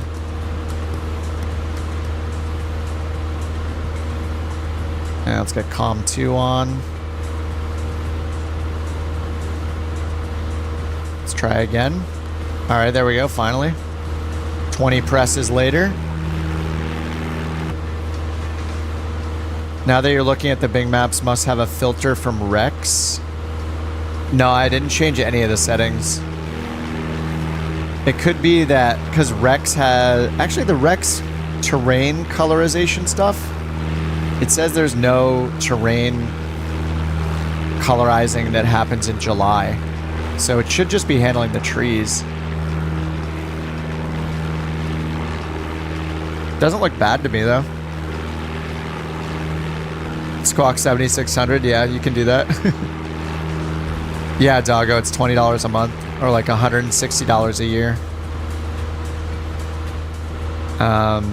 If you don't need VFR, and you just want something you can talk to that's better than the default ATC, then Beyond ATC is another option. It's a little more simpler, but it's also very good.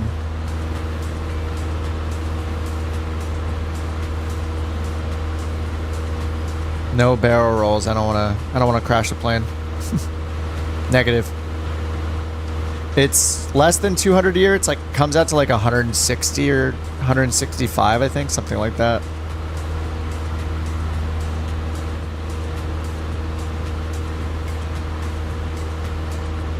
No, I think you get the annual price is less than $20. Is it $199?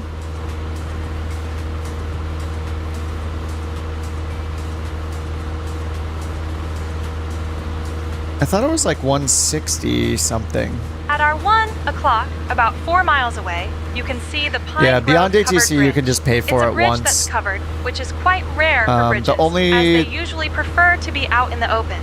My friend Toby once tried to propose the only thing to you his can pay girlfriend for there, extra with but Beyond he ATC is like accidentally dropped the extra ring high into the quality creek below. voices if you want. She said no, but Airliners at least the tonight? fish got a nice new piece of jewelry. I don't know. I don't know how long I'll last. We'll see. Maybe one more flight after this. I'm not sure. It's 10:40 here so far, but it's Saturday night. These are all my plans.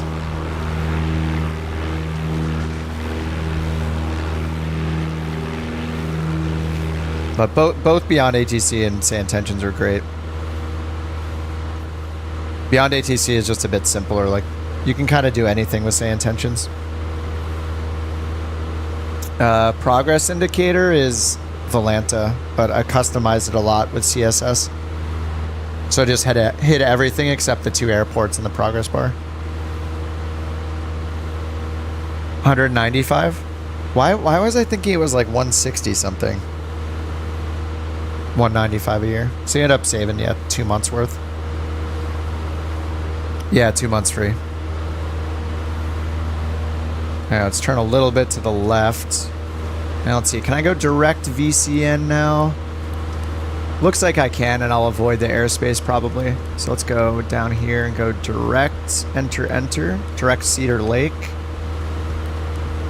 There we go, perfect. All right, let's go to VNav and let's see. What is the airport elevation? Okay, it's basically sea level, so we'll want to get down to about 1,000 feet. Okay, 4 miles before the airport. Descent in 10 minutes.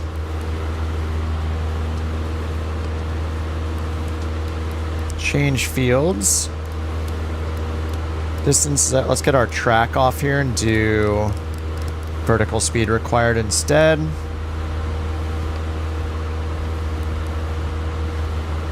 Okay, 10 minutes till descent.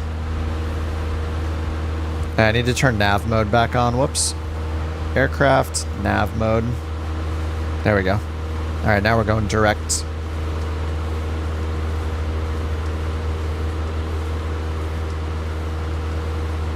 Okay, let's check our charts here. So Atlantic City. They have clearance, ground, and tower, and then departure.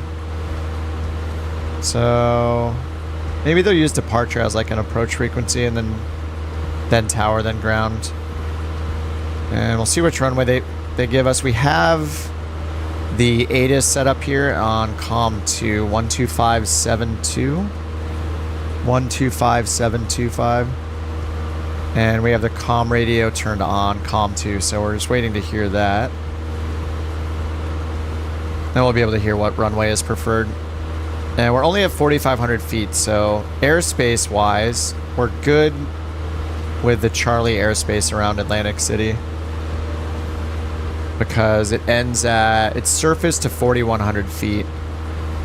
And we're coming from over here. We're to the left of this. We're basically over here, and we're going to this waypoint here at Cedar Lake.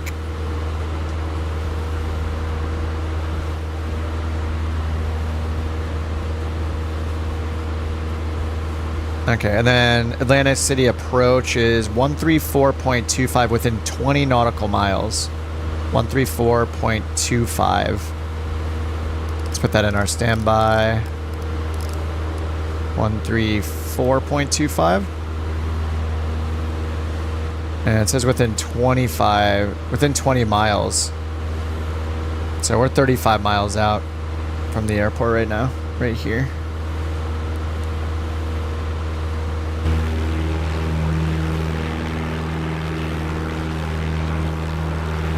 Ty's asked, if you get a pilot's life less strict.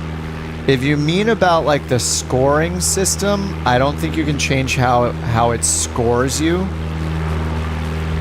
The only settings you have as far as difficulty relate to like how much you're obligated to fly every week, and it gives you like 3 options, like no requirements for how many flights you do a week, so that's the easiest mode, and then there's like 5 hours a week and 10 hours a week for like bonus XP. So you can just put it on the easy mode, which is like you can fly whenever you want, no minimum number of hours to fly.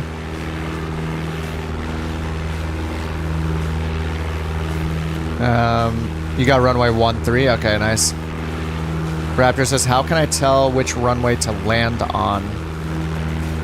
Well, if they tell you the runway, then you know which runway, right? Yeah, Ty, you get to pick your plane. You don't have to be in an airliner, though. I would say it's more airliner focused. So I started with a 737. You can do like a Learjet. You can do a Cessna Grand Caravan. You can do a Citation, I think. But I would say it's probably best if you fly, or at least intend to fly airliners. You could start with a Grand Caravan if you want. And it's based on like real world airliners or airline companies and the routes they fly and the type of planes that they specifically use. So it's going to match you up, you know, where you can fly in the world. 787, yeah. Yeah, 787 will work. Pretty sure you have enough to start with the 787. They give you like $5,000 and you can buy your first plane endorsement or license with it, essentially. I picked the 737. I think that only cost half the money. So I'm pretty sure you can just start with a 787. I'm not 100% sure on that though. Like maybe it requires you to fly like something else, like an A320, until you get enough experience to be able to fly for a company that flies a 787. But yeah, I think Grand Caravan is in there, but it's going to be limited. Like if you wanted to do like a FedEx feeder caravan or something, I'm pretty sure that's in there. I don't even think I can check because I've already started my career. They might have more information on their site or something. I'm not really sure how you can like know for sure before you buy it. Might not even be possible. I think a pilot's life is good. It's way simpler than something like On-Air Company that I've used a lot. It's just way more focused, and it's kind of cool because as you get offers from other airlines, you can move to different parts of the world and, you know, change from you change from like cargo to passengers or vice versa. Hours heading. So it's pretty cool. Altitude. Okay, there's the Flight ATIS. following is requested. Read back all runway and hold short instructions. VFR departures contact clearance delivery on 127.8. See which runways are in use. Contact you have information Romeo. Atlantic City Info International Romeo. Airport. Information Romeo. 0254 Zulu. Wind calm. Visibility 10. Sky conditions, clear. Temperature 22. Dew point 20. Altimeter 3006. Alright, 3006. Departing runways 13, 22. Visual approaches. Alright, runways 13 and 22. Course heading, altitude, and Okay, we got Romeo. Not on VATSIM. Is anyone on VATSIM right now? What's the VATSIM coverage look like right now?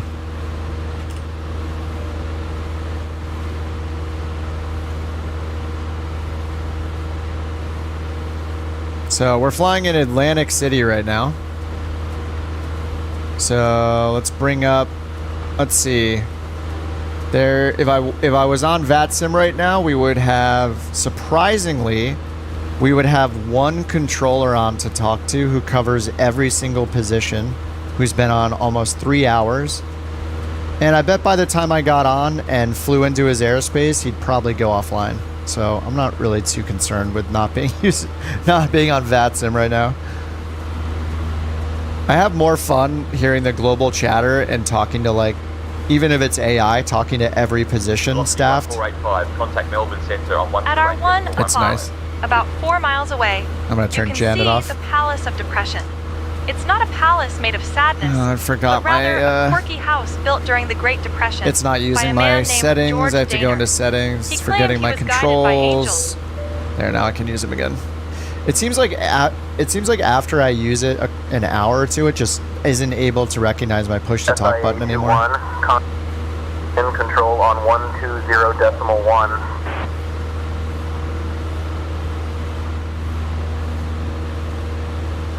VATSIM coverage. I've had so many experiences where I feel like the vast majority of the time, unless you fly the events on VATSIM, especially in the US, you're almost never getting more than like 2 controllers.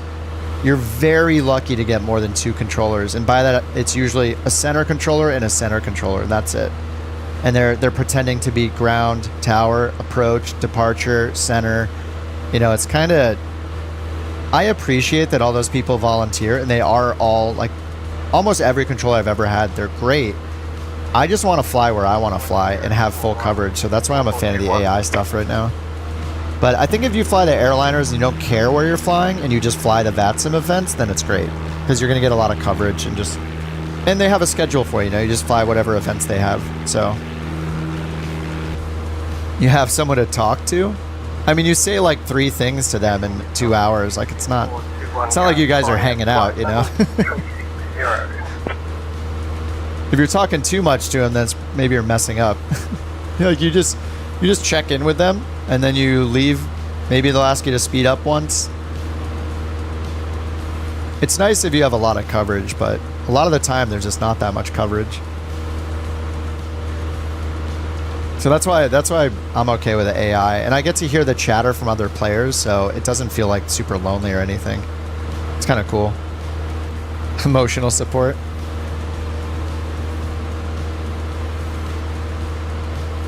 If VATSIM had like 10 times the coverage at all times, 24 hours a day, it would be the most incredible thing ever. But there's just not enough people with the skills and the availability to do it all the time, Yeah, I might try the tours tomorrow, Matt. FedEx 9er 87. Let's see where we're at. We're 20 miles out, so we're supposed to contact approach now.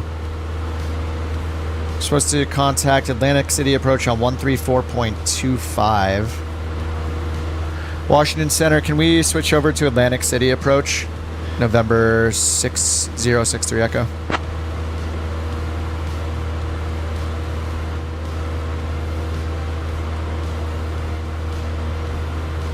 Piper 63 Echo, contact Atlantic City approach on 134.25. 134.25, Piper 63 Echo, see ya. Alright, nice. Alright, let's switch over. So we need to contact them. We are 20 miles to the east, and we want to land. So as long as they talk to us, I think that implicitly means that we're cleared through the Charlie. Edmonton approach, Walker 4451. How much do I stream? Usually 3 days a week, but lately I've been doing like 5 to 6 days a week the last few weeks. Atlantic City approach, Piper 6063 Echo, 20 miles to the west. Full stop landing.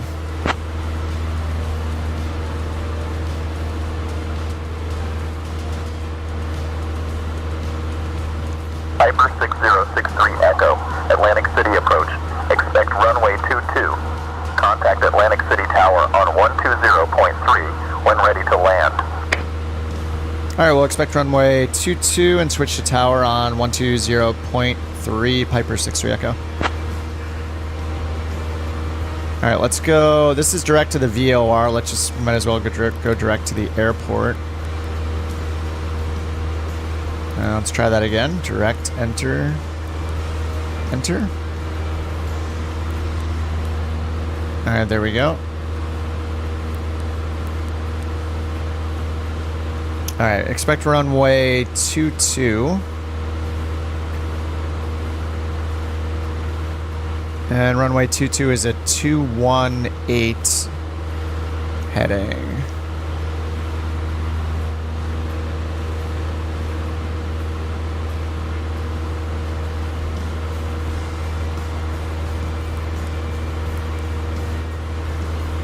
Alright, and VNAV profile. Oh, yeah, we need to start our descent now. Contact Washington Center on 125.45. Can we go to tower instead at Atlantic City? Piper 63 Echo. Clear to the runway, ILS 2 approach. Speed below 190 knots. Above established. Alright, we're going to start our descent here. Piper 63 Echo. Contact Atlantic City Tower on 120.3. Over to tower 120.3, Piper 63 Echo, see ya. Alright, 120.3. Atlantic City Tower, Piper 6063 Echo, 15 miles to the west, full stop, expecting runway 22.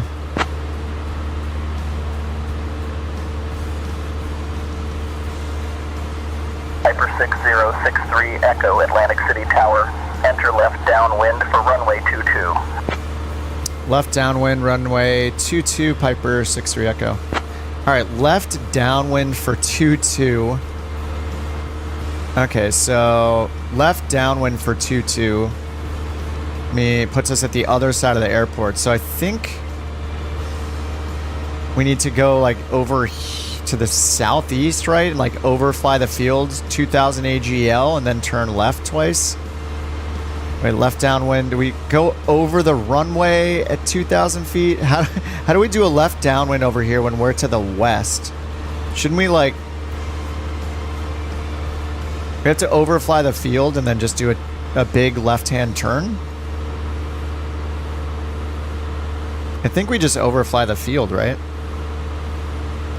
At like 2,000 instead of 1,000?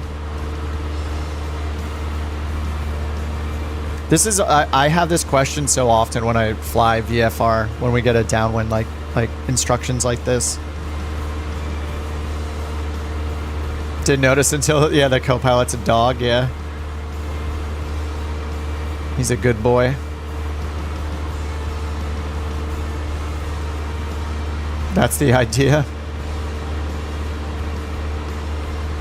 Yeah, I'm pretty sure I overfly 2000 AGL, descend in the downwind, and then, you know, left base, and then left on final.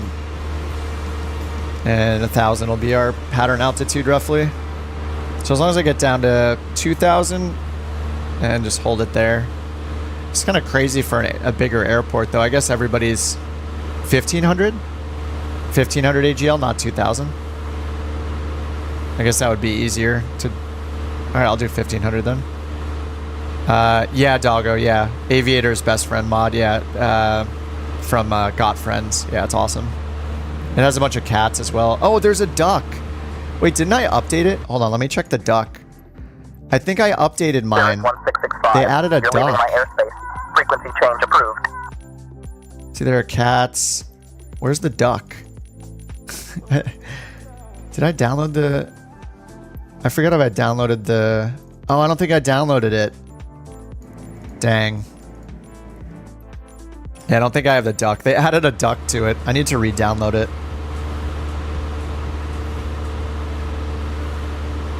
There's a skeleton?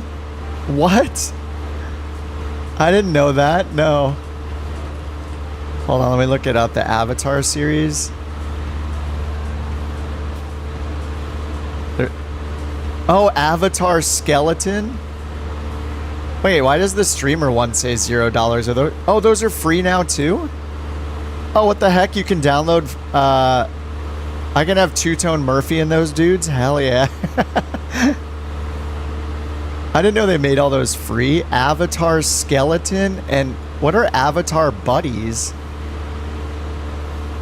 Oh my god, the skeleton. Yes, dude, I didn't even know that was a thing. Thank you, I'm grabbing that.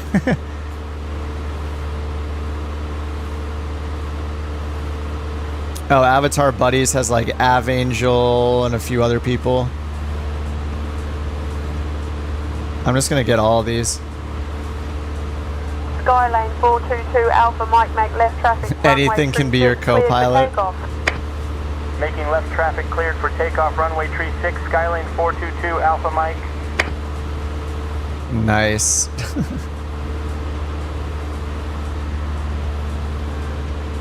It has green eyes at night. Oh, that's so awesome. Thanks for letting me know. I didn't know that was a thing. That's pretty sweet. The skeleton. And the man's best friend one had a duck added to it.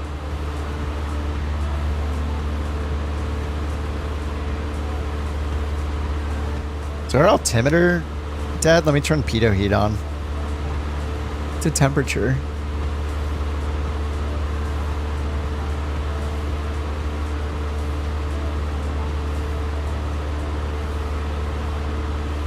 We've been descending. Skywalk 542 Alpha X-ray, extend upwind eye. We'll call your crosswind. Our VSI is still working. Waiting crosswind call. Skyhawk 542 Alpha X-ray. All right. What's our outside air temperature?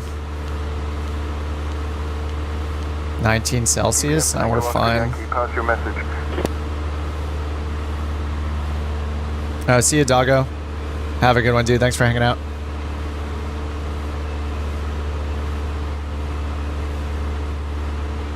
Dominic, Panu, Scepter, Ash, and Asset. Thanks for the subs, guys. Alright, so we're coming in from the east. I really need to... I'm going to put on heading mode and turn us a little more to the right.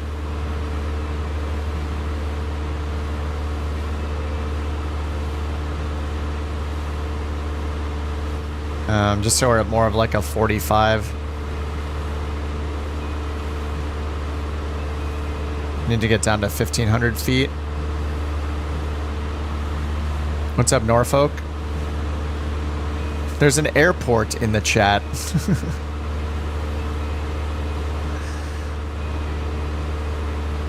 Walker 4451 Edmonton Tower, winds 160 at 5, runway 2, cleared to land. Alright, getting a little bumpy up here. We'll just let the dog fly for a minute. It's the safest thing to do. He's got it under control. Northwest 1629, holding short runway 20 right, we're ready for departure. Dude, you hear that accent? You gotta love it.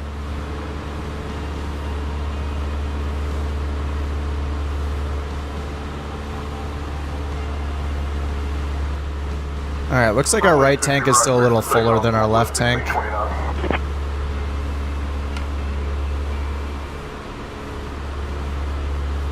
No warnings, that's nice.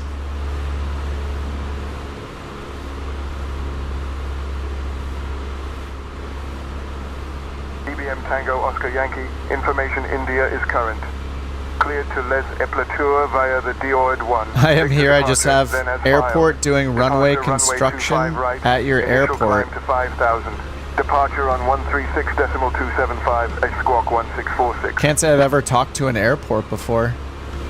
It's pretty exciting. Air Canada 293 Heavy, Dallas Tower, winds 260 at 14, runway 36 right, cleared for takeoff.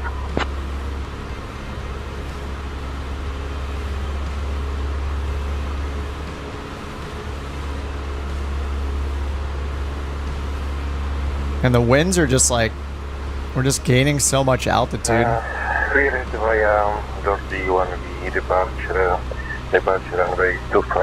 I'm way too high right now.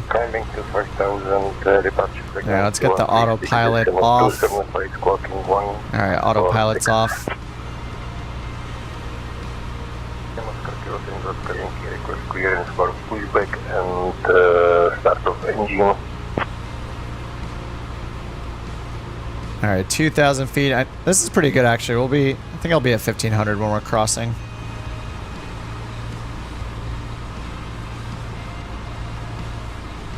United 972 Mike Kilo, Gimpo Tower, winds 200 at 8, runway 14 left, cleared for takeoff. Alright, we're on with tower, so let's bring up the airport diagram again. We're gonna land at 2-2 and then November 1. we need to get to the south part down here maybe, or the FBO's right here, so like exit to the left. Full stop and landing, requesting runway. See the FBO, I guess is just right here. Maybe it's here. One of those. Alright, we're at 1,500 feet. Alright, let's get our fuel pump on.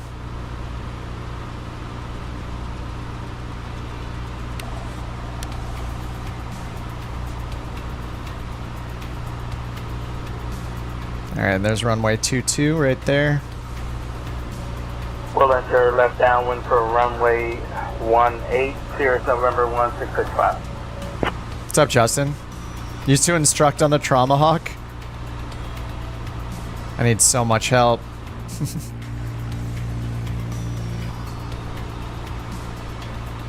Walker 4451, welcome to Edmonton. Exit at Bravo if able. Contact ground on 121.7. Alright, we're still on fullest tank. We'll just leave it on right tank. Mixture's rich. Fuel pump is on. And we're just gonna get down. Just tell them where I beam the numbers, I guess.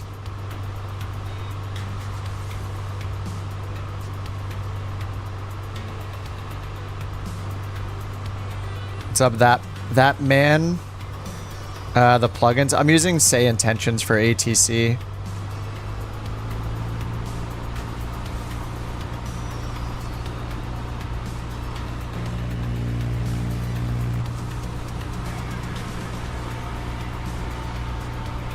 Atlantic City Tower, Piper 6-3 echoes on the downwind for 2-2.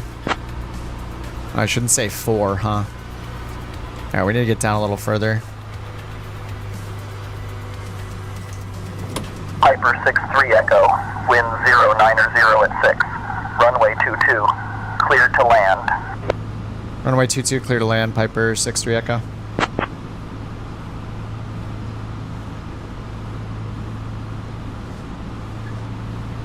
Piper 6-3 echo, winds 100 at 6, runway 22, cleared to land.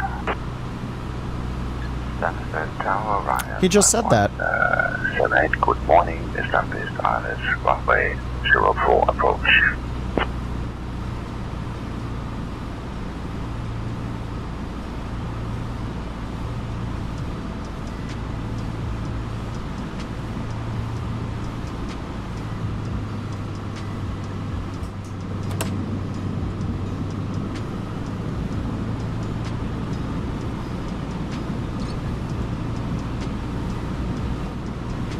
Alright, I need to slow down.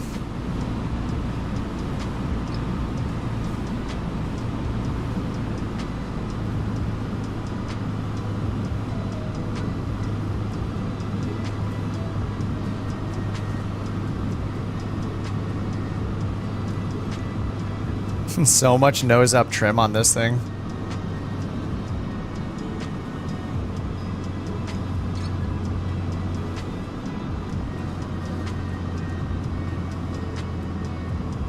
Alright, 60 knots. A little slow.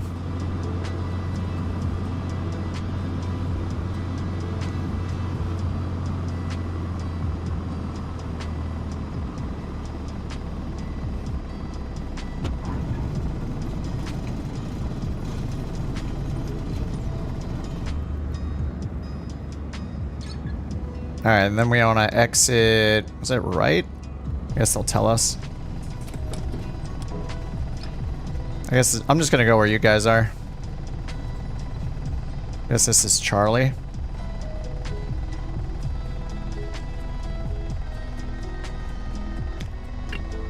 Charlie, here we come. Alright, fuel pump is off. Flaps are up.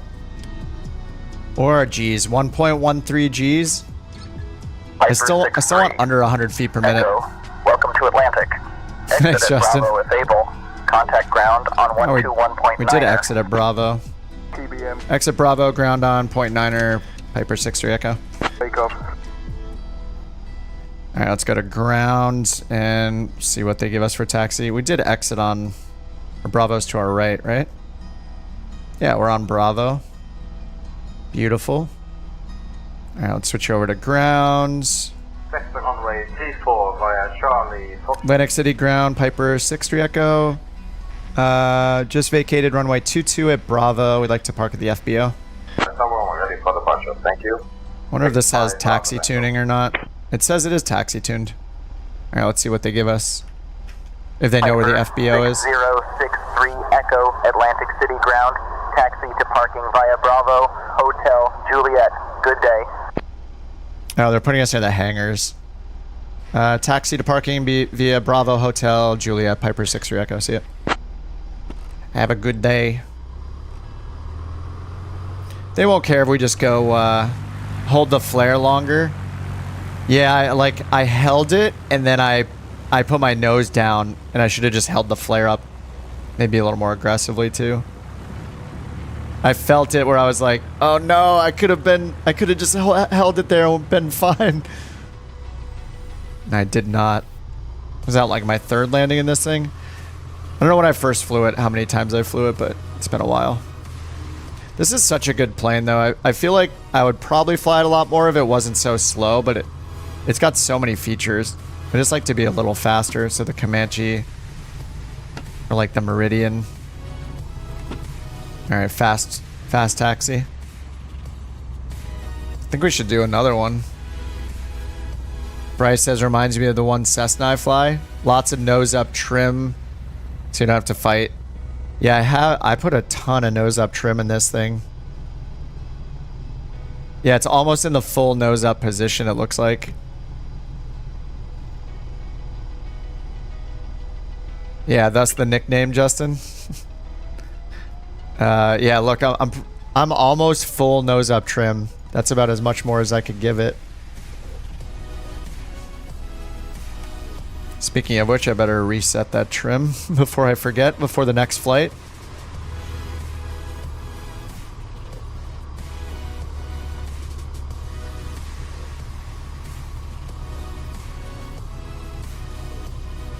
There we go. What's up, Chase? Yeah, late stream gang.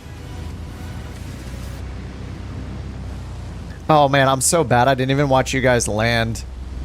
I'm such a jerk. Sometimes I'm really good about it, like bringing out the drone camera and watching everybody. I just totally forgot about it. I'm just so focused on trying to land this thing well. Do the right things, you know? Yeah, nothing was as late as the 777. Yeah, that wasn't... Was that 2 in the morning? And YouTube cut me off because it was a 12-hour stream. It's weird, you like can't even do like a 24-hour stream on YouTube. You have to like stop it and restart it. It gives it a new URL every time and people have to rejoin. It's kind of weird. How do you donate? You don't have to donate, don't worry about it. Only really through like the super chat. But don't worry about it, I got a job, it's all good. No need to donate. I'm just gonna spend it on virtual airplanes and coffee and beer. You fly the 777?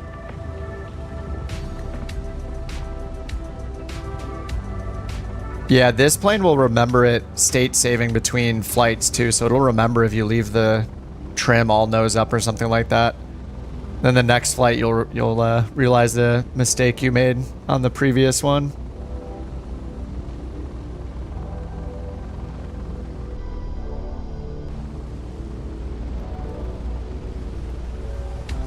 Dude, I love the look of the pits. Look at that thing. I feel like I don't see the pits that often. Such a cool looking plane. So pretty. Where do you guys want to go next? Do we stay in the Tomahawk? We want to go a little faster, a little higher. Come over to United, we're hiring. I have never flown a real plane. I just play the sim. Number.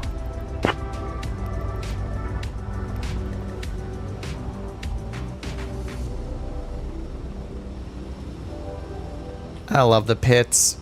So pretty. I don't think so. There's no B20 here at this time. That can we get gate? Kodiak's also very, very pretty.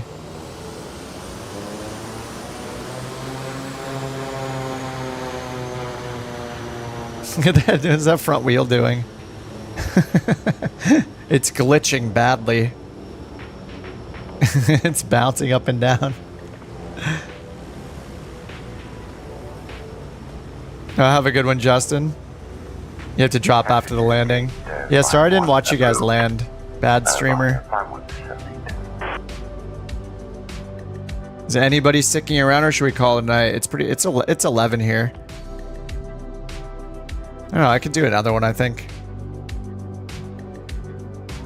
Tomahawk's pretty fun. Maybe do IFR this time. Weather is pretty good here for VFR, though. You're gonna hop on, Chase? Alright, I'll do another one. Sounds good to me. Alright, let's get all the lights and everything off. Parking brakes on. Hold a mixture. There we go. Magneto's off. Alternator and battery off. Get credit. 225 Echo Mike. Get credit in the Microsoft Flight Sim logbook there. Following the King Air holding short of Oh yeah, CY. Oh Matt, you retracted it. CYQT. Wait, Matt, you're the voice at the tower, right? If it wasn't 2 a.m., yeah, fair enough. Yeah, it's only 11 here in California. We can fly anywhere. What was it? What was the code to the airport you're a tower controller at, Matt? Raph, you're my biggest fan. Thanks, man. What's up, Andrew? Looks so much fun. It is fun. You should play. Flight Sim's incredible. It's going to get even better in November when 2024 comes out. What was the code? CYQT? Okay. Let's switch over. Canada time.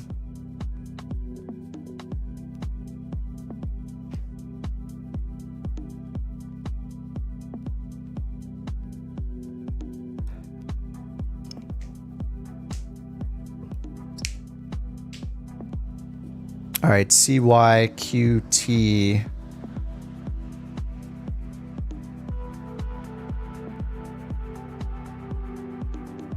We'll see what the weather looks like. Maybe we can do more VFR. Oh, the voice is different than in real life. Yeah, they said that that's what would happen when they use your voice to make an AI voice. What's up, Deuce? Yeah, they said it would end up not really sounding like you. All right, CYQT.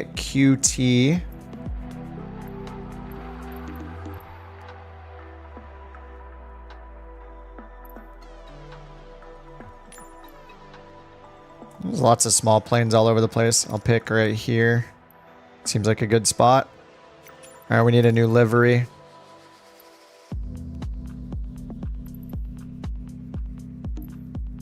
This one looks crappy in the thumbnail, but maybe it'll look good. Maybe it'll look good in the sim. Once we're loaded into the real world. Well, let's do this one. This one's kind of American flag looking, isn't it? We'll go over here, ramp 26. Thunder Bay. Can you join? Yeah, we're on USA West. Loading into Thunder Bay. CYQT.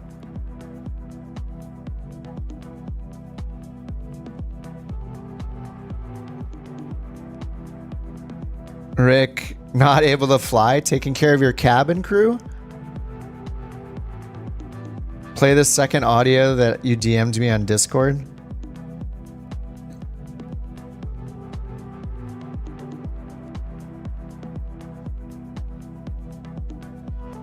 Oh, the tour. So what modifications does he make? Okay, hopefully I don't regret clicking this. Twin Cessna 5 Whiskey Romeo, Thunder Bay Tower, after takeoff, fly runway heading until reaching 5,500. Then proceed on course, winds calm, runway 25, Proceed cleared for on takeoff. course. And then the final. Okay. Twin Cessna 5 Whiskey Romeo, Thunder Bay Tower, after takeoff, fly runway heading until reaching 5,500. Then proceed on course. Winds calm, runway 25, cleared for takeoff. Wait, he turned you into a female controller, basically. What is that first one? Twin Cessna 5 Whiskey Romeo, Thunder Bay Tower, after takeoff, fly runway heading until reaching 5,500. Then proceed on course, winds calm, runway 25, cleared. They sound like two different voices. Twin Cessna 5 Whiskey Romeo, Thunder Bay Tower, after I mean, this takeoff, one sounds fly good. runway heading until reaching 5,500. It sounds a lot better than the first one, of course. It doesn't sound like you at all. I don't know, what it originally sounded like. But yeah, that's what they said is like, I don't know, I guess it goes through, it's kind of weird what kind of processing it goes through then to basically change the voice that much. It's kind of interesting. Hey, Ian. Your brother in the background. Oh, this is a British Airways one. British Airways Tomahawk. All right, where are we flying to?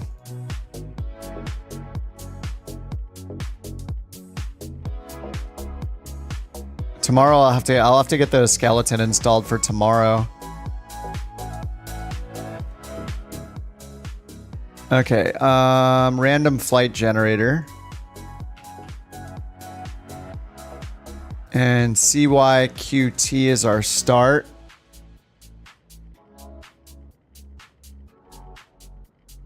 Okay, random flight generator. All right, do any of these sound good? Hancock. It's only giving us 2 airports. Hancock or Atikoan? Atikoan?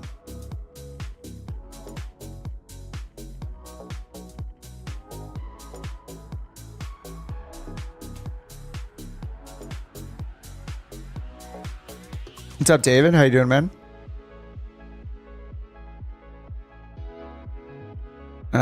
Let's just see the difference between Hancock and Atikoan. Oh, this one's all over the water. That won't be as fun. And I don't have VFR charts for Canada. So maybe we just have to do IFR. Atikoan is decent looking. I think we'll have to do IFR then. Atikokan? Atikokan, okay.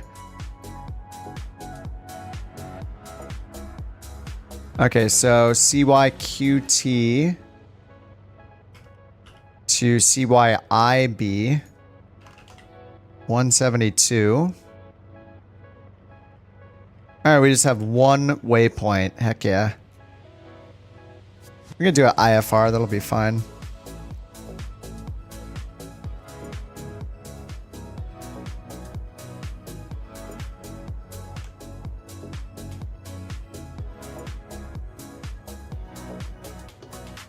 Just a single waypoint. It's about an hour to get there. 4,000 feet.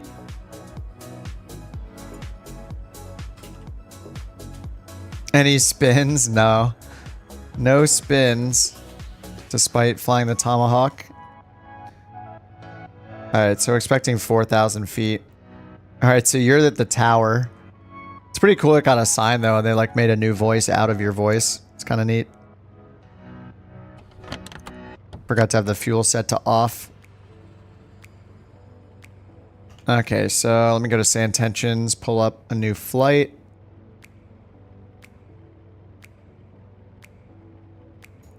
Alright, let's get this thing started up. Actually, let me check if there's anything wrong with it first. No warnings, nice. And we could check the walk around real quick just to see the condition of things. And I guess I'll do... Let's see, how much fuel does it say we need? 179 pounds. What is that in gallons?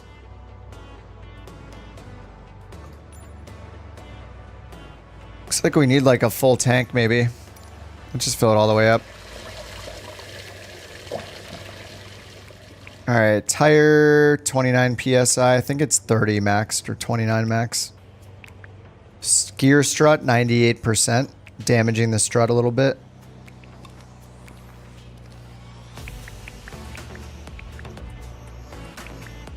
Yeah, 98% on both the struts.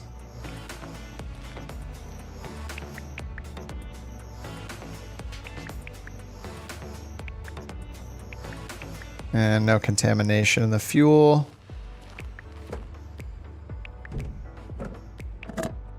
And 100% on the fuel in the right tank.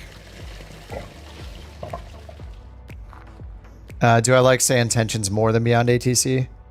In general, I use Say Intentions more. The times that I'll open up Beyond ATC, I'll usually do it because I don't want to talk. If I'm tired of doing all the comms myself, like especially if I'm flying an airliner and I want it to be more realistic by having like the FO do all the talking, like I'll use Beyond ATC for that because I can just check the co-pilot boxes. That's one of the main reasons I use Beyond ATC.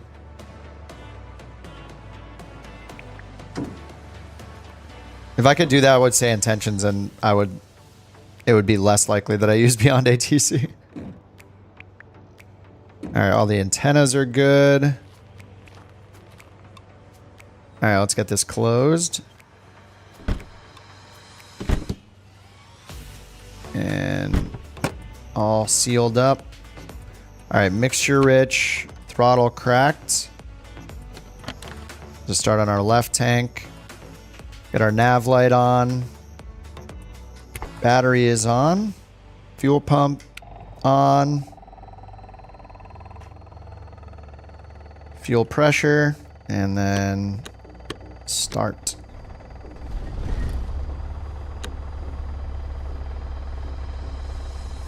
Alright, we're at 1,000 RPMs. I'll leave it there. Let's see if I broke anything during the startup. Nope. Alright, sweet. And let's go pull in our Simbrief flight plan. Charts. Alright, and we just need the two airport diagrams because this is a short flight. No SIDS, no stars. What's up, towels? We're still live. Well, I took like a 3-hour break and then got back on. Which plane? I'm in the Tomahawk. Alright, so we got our two airports. Going again, yep. You're gonna get in on this one? Do it. CYQT.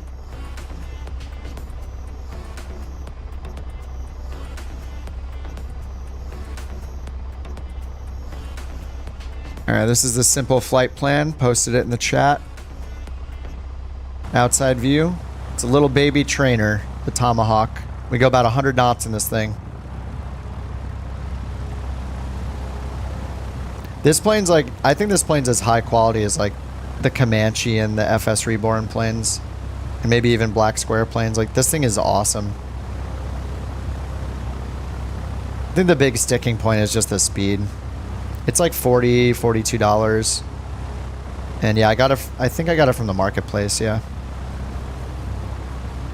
I still would recommend, if you don't want something this slow, I would get the Comanche instead for like $8 more. It's like $50. Yeah, US West, Matt. And then if you want something even faster than the Comanche, then I would do the Meridian if you like a G1000 for a turboprop. And then if you want something even faster, I'd do the TBM 850 if you don't want a G1000. But I think this plane is awesome with all the wear and tear. Like, the features are great. It's got a walk around and everything. It is pretty cool. All right, radios are on.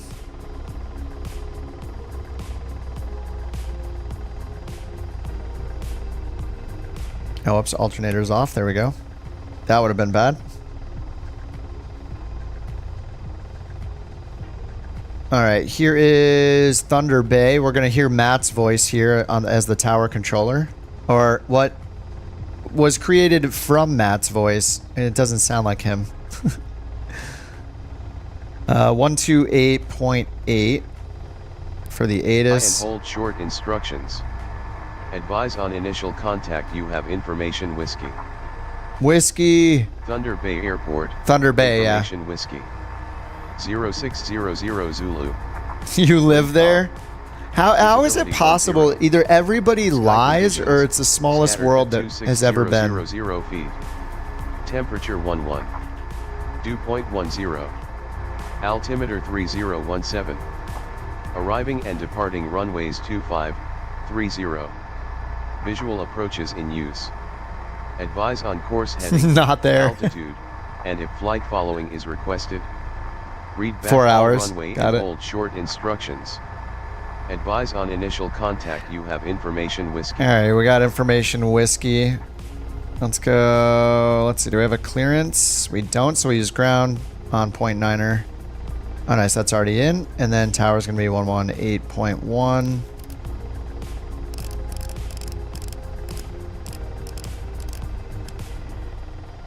All right, we're all started up, so let's go ahead and get our clearance to... where are we going again? I gotta learn how to say the name. So we're going CYQT Thunder Bay.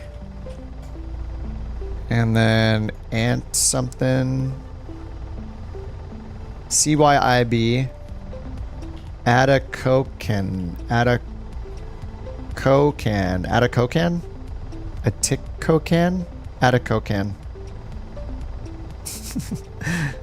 Alright, we'll see how they say it. They'll probably say it wrong too. I hope. Alright, Thunder Bay ground. Thunder Bay ground. Piper 6063 Echo. IFR clearance to Atacocan. Atacocan. I don't know. Atacocan? Atacocan? Piper 6063 Echo, Thunder Bay ground. Okay, just a sec. I'll have your clearance for you.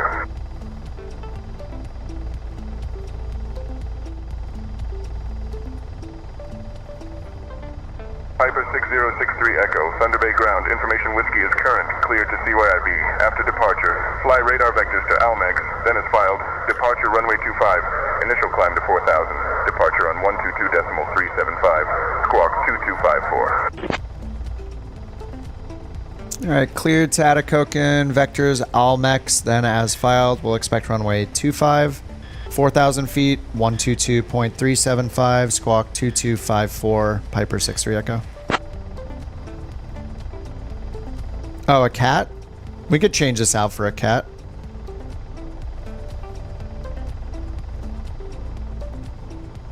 It's a dog, but we can make it a cat. It's aviators. It's by a company called Got Friends. Alpha, Akron Canton ground. Taxi It's to a bunch of runway co-pilots. 19er via Echo. Cross runway 23, then Delta, Bravo, Oh, I Juliet. like Dusty. All right, we'll go Dusty. There we go. Oh, she's very sleepy. Dusty looks drunk. All right, she's chilling. They didn't tell me my readback was correct, right? The heck?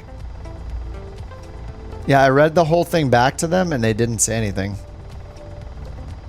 Wait, it thinks that I said to them, I see it. Wait, what? The heck? Let's try this again. Cleared to Atacocan as filed. sorry, correction, vectors to Almex, then as filed. Runway 25, climb maintain 4,000 feet. Departure 122.375, squawk 2254, Piper 63 Echo. Okay, translated it right that time.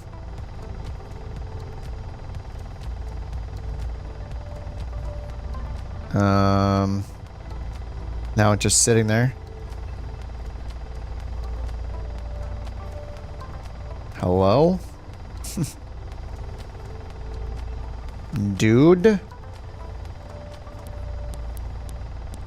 Alright, while we're waiting for them, let's program this in, I guess.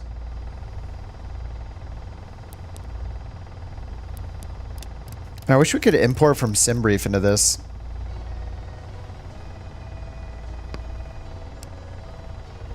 Luckily, it's a very easy route. CYQT, Thunder Bay. Almex, ALMEX. Almex, Canada. And then CYIB. That's it. Super easy.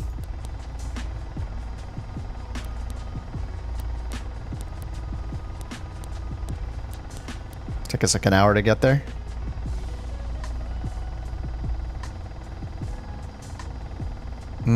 Thunder Bay ground, how do you copy? Will they answer me? Piper 63 Echo, clearance on request. Stand by. On request? They already gave it to us. The heck? Oh, lots of crew here on the ground, walking through my wing. Piper 63 Echo, information whiskey is current. Clear to CYIB. After departure, fly radar vectors to Almex, then as filed. Departure runway 25. Initial climb to 4,000. Departure on 122.375. Squawk 2254. Cleared to Charlie Yankee India Bravo. Vectors to Almex, then as filed. Runway 25. Climb maintain 4,000. Departure 122.375. Squawk 2254. Piper 6063 Echo. Learjet, Tree Lima Juliet, taxi to holding point Alpha 2 via taxiway hotel. Taxiing to holding point Alpha 2 via hotel Learjet, Tree Lima Juliet. Piper 63 Echo, read back correct. Alright, read back correct. We got it. Alright, we're gonna climb to 4,000. And then the squawk code's already in. Let's just get our taxi. So they said expect runway 25, so we're right here. So we're gonna expect to go up here, I guess, just Bravo?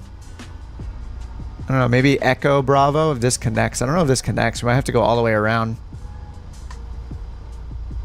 Thunder Bay ground, Piper 63 Echo, ready to taxi with information whiskey.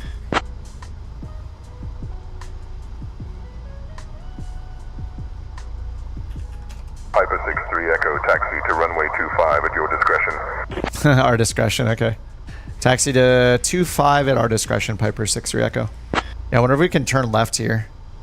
Actually, let's turn off the parking brake and use the Shift P pushback. Oh yeah, here it comes. Getting pushed by the invisible man. Get in there. Eventually, the invisible man will push us back. Ah, there we go.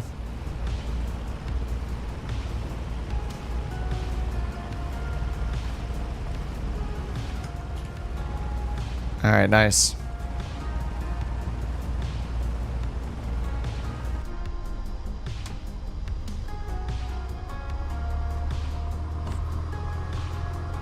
All right, let's get our landing light on because we don't have a taxi light.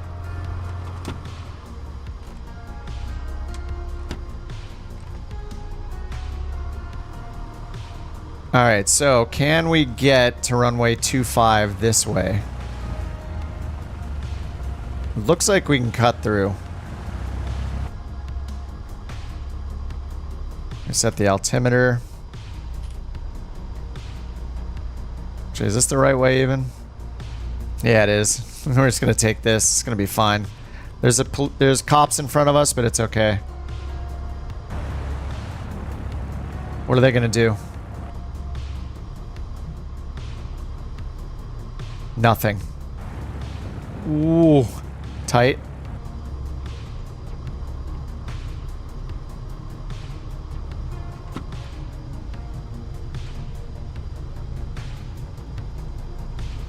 GSX. Yeah, I was using it for a little bit. It's just kind of a lot of bloat. I don't really need it.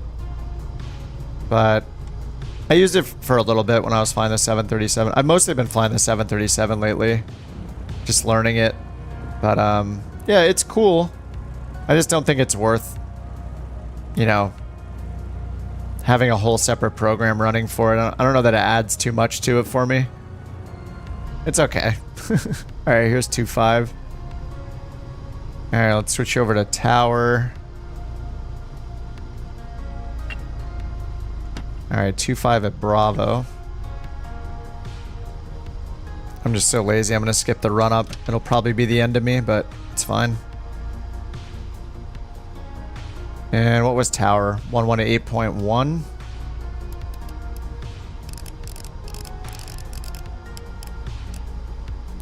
And then departures 122.375. There we go. Beautiful. Alright, let me see where you guys are at. Yes, there's still some of us. Oh, there's like 6 of us, it looks like. Wait a second for 420. What's the Aero 145? Aero 145?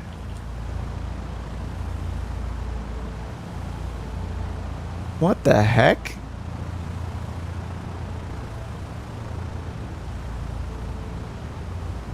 Oh, this thing is so cool looking. Old Czech plane. This thing. I do not have this. This thing looks awesome. Local Legend 11. Aero. The Voda Chody? What? The Voda what? Yeah? That thing is really cool looking. Well, I gotta see the inside. What kind of avionics does this thing have?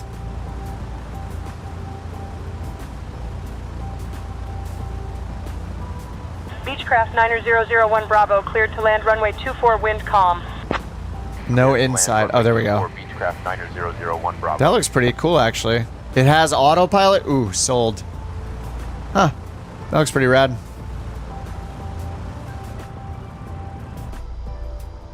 Thunder Bay Tower, Piper 6-3 Echo, holding short runway 25. We are ready to go. Fuel pump, landing lights, strobes. Piper 6063 Echo, Thunder Bay Tower, winds calm, runway 25, cleared for takeoff. That's supposed to be Matt. Runway 25, clear for takeoff, Piper 6-3 Echo.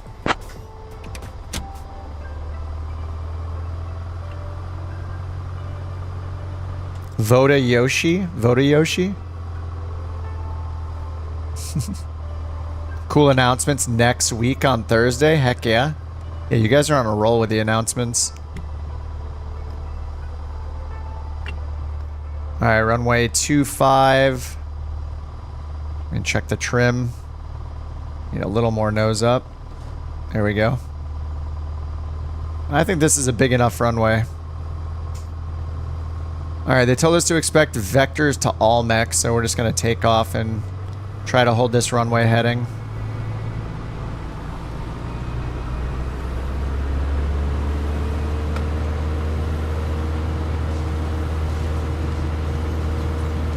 Alright, 50 knots, 55 knots.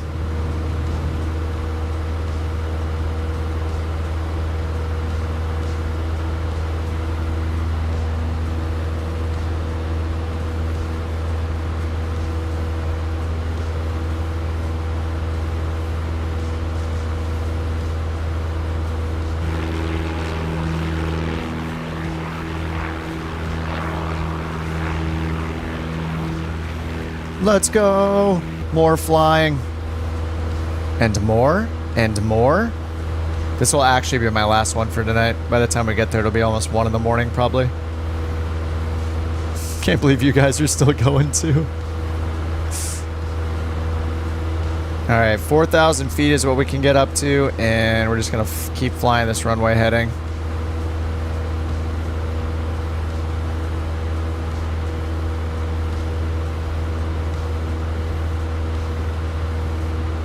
Diamond Tree 71 Bravo, Charlie turn left heading 270 vectors for sequencing. Left heading 270, Diamond Tree 71 Bravo, Charlie. Piper 63 Echo contact departure. Over to departure, Piper 63 Echo, see it. Alright, 122375. Just gonna keep flying runway heading-ish. Alright, fuel pumps off. Pitch down a little bit for 70.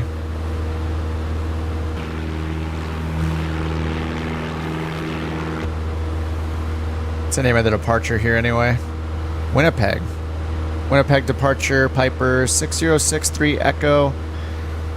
1,900 climbing, 4,000. Voice sounds kind of wonky. Piper 6063 Echo, Winnipeg Center radar contact. Cleared direct Almex. Climb and maintain 4,000. Clear direct Almex, climb and maintain 4,000, Piper 63 Echo.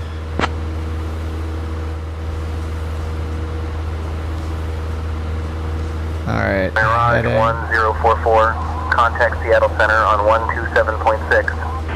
And direct Almex. Let's go do that.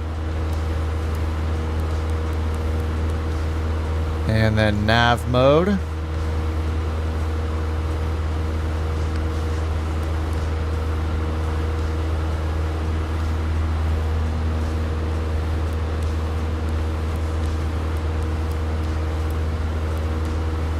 Alright, direct Almex. Should turn a little left. There we go. Alright, we're still climbing up to 4,000. We're at 2,500. Hold the nose down just a little bit.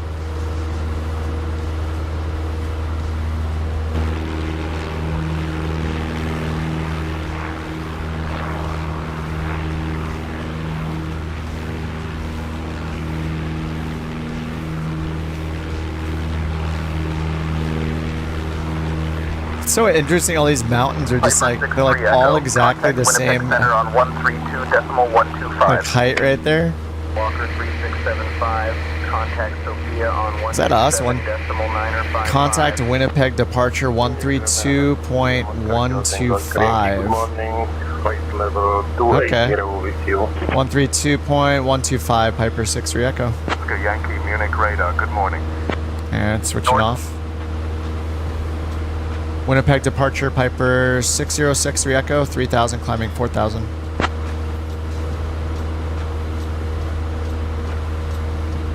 Alright, still no warnings. I guess I'm not killing the plane. That's good. 6063 Echo, Winnipeg Center. Good morning, Thunder Bay. QNH 30.15. Looks like we're on 3015 already. We'll just hit B. Yeah, it's the same.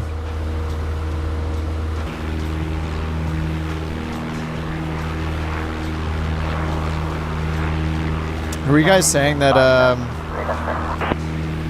my ground textures look like too unsaturated? You think it's Rex? You think Rex is messing with it? Doesn't look bad to me. It doesn't look unrealistic. I know, like the green isn't too green.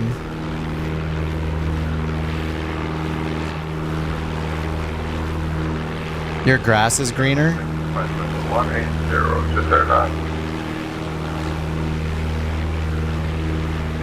And neither of you guys are using Rex.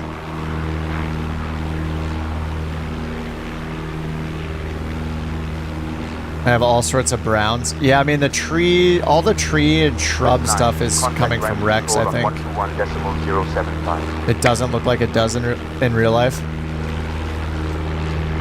But I don't want to uninstall Rex because then I'll have all the stock to one tree that exists in Flight Simulator everywhere.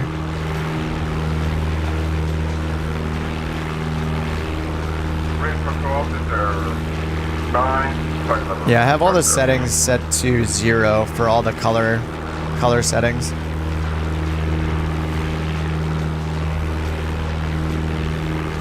You use Rex and it's much greener. Huh. Yeah, I have mine set to Bing latest version, high LOD.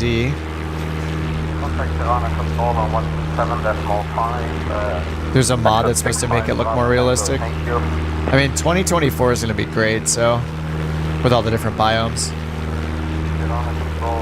Lot greener in real life. So all the brown is trees, and that's because of Rex. So as long as the ground here, like the fields are looking right, I think it's fine. Rex is just replacing so many trees and shrubs and stuff. So that's why I have a lot of brown. People have been saying that for a while too, that it's just like, oh, oops, we're over 4,000 feet. They've been saying for a while that that Rex is like making everything way more brown than it is.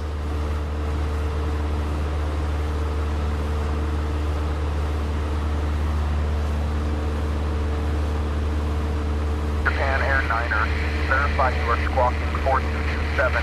Alright, I'm gonna turn off the autopilot and get down to 4,000 feet. Surprised they're not yelling at me for busting it. I'm 1,000 feet above what they assigned and they're not even yelling at me. Good kitty. Dusty's falling asleep over there.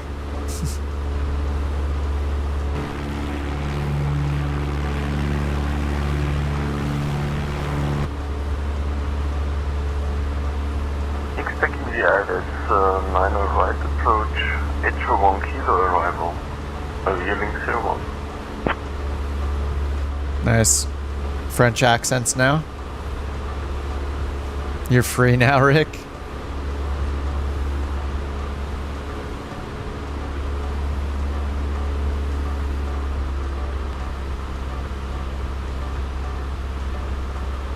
Alright, I'm gonna get autopilot back on in this little descent I have going. I'm gonna just pull some power out to get down to 4,000 feet. Turn on Sarah. Oh, I haven't heard Sarah's voice yet, actually, her new voice. Let me check it. We listened to Janet and Jeff, but not Sarah. Alright, let's see how she sounds. Sarah, let's hear your brand new voice. I'll just turn her on tour guide. Avialink 01, contact Miami. At our 11 o'clock, about 11 kilometers away, you'll see Heimer's Fair parking. Now, Heimer's Fair is a delightful little spot that has been around since 1912. It's a classic country fair where you can find everything from livestock shows to pie-eating contests. The fair is a big hit with families and anyone who loves a good old-fashioned community gathering. They even have a midway with rides and games. It's like stepping back in time to a simpler. I have the chatter on the second to lowest setting, and it's just non-stop. The homemade jams and jellies they sell there are to die for. I have the chatter on 2 out of 10 or whatever, and it's like it's like every 5 seconds or something. Now that I said it, it'll probably stop for like 10 minutes. Now there it goes again. We're very, very slowly going down. I wish I could pitch it down. It's just got a pitch hold, but I don't think I can change. Actually, can I do this? Let me try something. If I do pitch reference, increase, decrease, I wonder if that'll work for this autopilot. Make sure I don't have these bounds. Okay. Then we'll do... There's like a pitch reference decrease. Yeah, AP pitch hold reference decrease. It's supposed to be nose down. Pitch hold. Increase, nose up. Okay, let's try that. So now if I just hit pitch nose down. Yes, it does work. Heck yeah. There we go. Basically gives me like a vertical speed mode. Eye tracker? Yeah, I have Tobii eye tracker. I just have it turned off right now. I was using it a bit earlier.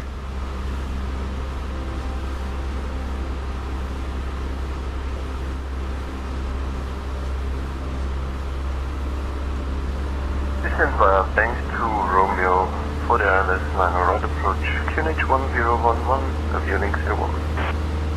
Guy sounds very professional. Okay, we're still direct Almex, 15 miles to Almex. And we're getting down to our 4,000 feet. Center, Eva 156 at flight level 450. Use open track sometimes. Yeah, I don't really like head tracking that much. VR. Yeah, I do. I have VR sitting in the closet, like a lot of my other sim gear stuff that I never touch. Like I have a full G1000 suite. I have a 530. I have a 430, all from real sim gear. I don't use any of it.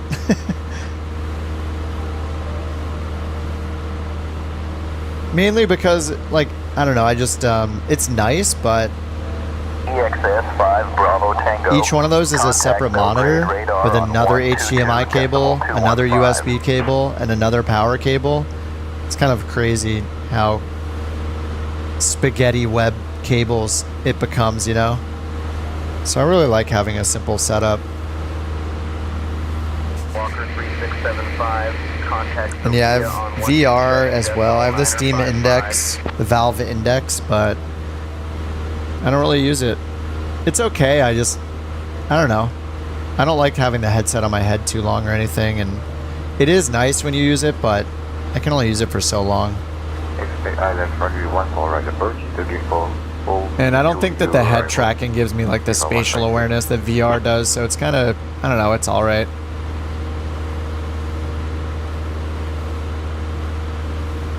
I just use the, I just have a monitor. It's, Japan Air Niner, verify you are squawking 427. Hey, some of those trees look a little darker back here. Maybe that's just shadows coming into play or something. The ones here are just like very, very tan, light brown.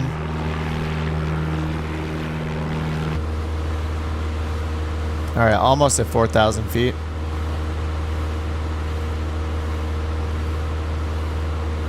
Oh, Kennedy Steve? Yeah, he's in there. Yeah, he's at Kennedy Ground. At Orlando? Wait, is he working there in Orlando in real life? Is that why he's at Orlando now? I remember when you guys announced that. It was awesome. Or when Santentions announced it. Oh, he retired. Okay, yeah. Well, then he's at JFK, right? He was on the ground at JFK. They didn't move him, right? Wouldn't make sense for him to be anywhere else, would it?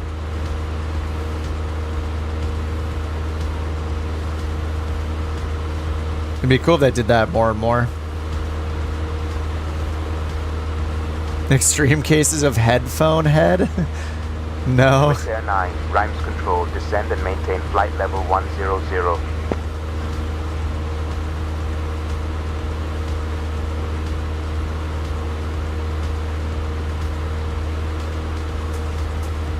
There's also like this controller at Phoenix. Is it Phoenix Tower, maybe?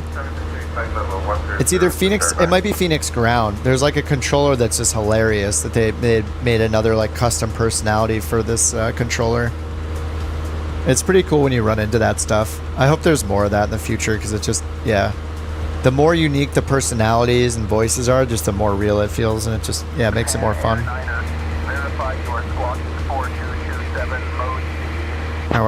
I was almost at 4,000 feet, and now we're getting these crazy drafts that are just blowing me up 200 feet. Look at this. It's going crazy.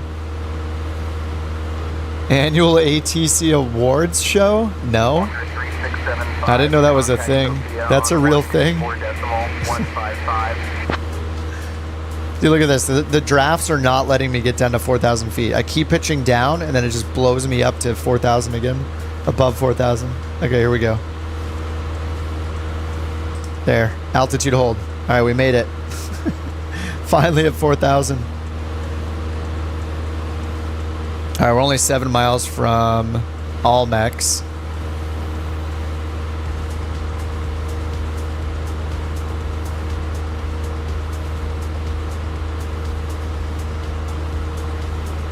Oh, and there's no controller here at Atacocan.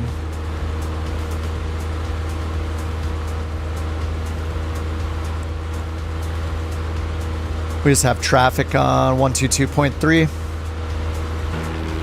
Other awards for things like talking down passengers that... Oh, I see. Passengers landing the plane. Does it happen that often? I mean, I've seen those YouTube videos with like the, times that's happened before and a passenger's landed the plane. It's pretty crazy. There was a guy in like, was it Florida or something that landed that King Air?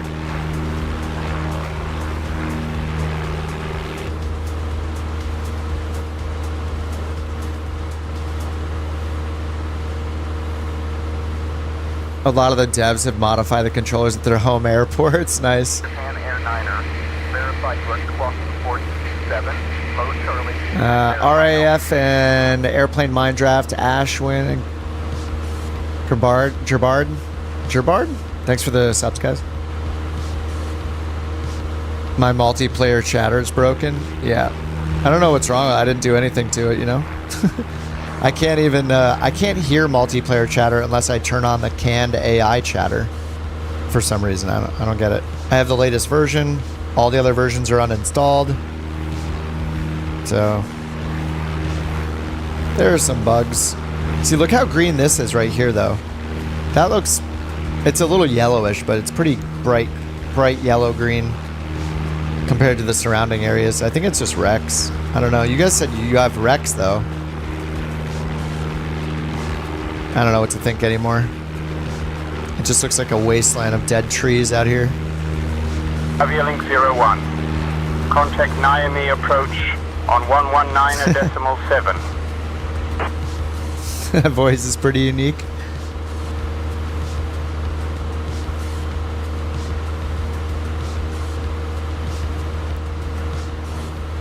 The Archie League Medal of Safety Awards. Huh. I didn't know that existed. Oh, I was gonna say that sounded like almost German or Austrian or something, that voice, and then the guy that replied to it also sounded, I think maybe German.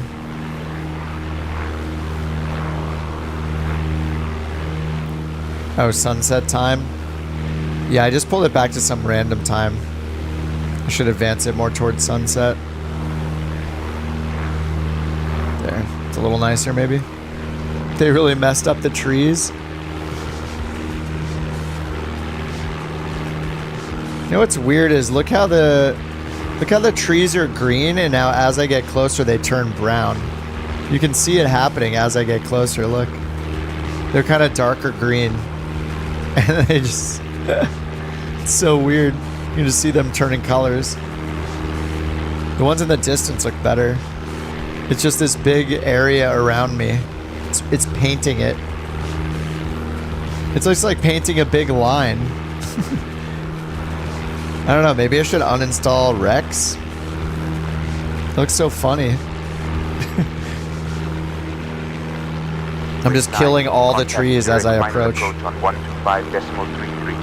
Yeah, I've used VATSIM Alpha.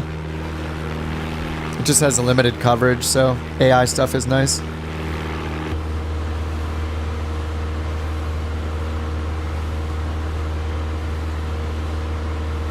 Yeah, this must be something, it must have something to do with Rex, or I don't know.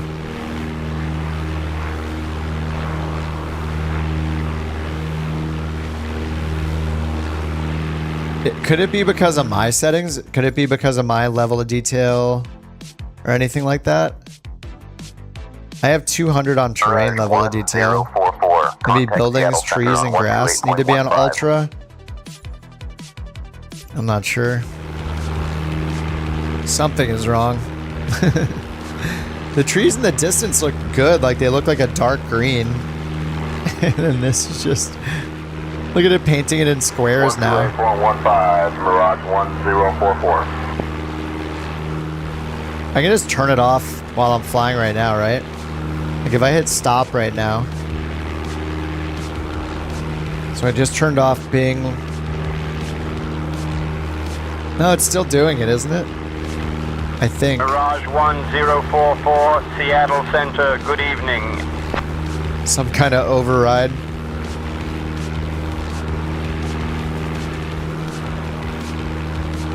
I turned the map enhancement off and yeah, it's still doing it. Singapore 21 Center, you are leaving control. I mean, it must be Rex. Contact Oceanic Control. That's the only other thing that I have running for scenery, like global scenery stuff.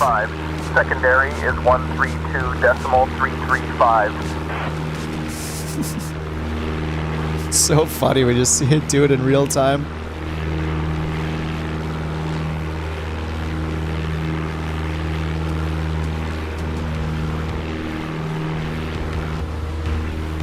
And we just take the drone and fly it ahead of us. I don't know, it's doing it even when I fly the drone, look.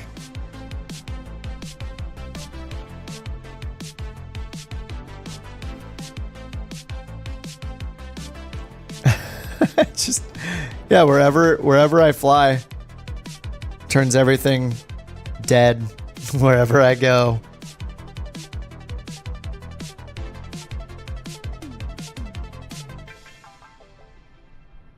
Pretty weird. Yeah, like crop dusting a weed killer. Yeah, exactly.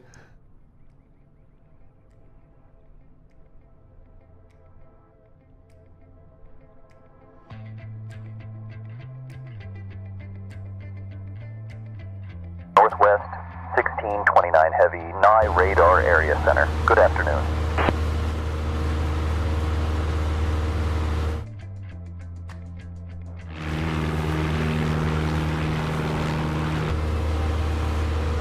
Pretty weird. I don't know. It's weird because you guys use. You guys said you're using Rex and the map enhancement, and you don't have this problem. So definitely have something. Yeah, Matt, totally. Yeah, Flight Sim 2024. I'm very excited. No more map enhancement mod needed, right? No more Rex accuracies needed. I think it'll be interesting. I'm most interested in the. I mean, they still haven't announced shared cockpit. We'll see what the career mode stuff brings. I don't think it's going to be a full career mode, but they said they're going to talk more about it in September. So definitely interested in hearing that. But I think more than anything, it's just going to give them. It's probably going to give developers that do make career mods more options with like all the new physics stuff they're building in. With all the new like firefighting and crop dusting and, you know, EXS5 Bravo Tango. all those physics level things that are now possible could be cool. On 122.235. Alright, we're going direct to the airport now, 58 miles. And there's just an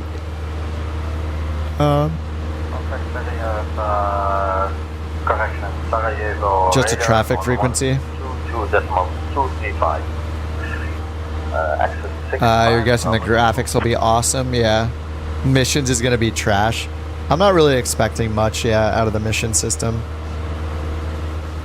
But I think it'll give like on air and NeoFly and stuff the ability to hopefully let you do those missions on a bigger scale.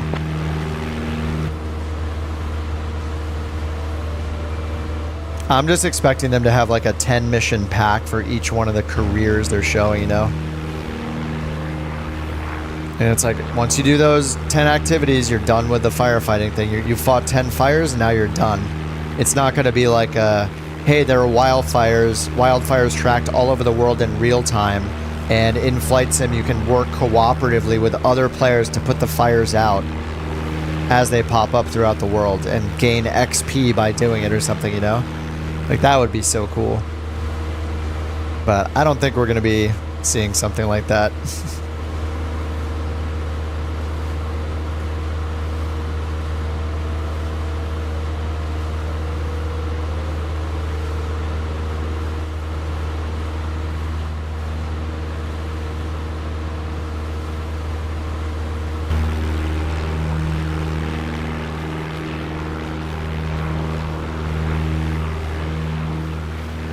Leave the creativity to the marketplace.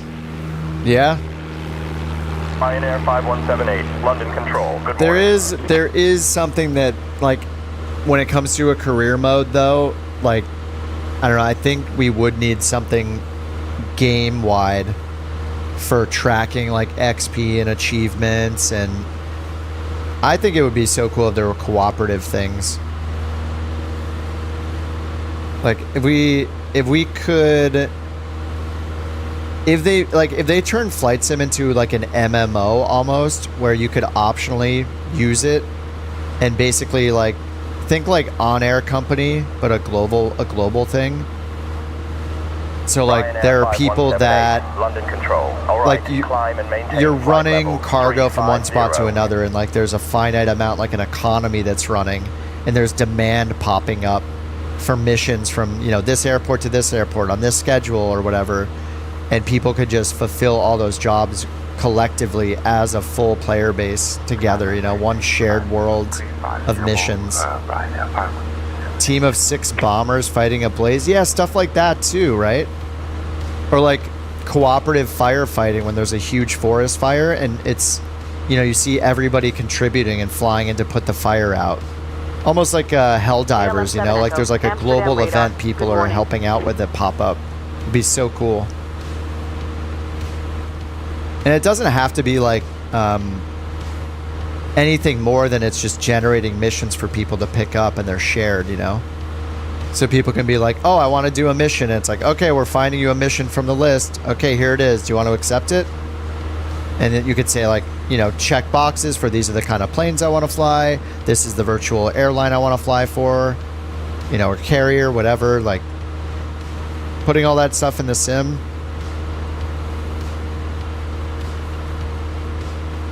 I think the cooperative stuff is the most game-changing stuff, like fighting fires together. And being able to see people do the missions is also, I think, going to be important. Like, would be incredible. Like, if, say I'm flying along, I'm ferrying, you know, a little bit of cargo from one airport to another, and there happens to be a fire over here, and I can see people flying in, putting out the fire as I'm passing by it. That would be so cool. Or I look down, and I see emergency lights in a field over here, and somebody is landing, like a Grand Caravan or something, to pick up the person, or somebody's landing a helicopter there to medevac them away on another mission. Would be so cool. You don't want them making fire missions? I would love to see people in real time doing missions as I'm flying. You want to make a flight service to fight fires across them? I don't want it in the market. I just want it to be like a real-time, living, breathing mission system that's always happening. Like right now, when you look at the sim, all you do is see people flying like from one airport to another. Maybe every now and then you'll see someone landing over here. But instead of that, like, it would be so cool if somebody is landing, they happen to be landing over here in this field to do their rescue mission in a helicopter or like a Grand Caravan or something, you know? Or a Kodiak, like being able to witness people doing missions other than fly from one airport to another. I think it would be so cool. Oh, you want third party to run any kind of mission? Hong Kong radar. I guess. I just don't know how that contributes to like one like living, breathing sim world, you know? I'll have your descent for you in roughly Man, the chatter, they're okay? See, this is why I don't want. See, I'm hearing the AI chatter and the global chatter, and I only want the real global chatter, but I can't have it. Expect the ILS Turn off the canned chatter, I lose all the real multiplayer chatter. Grizz 7 arrival. I'll have your descent ready for you in about 2 minutes. It's just too much right now. I have it turned way down too. You want it to make any kind of mission possible? I'm just trying to think like what step one might be. I think what kind of worries me is like if they keep adding more and more stuff in the marketplace, like mission wise, like have you seen like the saturation of all of those all those like VA systems things for like routes that are just saturating the marketplace? I don't know. I'm a little worried that they're letting almost anything through in the marketplace. Those like mission packs that people like that VA Systems developer is selling for like $25, and all it has is like a list of routes to fly for each carrier and each location in the world. Like nobody's buying them. They have like 0 reviews. I don't know. I just want more interactivity between the people flying in the sim. I want shared cockpit. And I want to see people doing other mission types in real time that I can watch in the distance. Like, I want to see someone flying past me, like tugging, like with something, with like in a helicopter, like pulling a payload with a rope or a cable past me. You know, like that would be so cool. I mean, we already don't really, unless you're at a huge airport, you're not like running into people over and over and over again. You know, you'll see a few people here and there. One shared multiplayer server would be so cool as well, where it's based on where you are in the world, not what server you choose in the world. So it's just like a grid system. When you cross a certain invisible border, you're switched to another multiplayer server. I think that would be cool too. Because just because I'm flying on the East Coast or in Canada right now doesn't mean I don't want to see people also flying in Canada. I just happen to be on USA West because the ping's better. Like, the ping doesn't matter too much in Flight Simulator. This is such a slow-paced game. It'd be cool if they just had one mesh of servers.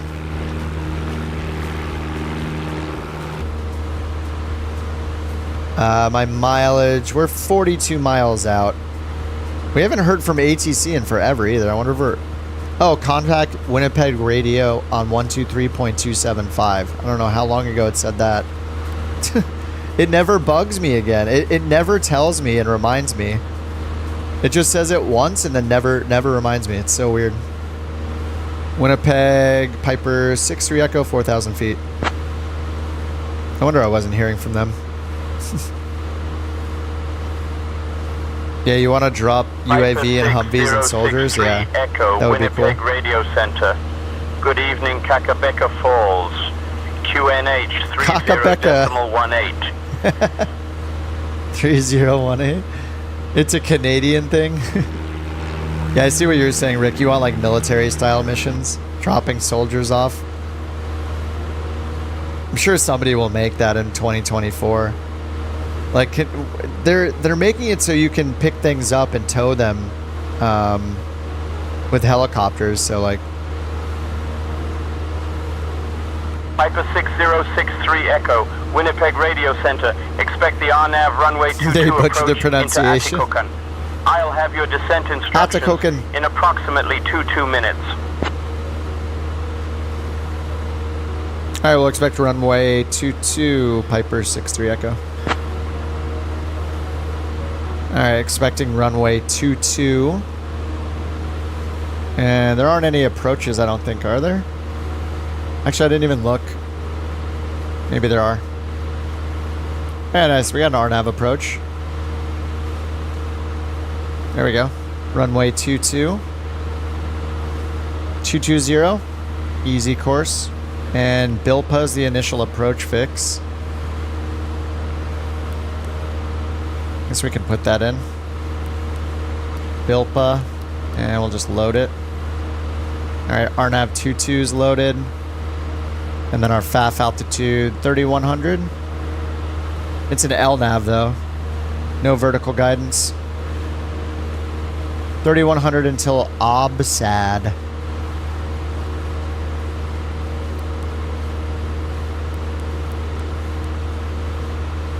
Oh, you have it now? What's the name of the mod, Rick? What's the military drop-off mission thing called? Man, I really need to figure out how this is, why this is messing up so bad. Maybe tomorrow, first thing before I stream tomorrow, I'll test it. I'll uninstall Rex and launch it and see if it. Oh, Military Tech is the name of the add-on? Hold on, let me look it up.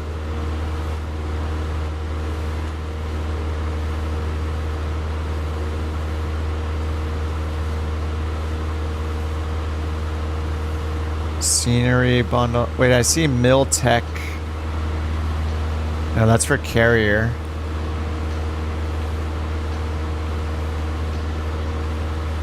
I don't see it. Miltech simulations. Comes with a military chopper. Oh, I know. You're talking about the Chinook. Or the Chinook. I know what you're talking about. Yeah, the Miltech Chinook. Yeah, I did that when it came out too, yeah. Sorry, I know what you're talking about, yeah. With the Chinook helicopter, yeah. And it has like missions built into it, and you can pick up the Humvee and stuff. Yes. Yeah, I did that when it came out. It was really cool. I think that's like a nice preview of what we're going to see in Flight Sim 2024. And somehow they made it work in this Flight Sim before. Sorry, you've been typing that so many times. I'm sorry, dude. You said that like 200 times. I feel bad now. Yeah, it's with the Chinook though, yeah. It just comes with the helicopter. What's up, Daniel? Do we sync 4Flight? I used to use 4Flight, but I just use Navigraph now since I don't fly in the real world. But yeah, you can synchronize 4Flight with Microsoft Flight Simulator. There's an app you can download called, I think it's just called FS2FF or something. It's like 4Flight 2 Flight Sim. And you just download that utility and run it on your computer, and it'll let you it'll report your position in 4Flight when you launch it on your iPad or whatever. What's up, Sean? Yeah, this is our last flight. I'm gonna go to bed after this. Oh, you're using it to supplement your training? Nice. Yeah, it's pretty incredible. Yeah, I just use Navigraph, which is cool. I get the outdated Jeppesen charts. Like, look, you can see this one's from 2021. But Navigraph for sim use is pretty nice. Just much cheaper than buying real-world Jeppesen charts, that's for sure. Which would be like $200 per country. Navigraph is nice just if you're simming only. You don't need it for real life. Oh, towels, you're already there. Nice. Were you in the SR-22? Saw someone in the Cirrus ahead of me.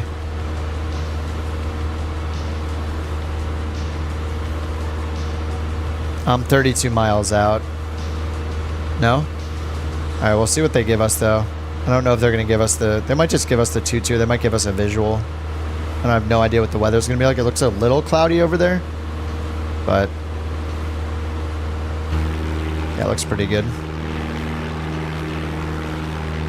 280 miles out? Is it only one server? Do you mean for Microsoft Flight Sim? You can choose your server up here when you click your name. So I'm on USA West. There's a bunch of servers. I just always use USA West. We used to use USA East, but the guys that make Say Intentions, they kind of made USA West the home base for everybody. So if you happen to be flying on USA West multiplayer, you could potentially see somebody that's also using Say Intentions if you're both on multiplayer.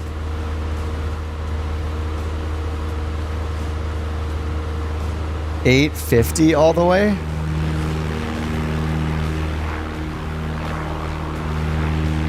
This is so weird. I can't stop looking at the ground now that I notice it's killing all the trees as I fly over them. It's so weird. No, Say Intentions is just PC only. It wouldn't work because there's no, like, your Xbox doesn't send your aircraft position to any other apps or anything. With the exception of Navigraph that works in a few planes, I think. There are some planes on the marketplace that I believe you can use Navigraph with on the Xbox. I think the Meridian might be one of them.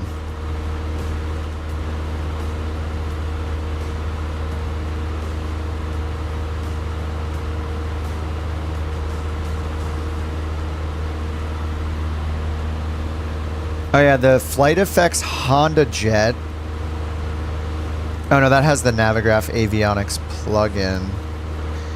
I'm not sure how to find out which planes have Navigraph capability on Xbox, but I think there's more than 0. It might be the flight effect stuff, like the Vision Jet and the Honda Jet, maybe. How many people on a server at once? I feel like I've seen like 30, 40 people before. I don't actually know, Dominic. I don't know how much it limits people to. Like, we do group flights once a week on my stream, and we've definitely had more than 30 people before.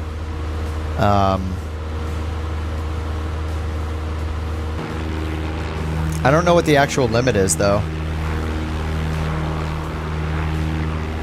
And the Microsoft team does like a weekly group flight as well, and I feel like they've had to have had 50 or more people before.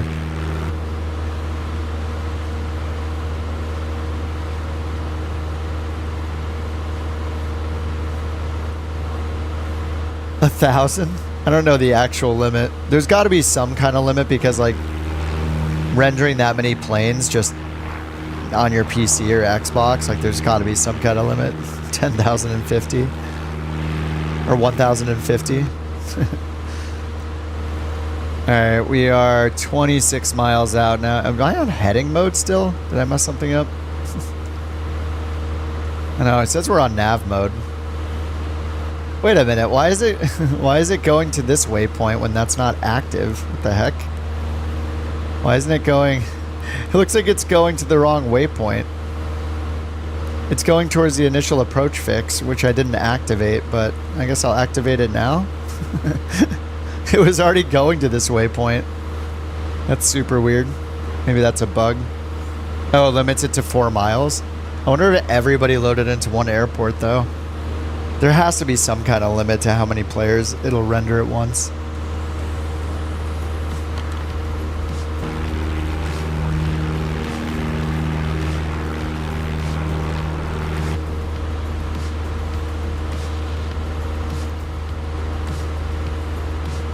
I guess we'll just fly the approach.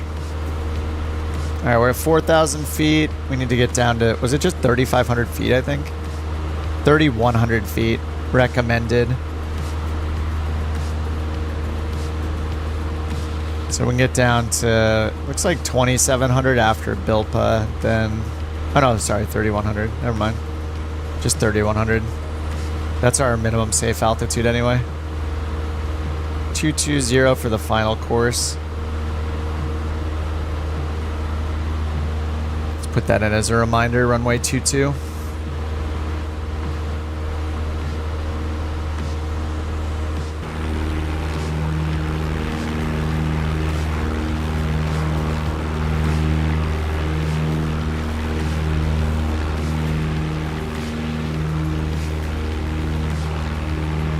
And if I figure out this Rex problem, my sim's gonna look so much better.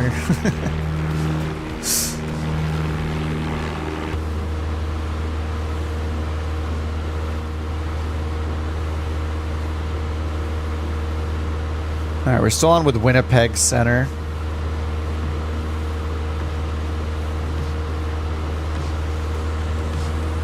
Just waiting for them to give us a... tell us that we're cleared for an approach or something. Or just to report the field in sight, probably. And we just have the CSAF frequency. 122.3.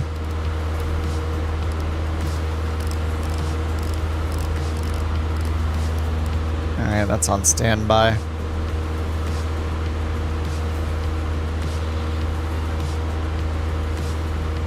I don't think it's actually in nav mode. I think it's on heading mode.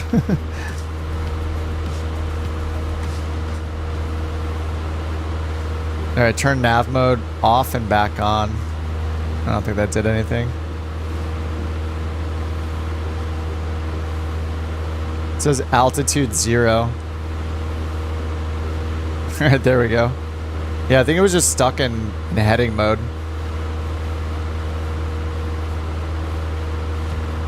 It's okay, it's not really, we're not even supposed to have autopilot in this, so I'll take what we can get.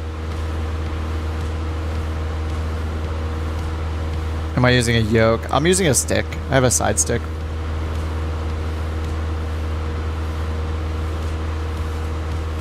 I like having my keyboard right in front of me, so I don't use a yoke anymore. Otherwise, I'd have to put the keyboard off to the side or like, you know, up on top of the yoke or something like that. But it's just personal preference.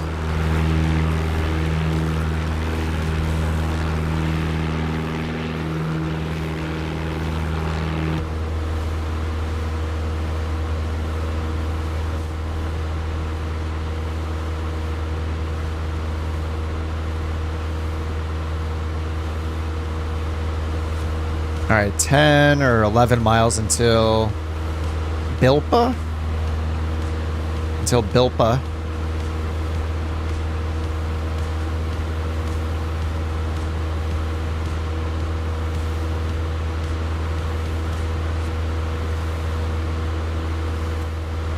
Atacocan?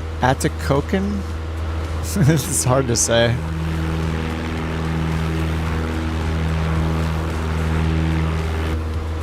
Carlos, thanks for the sub, man.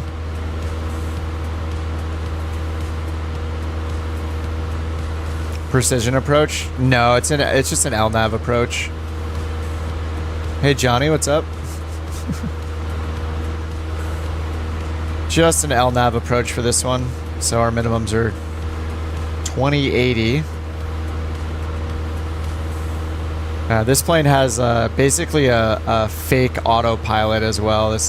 This plane wouldn't normally have an autopilot, but they very kindly put a little basic autopilot here on the EFB, on the tablet that you can use. Just has like altitude, heading, nav.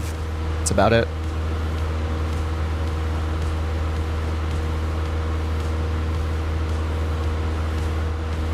It's pretty clear here. There's a little bit of haze. We'll be alright though.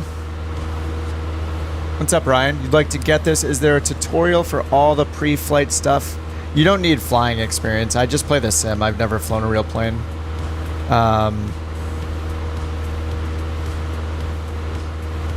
But yeah, like when you first start the sim, there's like some built-in tutorials. I would definitely use the built-in tutorials when you first launch it, because the most important part about those is that they're going to tell you what your main controls are. So it really matters whether you're using like an Xbox controller or a keyboard and a mouse or a stick and a yoke, and do you have a throttle? Do you have rudder pedals? Like, there's so many different configurations of what peripherals you might have. So it's good to do the built-in tutorials. They won't take that long, but just to get the gist of like the main controls and buttons, like how to use trim, and it'll explain that stuff to you. And then after that, I mean, because it's a simulator, it's trying to simulate real aviation, so you can use real world resources or watch YouTubers who are real pilots or YouTubers who do flight sim. And it's up to you what you want to do. Like, some people have fun just flying around in a fighter jet and, you know, not learning any real rules or anything like that. And like when I hopped in, the thing I wanted to learn the most was like the Garmin systems, so like things like this, the GNS, and learn how to use GPS and get to a destination, and learn how to use autopilot. That's all the stuff I was interested in at first. Some people want to fly helicopters, some people want to fly gliders. Like, there's so many options. And you know, you have the internet, so you can Google every question you have as the questions come up. You can watch YouTube videos. You can look up real world checklists. Checklists are like one of the best ways to learn a plane. Like, this one happens to have one in the plane itself, like a virtualized one like this, so I can look through the checklist, which is good practice anyway, to use the checklist always, so you don't forget anything. And there's also like built-in checklists that you can open. Some planes have better built-in checklists than others. It just matters the plane. Yeah, I mean, it's all learnable. Incredible to have a sim this realistic. Yeah, and so this is Flight Sim 2020. This has been out. Next month it'll be 4 years. On November 19th, Flight Sim 2024 is coming out, which will basically replace this one for all intents and purposes. Like, this sim will still exist. They're still going to support it, but I wouldn't be surprised if almost everybody moved over to Flight Sim 2024. So they have like all new lighting models, new planes, lots of new features, lots of improved ground textures. Like they're going to be doing crops and grass and rocks and different biomes and all sorts of stuff. So if you don't want to buy Flight Sim 2020 right now, you can still get it through Xbox Game Pass, which is a monthly subscription for a ton of games. And then you can either do that, or you know, you could buy it outright if you want, and then get 2024 in November when it comes out. But yeah, you make of it what you want, you know. Dude, Liam, 20 more memberships. You're crazy, man. Thank you very much, dude. Liam's going nuts. Liam's given 60 gifted memberships tonight. What a dude. Thanks so much, man. As we wind down for the night, enjoy your gifted couch, or sorry, stool captains. Somebody stop the man. Thanks again, Liam. All right, we're only 0.3 miles. We're going to start our left turn, I guess. They haven't started our approach, so... Winnipeg, we're getting close to the airport. Can we get an approach? November 6-3 Echo. All right, 5 miles to Davuk.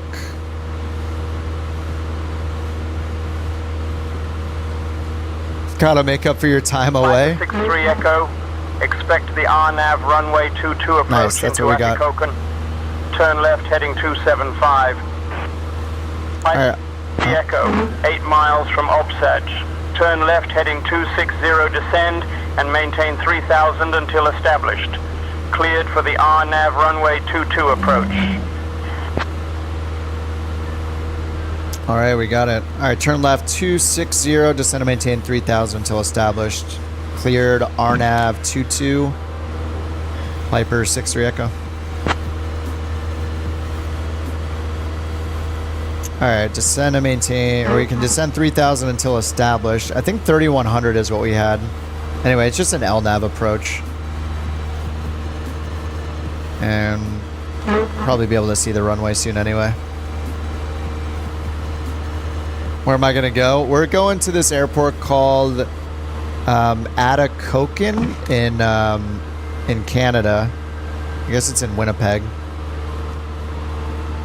This is the last flight, though. After this, I'm going to go to bed finally. Did about 9 hours of streaming today total. What's up, Jewel? Yeah. I wanted to fly the Tomahawk more. Oh, look, we're actually getting a little advisory glide path here. So I guess we can follow that if we want. All right, we're supposed to descend to 3000. Yeah, the Garmin stuff, the Garmin 530, 430, and G1000s and G3000, they all give us like advisory glide paths when we don't have vertical guidance. Kenora District? Oh, it's in Ontario. Oh, okay, I was on with Winnipeg Center, so just assumed we were in Winnipeg.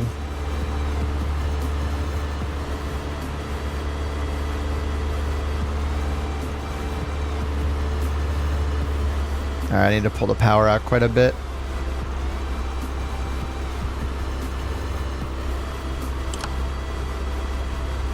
Kenora? Oh, Kenora. Got it. I'm going to mispronounce literally everything. It's impossible to get it right the first time. All right, here comes our lateral guidance there.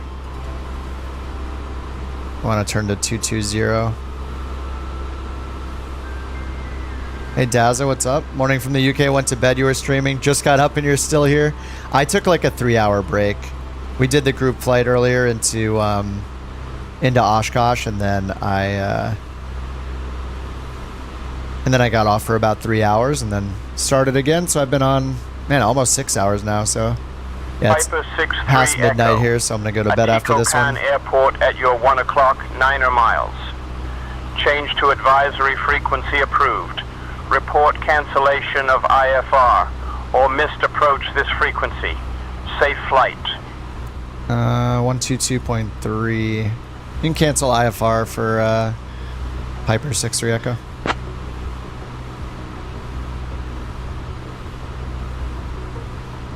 Alright, traffic 1223. Radar services terminated.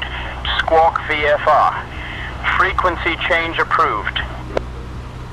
Alright, frequency change approved. Squawk VFR. Piper 63 Echo. Alright, I already put in our 1200 squawk code over there. Let's go to advisory. Alright, and our minimums are 2080, call it 2100. We got a little advisory glide slope we can use. And missed approach is, well, I guess we're VFR now. We can just fly this visually. Missed approach is climbed to 3100.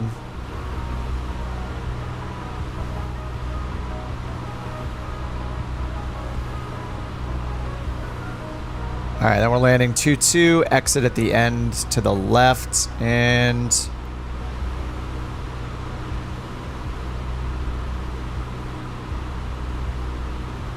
VASI angle is 3. Okay. Now we can get a little bit to the right. Let's get our, let's see, landing lights are already on. We'll just get our fuel pump on. You can see the runway right in front of us there. Yeah, I see the VASIs on the left side, and then yeah, the turnoff is past it on the left.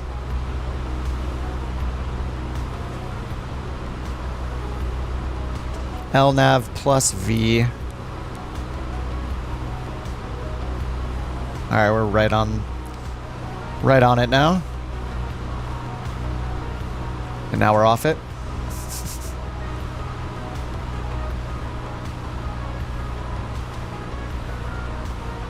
We are climbing somehow. I've been reducing power and nosing down, and the winds are just like picking up or something and just pushing us up into the air. Well-deserved sleep incoming. No, Jake, I'm not a pilot. I just play the sim a lot. Oh, what's up, Blue Banana? How's it going, man? You're on holiday. You don't have your HOTAS. Cool, dude. Yeah, good to see you. Thanks for dropping in. Oh, man, we're getting a lot of gusts here. Killing more and more trees as we get closer to the runway. I gotta figure out this bug tomorrow where the trees below me all die. It's so weird.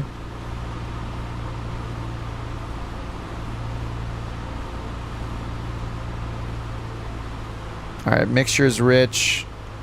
And fuel pumps on.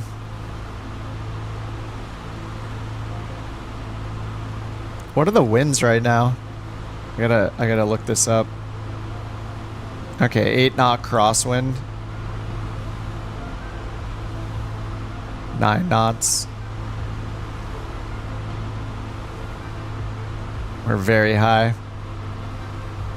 It's not the Turbo Arrow. This is the it's the Tomahawk. Just Flight Tomahawk. PA. Is it PA 38?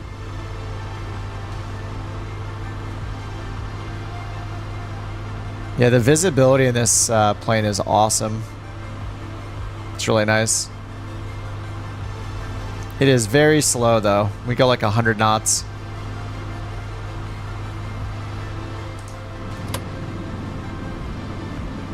Alright, I am too high. See four whites on the VASIs. It's okay, we got 1 notch of flaps out. It's definitely a little windy.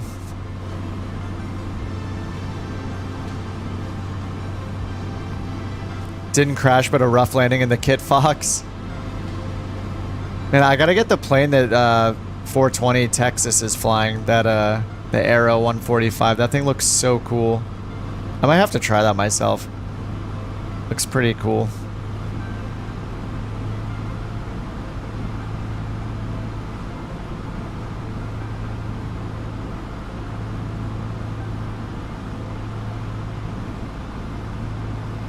Alright, let's get the flaps fully in now. Add a little power.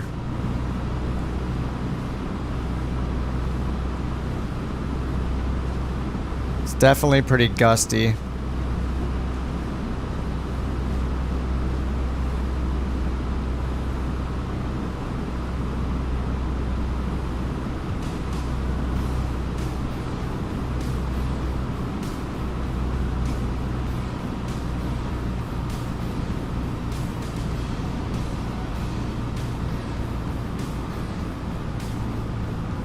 Long landing.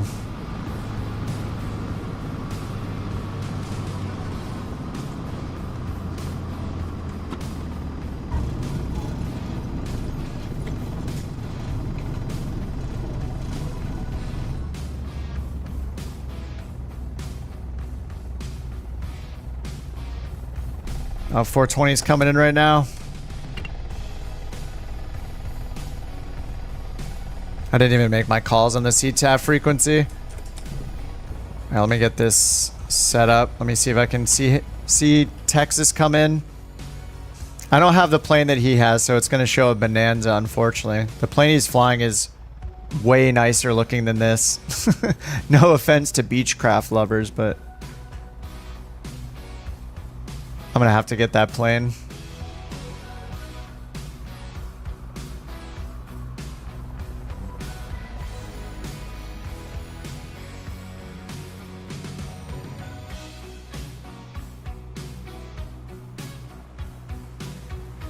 Ooh, that looked nice and soft too. He's still got his nose wheel up. Oh, he's going around. Oh no, he's getting a second landing on purpose. He's going for 2 landings, padding the logbook. 2 landings in a row.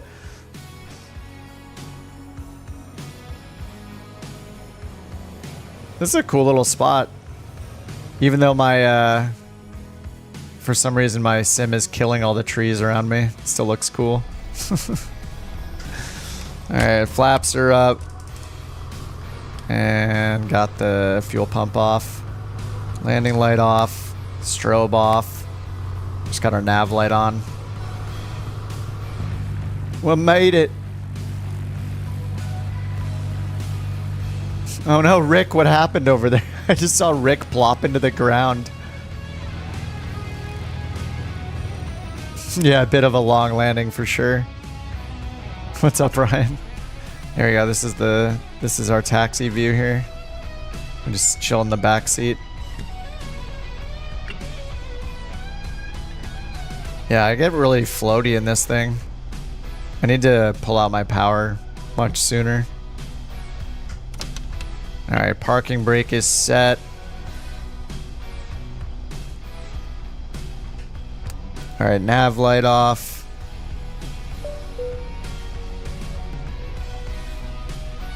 And yeah, we just pulled a mixture. Pulled a mixture. Get the battery off, get the magnetos off. Done. Oh yeah, Rick just landed. Rick, what plane? I gotta write that down. The Su-57. I still don't have it. And you're always flying it, so I need to get it so I can see you. See the real you. Is that Su-57? It just shows a Bonanza. As usual, Su-57. Rick's plane. I'm making a note to buy it. Where can you find this setup? What do you mean setup, Mike? Cool safety pilot? Yeah, we got a little cat. Mike, it's where'd the cat go? He's just gone. Cat's just gone. All right. I guess we dropped him off here, and he's home sweet home. All right, chocks, tie downs, pedo cover, no warnings. That's pretty sweet. We'll take it. Is it Rick from Rick and Morty? I think it is actually. Yes. He hasn't revealed that he is Rick from Rick and Morty, but I do think you might be correct. Mike, it's Microsoft Flight Simulator. If you just download it, you can get it on Xbox Game Pass or through the Microsoft Store or through Steam if you're on PC. Typical cat behavior, yeah. Can't land tail drag. Oh no, me either. Yeah, I don't even like attempt to fly them anymore. I'm just too bad at it. All right, guys, GG. Couple more bonus flights. That was pretty fun. I like the Tomahawk. Even if it is very, very slow. I'll try to fix my tree issue for tomorrow's stream. So hope to see you guys tomorrow. Liam, you're a madman. Thank you for the 60 gifted memberships today. I think it was 60, right? 20. I think it was 60. You're insane. Really appreciate that, dude. Thanks for giving away so many virtual stools to new couch captains. Move it. It's not VATSIM. It's Say Intentions. I have it linked in the video description, but it's an AI ATC software called Say Intentions for PC. Just I'll paste their website URL in. There's the link in the chat. I have a code for it, but you can try the 24-hour. You can try a 24-hour trial, and I have like a $5 code if you want it, for like $5 off the first month. But yeah, it's good, especially if you do VFR. It's really good. IFR is also good, but like uniquely, it offers VFR, which one of the competitors doesn't. All right, guys, good games. Thanks for hanging out so long today. That was like a 9-hour stream day. I loved it. Maybe I'll do 737 tomorrow. I need to check out the Say Intentions tours. Maybe do one of those and then get back into the 737. Work on my pilot's life. Finishing up those flights in Canada. All right, thank you guys for the subs as well. Spikes, I don't think Polaris Spikes is here, but dude, thanks for the super chats today. Thanks for all the subs today. You guys are awesome. Really appreciate that. Hope you had fun hanging out. And Joe and Underdog, if you guys are here, thanks for the super chats too. When am I going to fly airliners? I've actually been flying airliners like the past 10 streams in a row. Today we changed it up, and usually on Saturday we do a group flight in smaller planes. So we did that, went to Oshkosh because that's happening in the real world right now. And but yeah, I've been flying and learning the 737, the PMDG 737. It's been mostly good, few moments of rage here and there, but I'll probably be doing that again more tomorrow. Maybe after I'll probably do a GA flight, check out a tours feature and Say Intentions they added, and then do some 737 stuff with a pilot's life. So yeah, if you subbed, then you'll get the notification tomorrow if you turned it on. And, otherwise, maybe you'll just see me in your feed again, and I'll see you guys tomorrow. All right, guys, GG. Thanks again. Thanks, Zazu. Yeah, if you want to sub, I'll be on tomorrow, and you can, if you have Flight Sim, you can join us for all the flights. No rules, really. People just fly along and whatever. But yeah, I'll probably be a bit faster tomorrow. All right, guys, thanks for hanging out so much. See you, Rick, Jewel, Ian, Standard,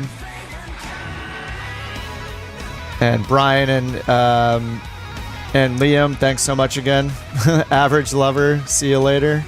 Have a good night, you guys, or day. And I'll see you guys in, I don't know, like 12 hours or something like that. I'll see you guys tomorrow. Take it easy. See ya. See ya. See ya, Sarah. It's been fun.